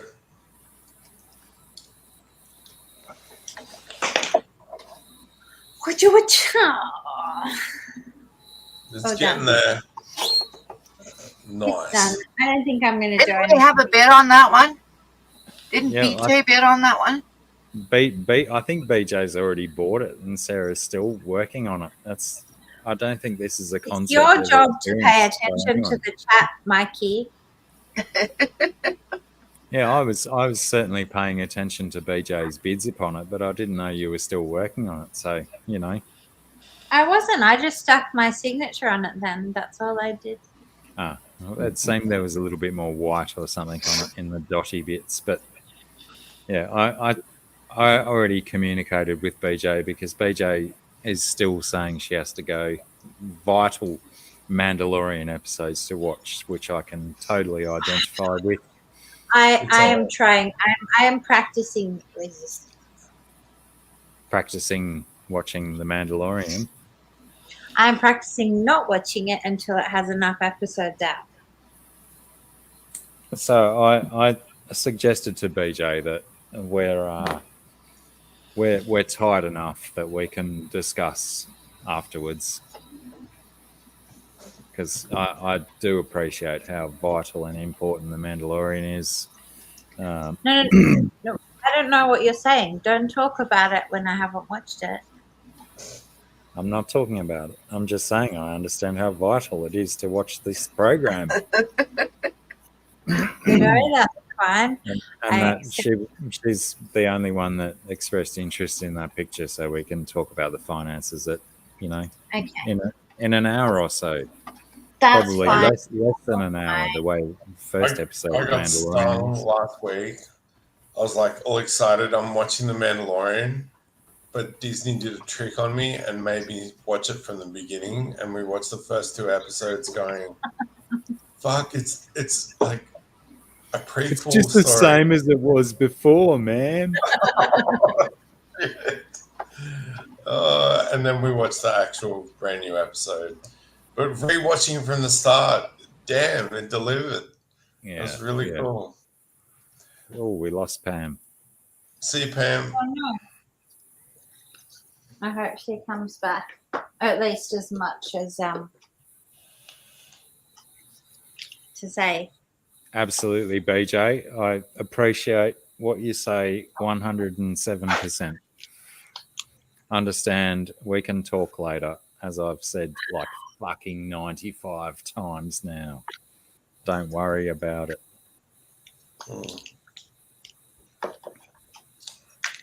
I didn't mean to be rude then. Did I say I put a fucking in between 2 numbers, didn't I? That's harsh. Harsh and unfair. But no spoilers, BJ, when we talk in a little while. No spoilers, because I'm going to go and watch it shortly myself. Yeah. We're all going to go and watch the good stuff. I'll watch it eventually, but I'm trying to wait till it comes out, Oh, look out, look out, look out, look out, look out. We've got I'm Pam. She's back. I hit a button. I hit the wrong button Bloody and buttons totally again. shut my Chrome off. I was like, God damn it. Welcome back. Oh no. I just pulled the lid off my pen and it splattered paint through all the layers of my skirt and like it kind of looks Oh, cool. no. I was like through my skirt. I think the most horrifying thing I ever did, Sarah, was I was in art class when I was in high school. And everybody was playing around with drawing with ink, but not just like we didn't have the pens and stuff. We had actual like bottles of ink that you dip a pen into, right? Yeah. So we were supposed to be doing a drawing with it, and me being me, I couldn't just do something simple. I had this great big huge drawing of like a stylized pen and ink drawing going of a girl in a wedding dress with tons of lace and little hearts in it and stuff. And I was almost done with it. And I stuck the ink in the bottle. And when I pulled it forward, I knocked the bottle of ink and it went all the way across the drawing and into my lap. So I had black clothes and the drawing was ruined after probably like 100 hours into it. You know? Yeah, I'll never forget that feeling. Yeah. Of watching the ink spread down onto my clothes and across that drawing that I could never do again. But was like the staining on your clothing, was it like an upgrade or a downgrade? It was definitely a downgrade. Yeah. Because sometimes a strategically placed splatter on a skirt can look pretty fantastic. Oh, this wasn't a splatter. It was like a big. Blah. Yeah.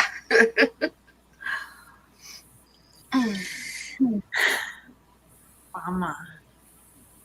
Do you So still this have is- that skirt? The thankful Oh, hell thing no. is That was when I was in high school.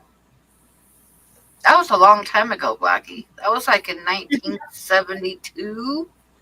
Crikey, that's before me. long time ago. That's BBE. I'm telling you, I'm older than dirt. I made some dirt in my worm That farm is very a old. month ago. So But it's probably younger than you. So you're not older than all the dirt. Just most of the dirt. I pretty much some dirt out of straw and poo. And But like yeah, you're older than some of the poo as well, Pam. I think Scungey's trying to say. Mm.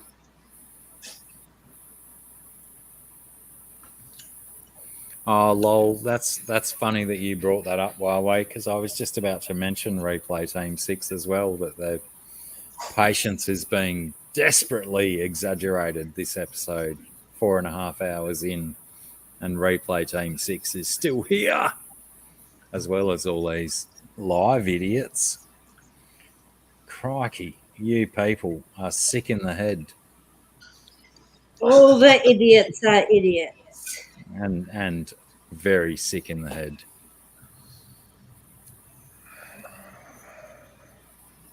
Okay. My sister's wasting one of my awfully expensive pens over here. Trust me. I will Is she? What is she doing? She's writing like words and stuff with it. What a sister. It's what? She's using a pen to write words. I hope so. They better be worth every penny. It's going to be your Hang on. final monologue. One of those whites needs to go into here, right? You got to read it out, Michael. Oh, no. You don't read this. No, out. yeah. Apparently, I don't read this out. Okay. She's private. I could have given you one, except I bought a box and gave them all to Sarah, except for a couple. Oh, what a lovely person you are. Deb wants one of your pens, Sarah. No. She does beautiful drawings. Yeah, but didn't I take them all? No, I took 2 out of the eye box, the Uniball eye, but I only took 1 out of the broad box.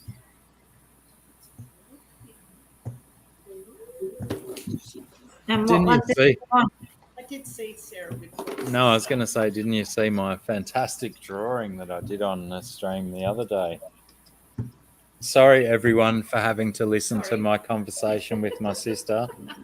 My younger sister, by the way. Yeah, really stressed that one. I did see We that. cannot tell she's younger because she came on screen before. Ooh. Well, Sarah, you might have some competition. Fuck off.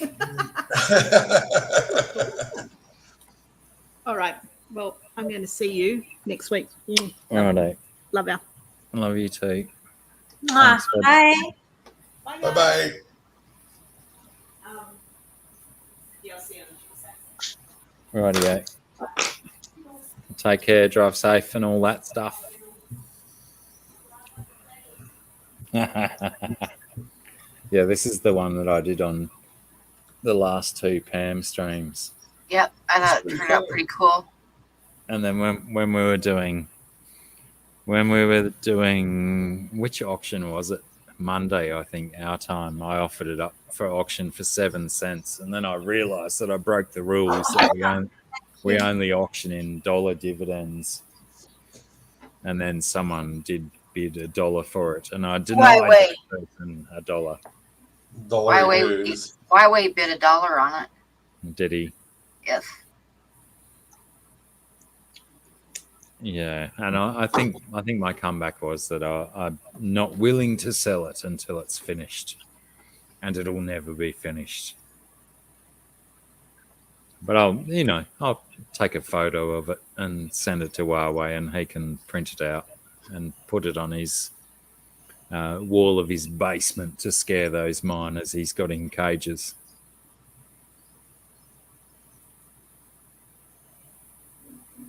And the room goes quiet. I'm busy choking on asparagus and drawing. Now, whose refrigerator did you get that asparagus out of?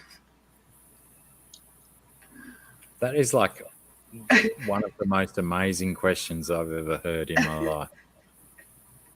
Is it a euphemism? Wait, I gotta bring something up. On refrigerator. Is that bad? Last night, I hit a Mandela effect issue where people were talking about in America that there was a character on The Simpsons called Graggle. It was like an alien. And Graggle Simpson was like Homer's best friend. And all these Americans have memories of Graggle Simpson. And I was watching The Simpsons since I was a little kid, and I don't remember fucking Graggle. No. Where the fuck did Graggle come from? And what is this incursion bullshit? So I'm convinced that it's either an in-joke and it's totally bullshit, but Graggle was a thing maybe for some of us, and they exist in our current dimension, but I don't remember Graggle. Graggle Simpson doesn't exist for me. Never did, never will. For me. Nor me. Exactly. Wow. Is Thank you it just social media trying to implant some nonsense in our brains? Maybe. He was in the early episodes and then disappeared. But I never saw him. I don't remember him. Yeah, we're alpha dimensionists. What are the predatory dimension? The two main aliens? We've taken over reality, and we'll continue to ride on, making sure we live in the best reality, and nothing can stop us. What was it? Kang and were the aliens from The Simpsons, and their names came from Star Trek. You remember the aliens, that's for sure. Slurg is the drink from Futurama, isn't it? That looks cool. Kodos, yes. Huawei's got it. Not to be confused with kudos. Massive kudos to Huawei. Kang and Kodos. That's right. Thank you, Huawei. You are so dependable and reliable, Huawei. Just like your mother.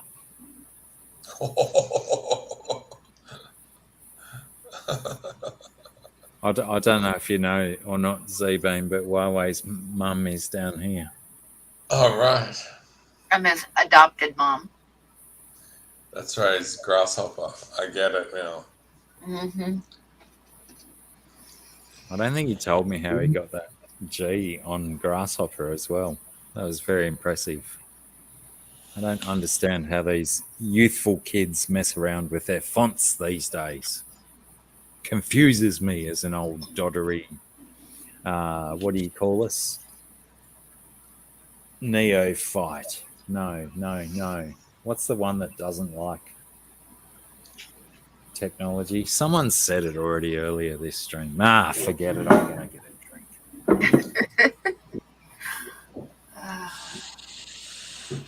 Theodolite? No, that's surveyor use the theodolite. Or she. Or they. Or them. You're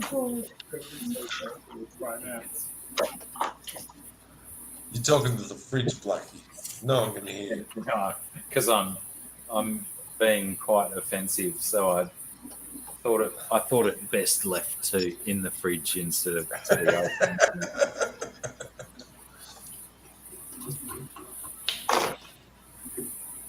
The name of this paint sample is Ace of Spades.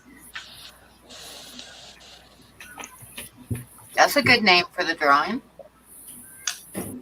Why not? Can I say it now that I'm sitting back down?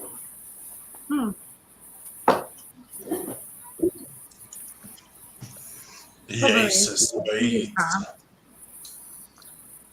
The Ace of Spades. Ah, right. So that is a different one than BJ's one. I was thinking, oh my God, BJ's picture has changed so considerably in 20 minutes.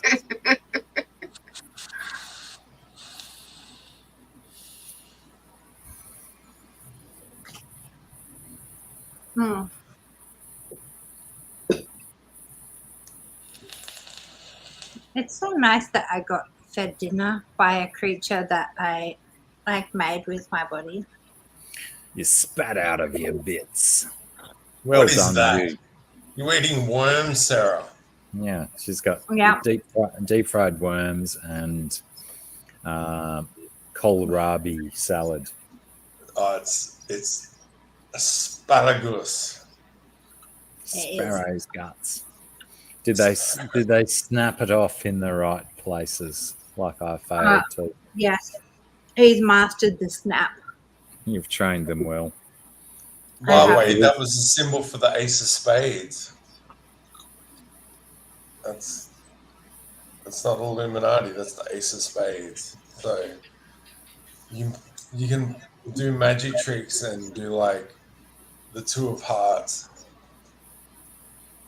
or the Ace of Spades, and yeah, there's all kinds of signs for the card suits. We won't run through those now, but yeah, you can play card tricks on people and send tells. Yeah, this is not a close-up magic podcast, people. No. We don't do card tricks here.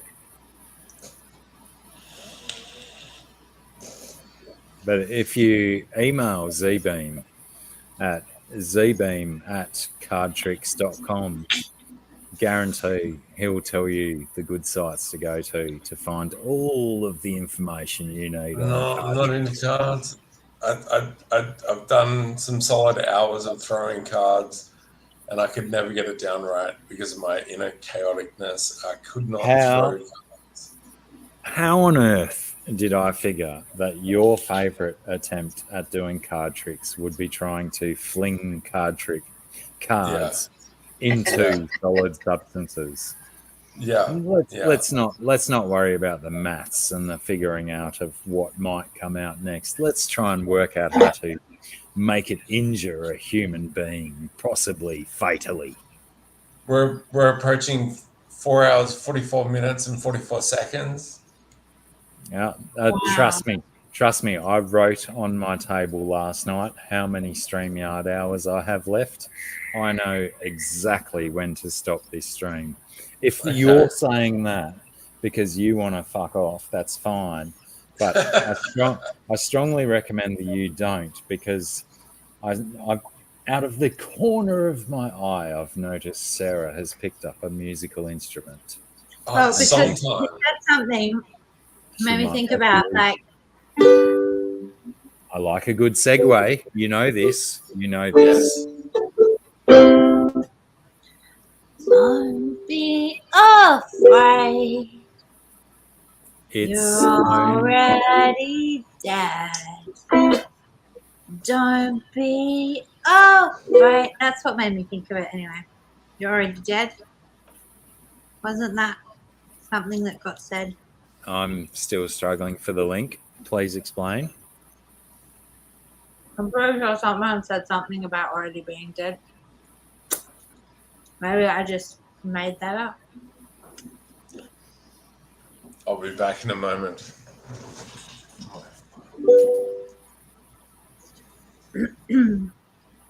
Don't be afraid.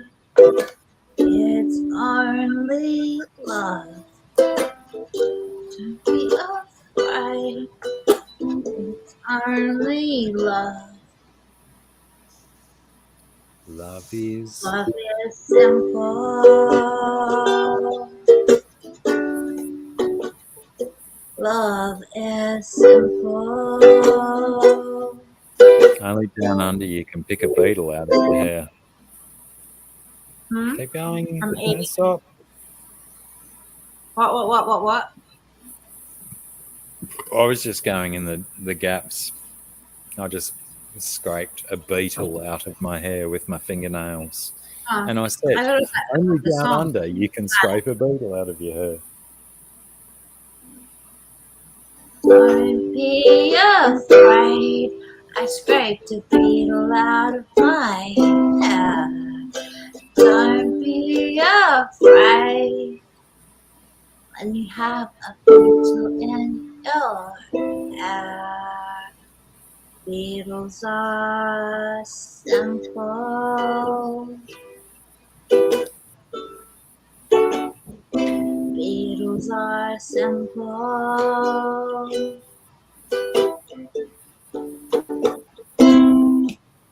Yeah.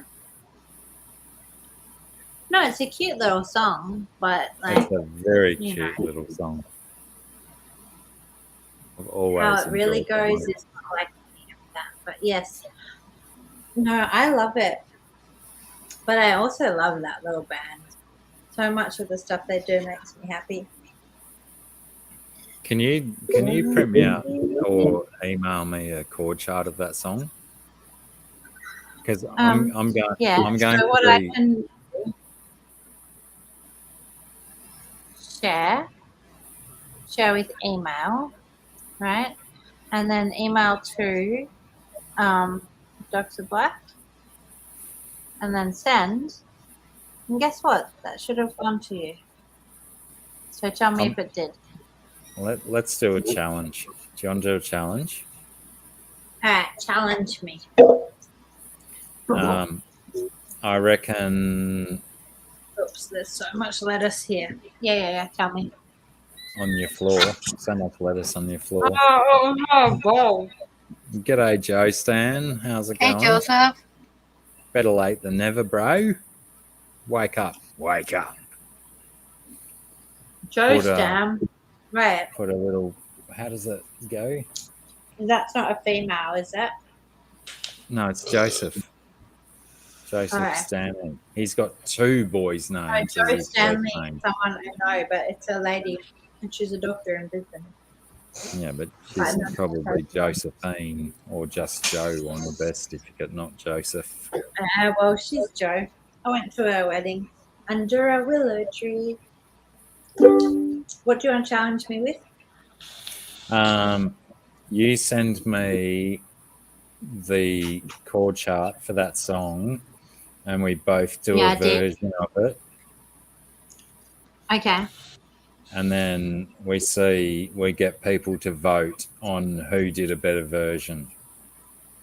That sounds really good fun. But I did send you a version. I mean, a copy. I sent it to you. Check your email. What now? Now I'm Yeah, kind of busy. I I'm trying to do like a live stream and stuff here, you know. yeah, but we're doing your challenge. It's your challenge, baby. Oh no! I was saying, I'm going to be able to churn out a challenge like that in 5 minutes. Yeah, go You need on. a I week? sent it to you. Let's do it. Let's challenge, baby. Let's go. Check for it. All right, you can do yours while I go and do my research. Yeah. His will be better. Don't worry. He's a better Fuck musician than off. but Shit. anyway. She's putting pressure on me already. Don't Right. It's only love. Don't be afraid. It's only love. Don't be afraid. It's only love. Don't be afraid. It's only love. Love is simple. Love is simple. Oh, love is simple.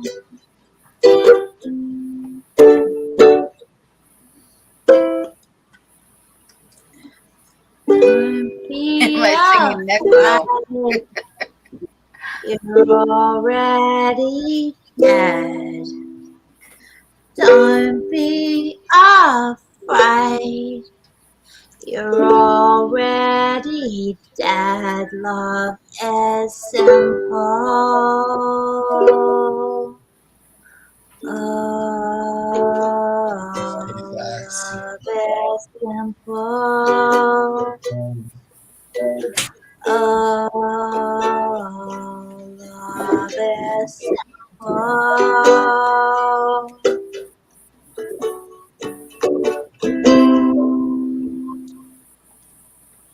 Right.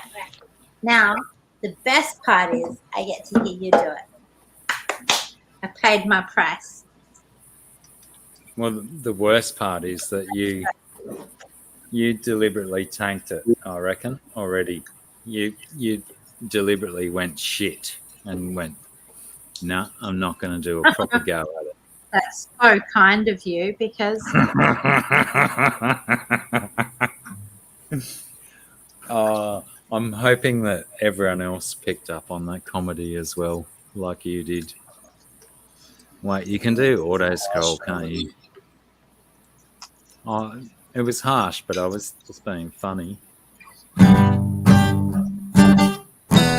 Now I'm gonna like totally milk it for nastiness.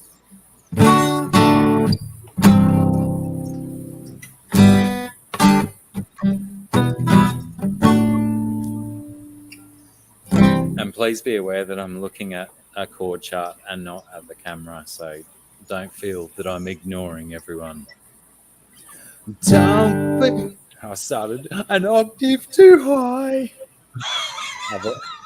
I've already lost. I already lost. Don't be afraid. It's only love.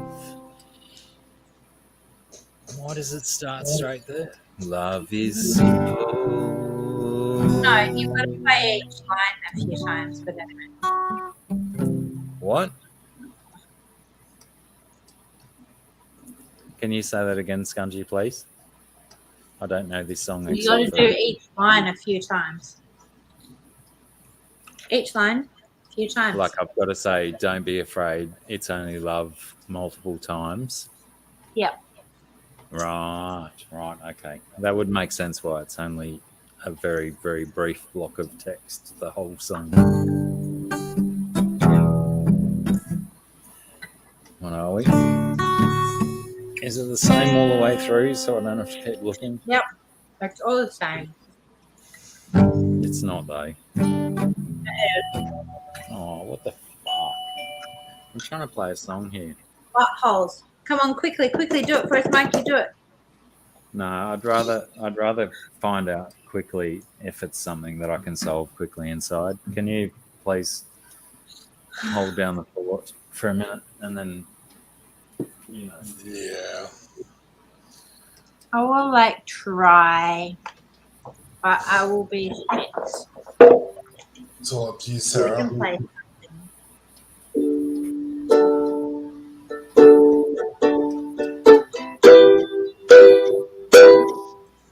Oh no. Do you know how to play F sharp minor on the ukulele?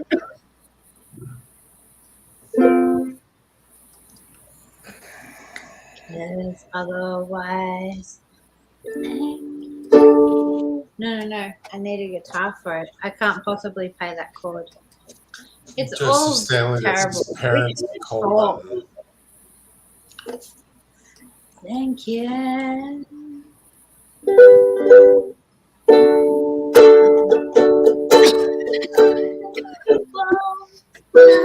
My chest. Oh, I know you know. I'm going to look it up. Let's all learn together. What is F, right, sharp, minor on ukulele, right? And then we're going to have a look at it. It's going to go like this. So they're saying that that's it. So let's try again. I know you know I think our love's the best.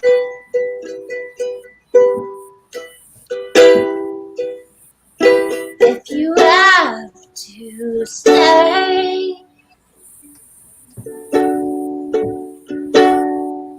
I'll be on the bugger. Now it's another chord, I don't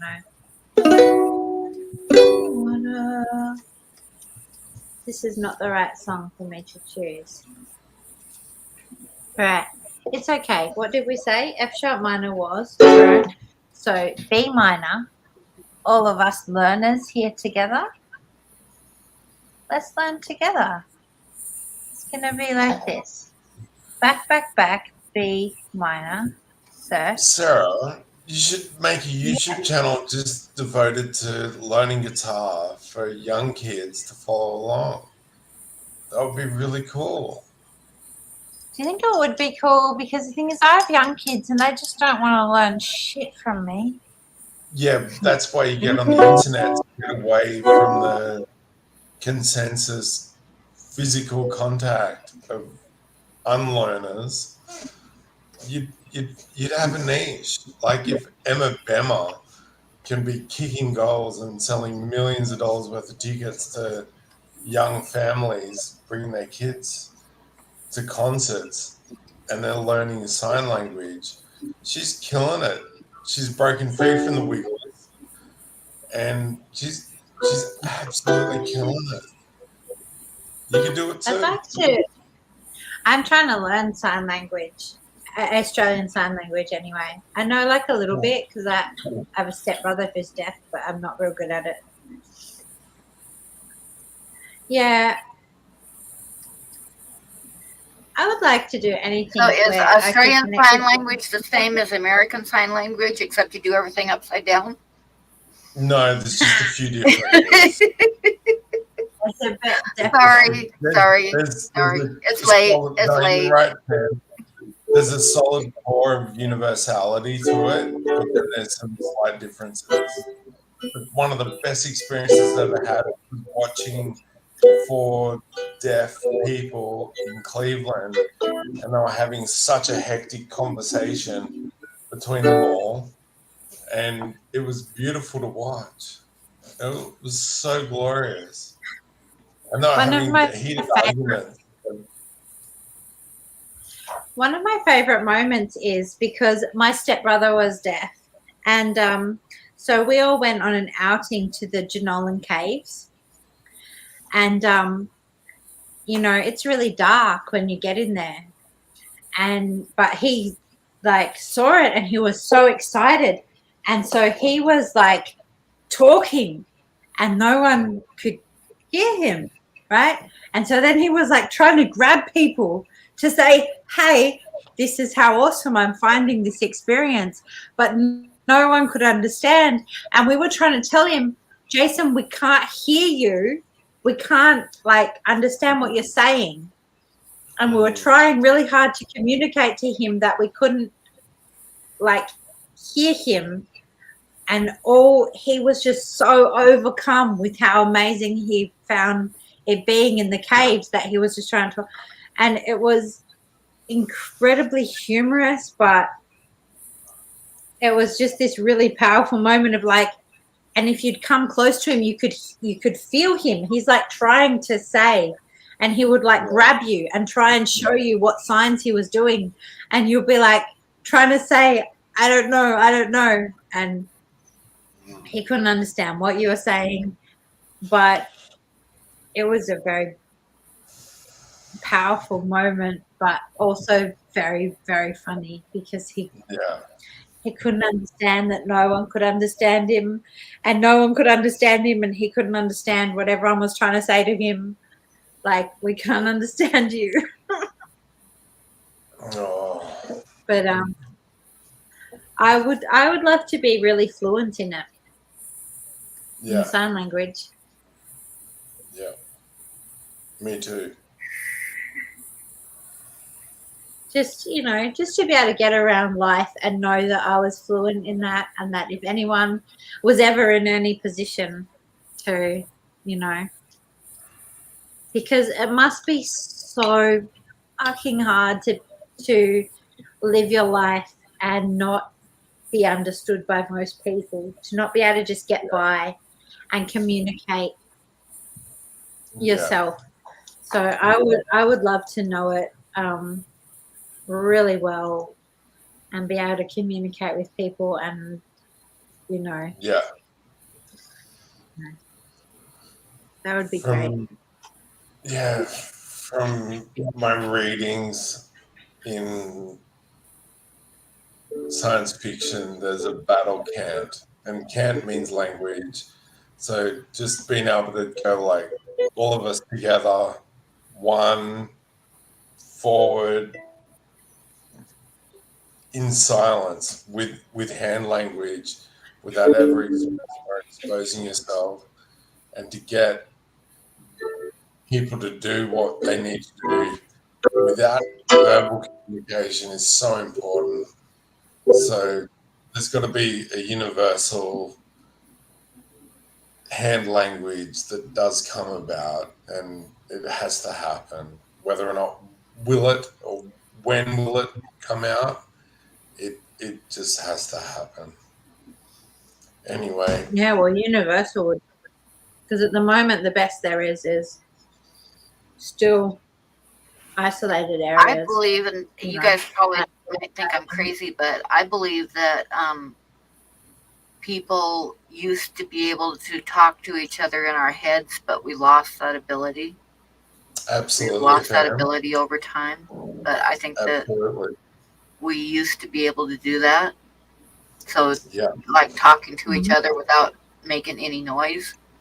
You know, just like communicating by telepathy or whatever you want to call it.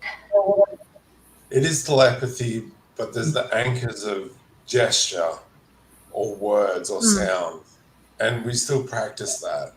Like if I can say a word like awakening, as a word, that conveys such a message, but there's so much cognizance that is connected with that anchor of a word, awakening.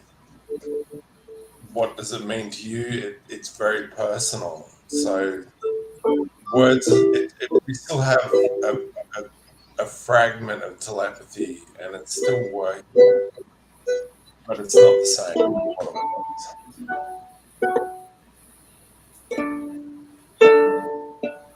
Welcome, Black.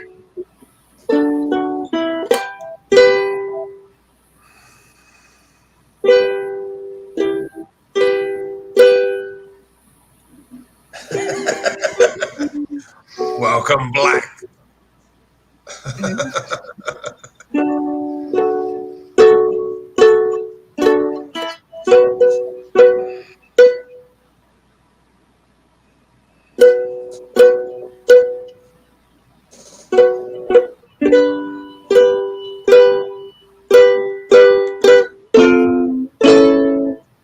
No. What's A?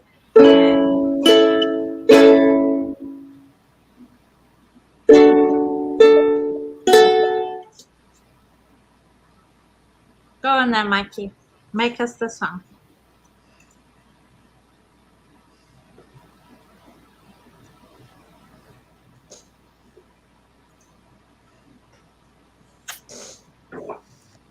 He's frozen. He's on silent. He's on silent. He's on mute for one thing. Oh, there Yeah, he I'm goes. muted so I could fucking practice already. It's been Oh. it's Come on. been so long since Sarah You're did gonna her get to version. practice. Maybe Sarah should do her version again. It's been What one 15 should I hours and 16 days Since you since took your love away. Ooh. Yeah, but what song are we singing? Because now I'm already practicing this one. Oh, bloody hell. Just let me go then. I'll have a crack. Go on, Oh, have a. No. You're gonna be excellent. Fuck off. It's. See, I've already made a mistake on the parody version.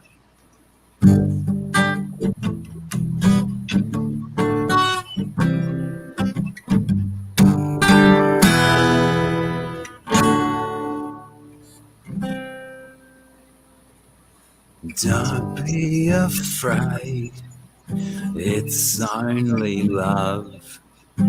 Don't be afraid, it's only love. Love is simple. Love is simple. Ooh, I can hear the votes piling in for Sarah as we speak.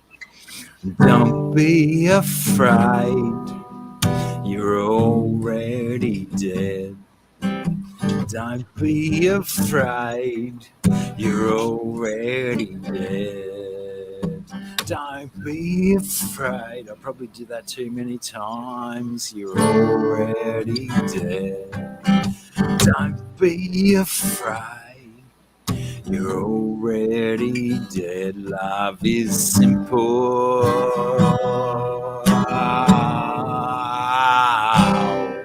Love is simple.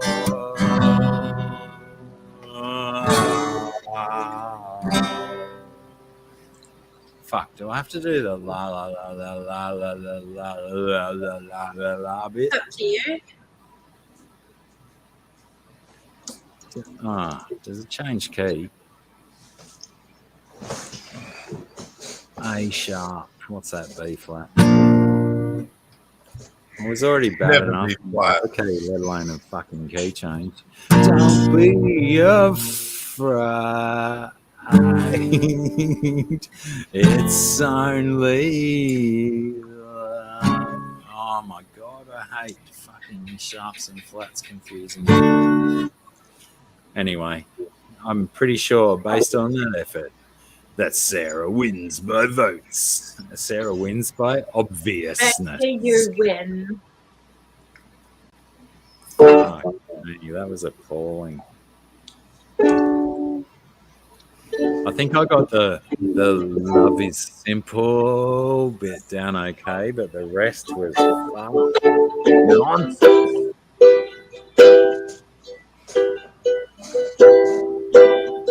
She laying down the next challenge now. She's laying it down.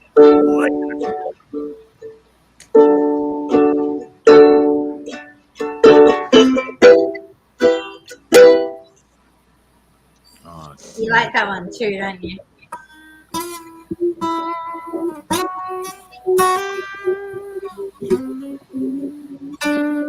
but it doesn't work if I do that, does it? I play along. Oh yeah. There's nothing more in my chest.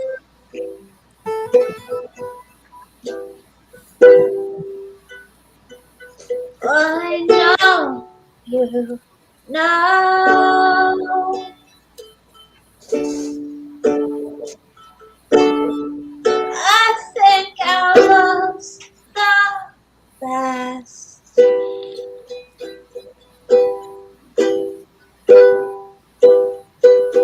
If you have to stay,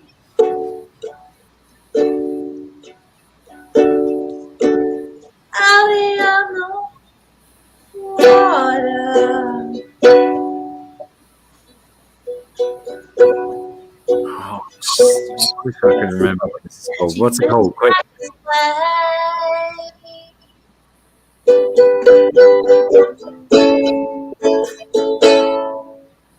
You can meet me when it breaks.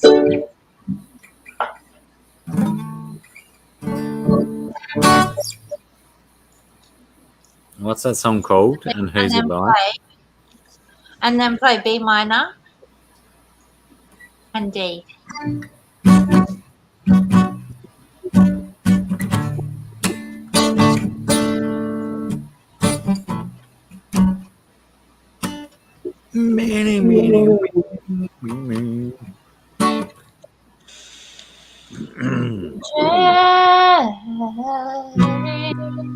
It's not gonna work. You know it, you know it. I must call it quits. Good evening, my friends. Both Thanks for hanging out, dude. and participants. It's been good.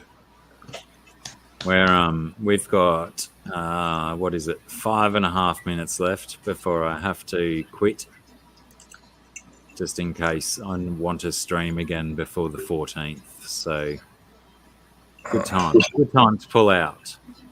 See ya. Thanks, dude. Bye. Thanks for having me. Appreciate your input Yeah. and appreciate your lovely face.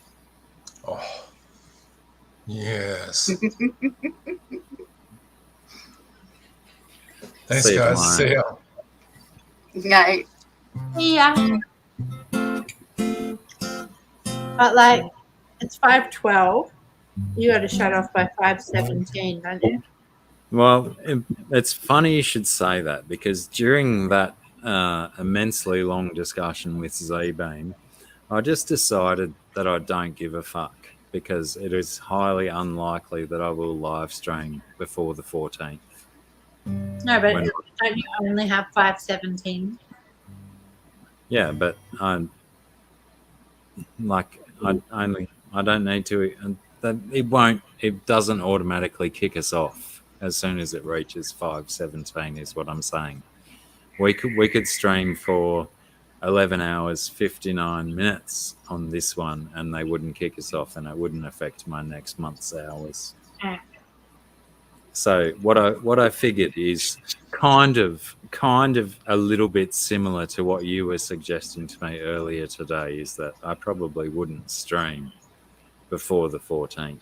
So, let's just do a 11.5 hour stream. Pam, you're up for that, right? No, It's like so close.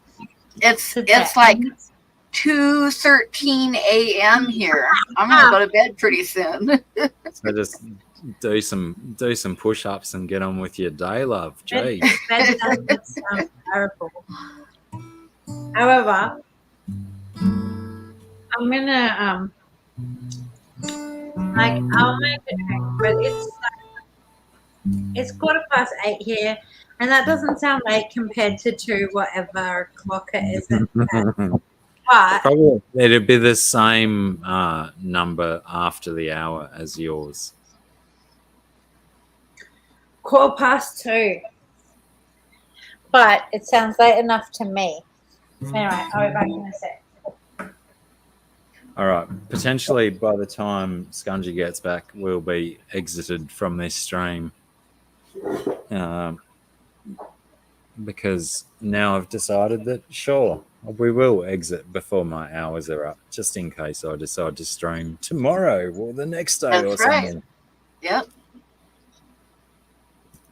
So thanks everyone for hanging out. Thanks for those who purchased some art. And thanks to those eyeballs that even just looked at the art.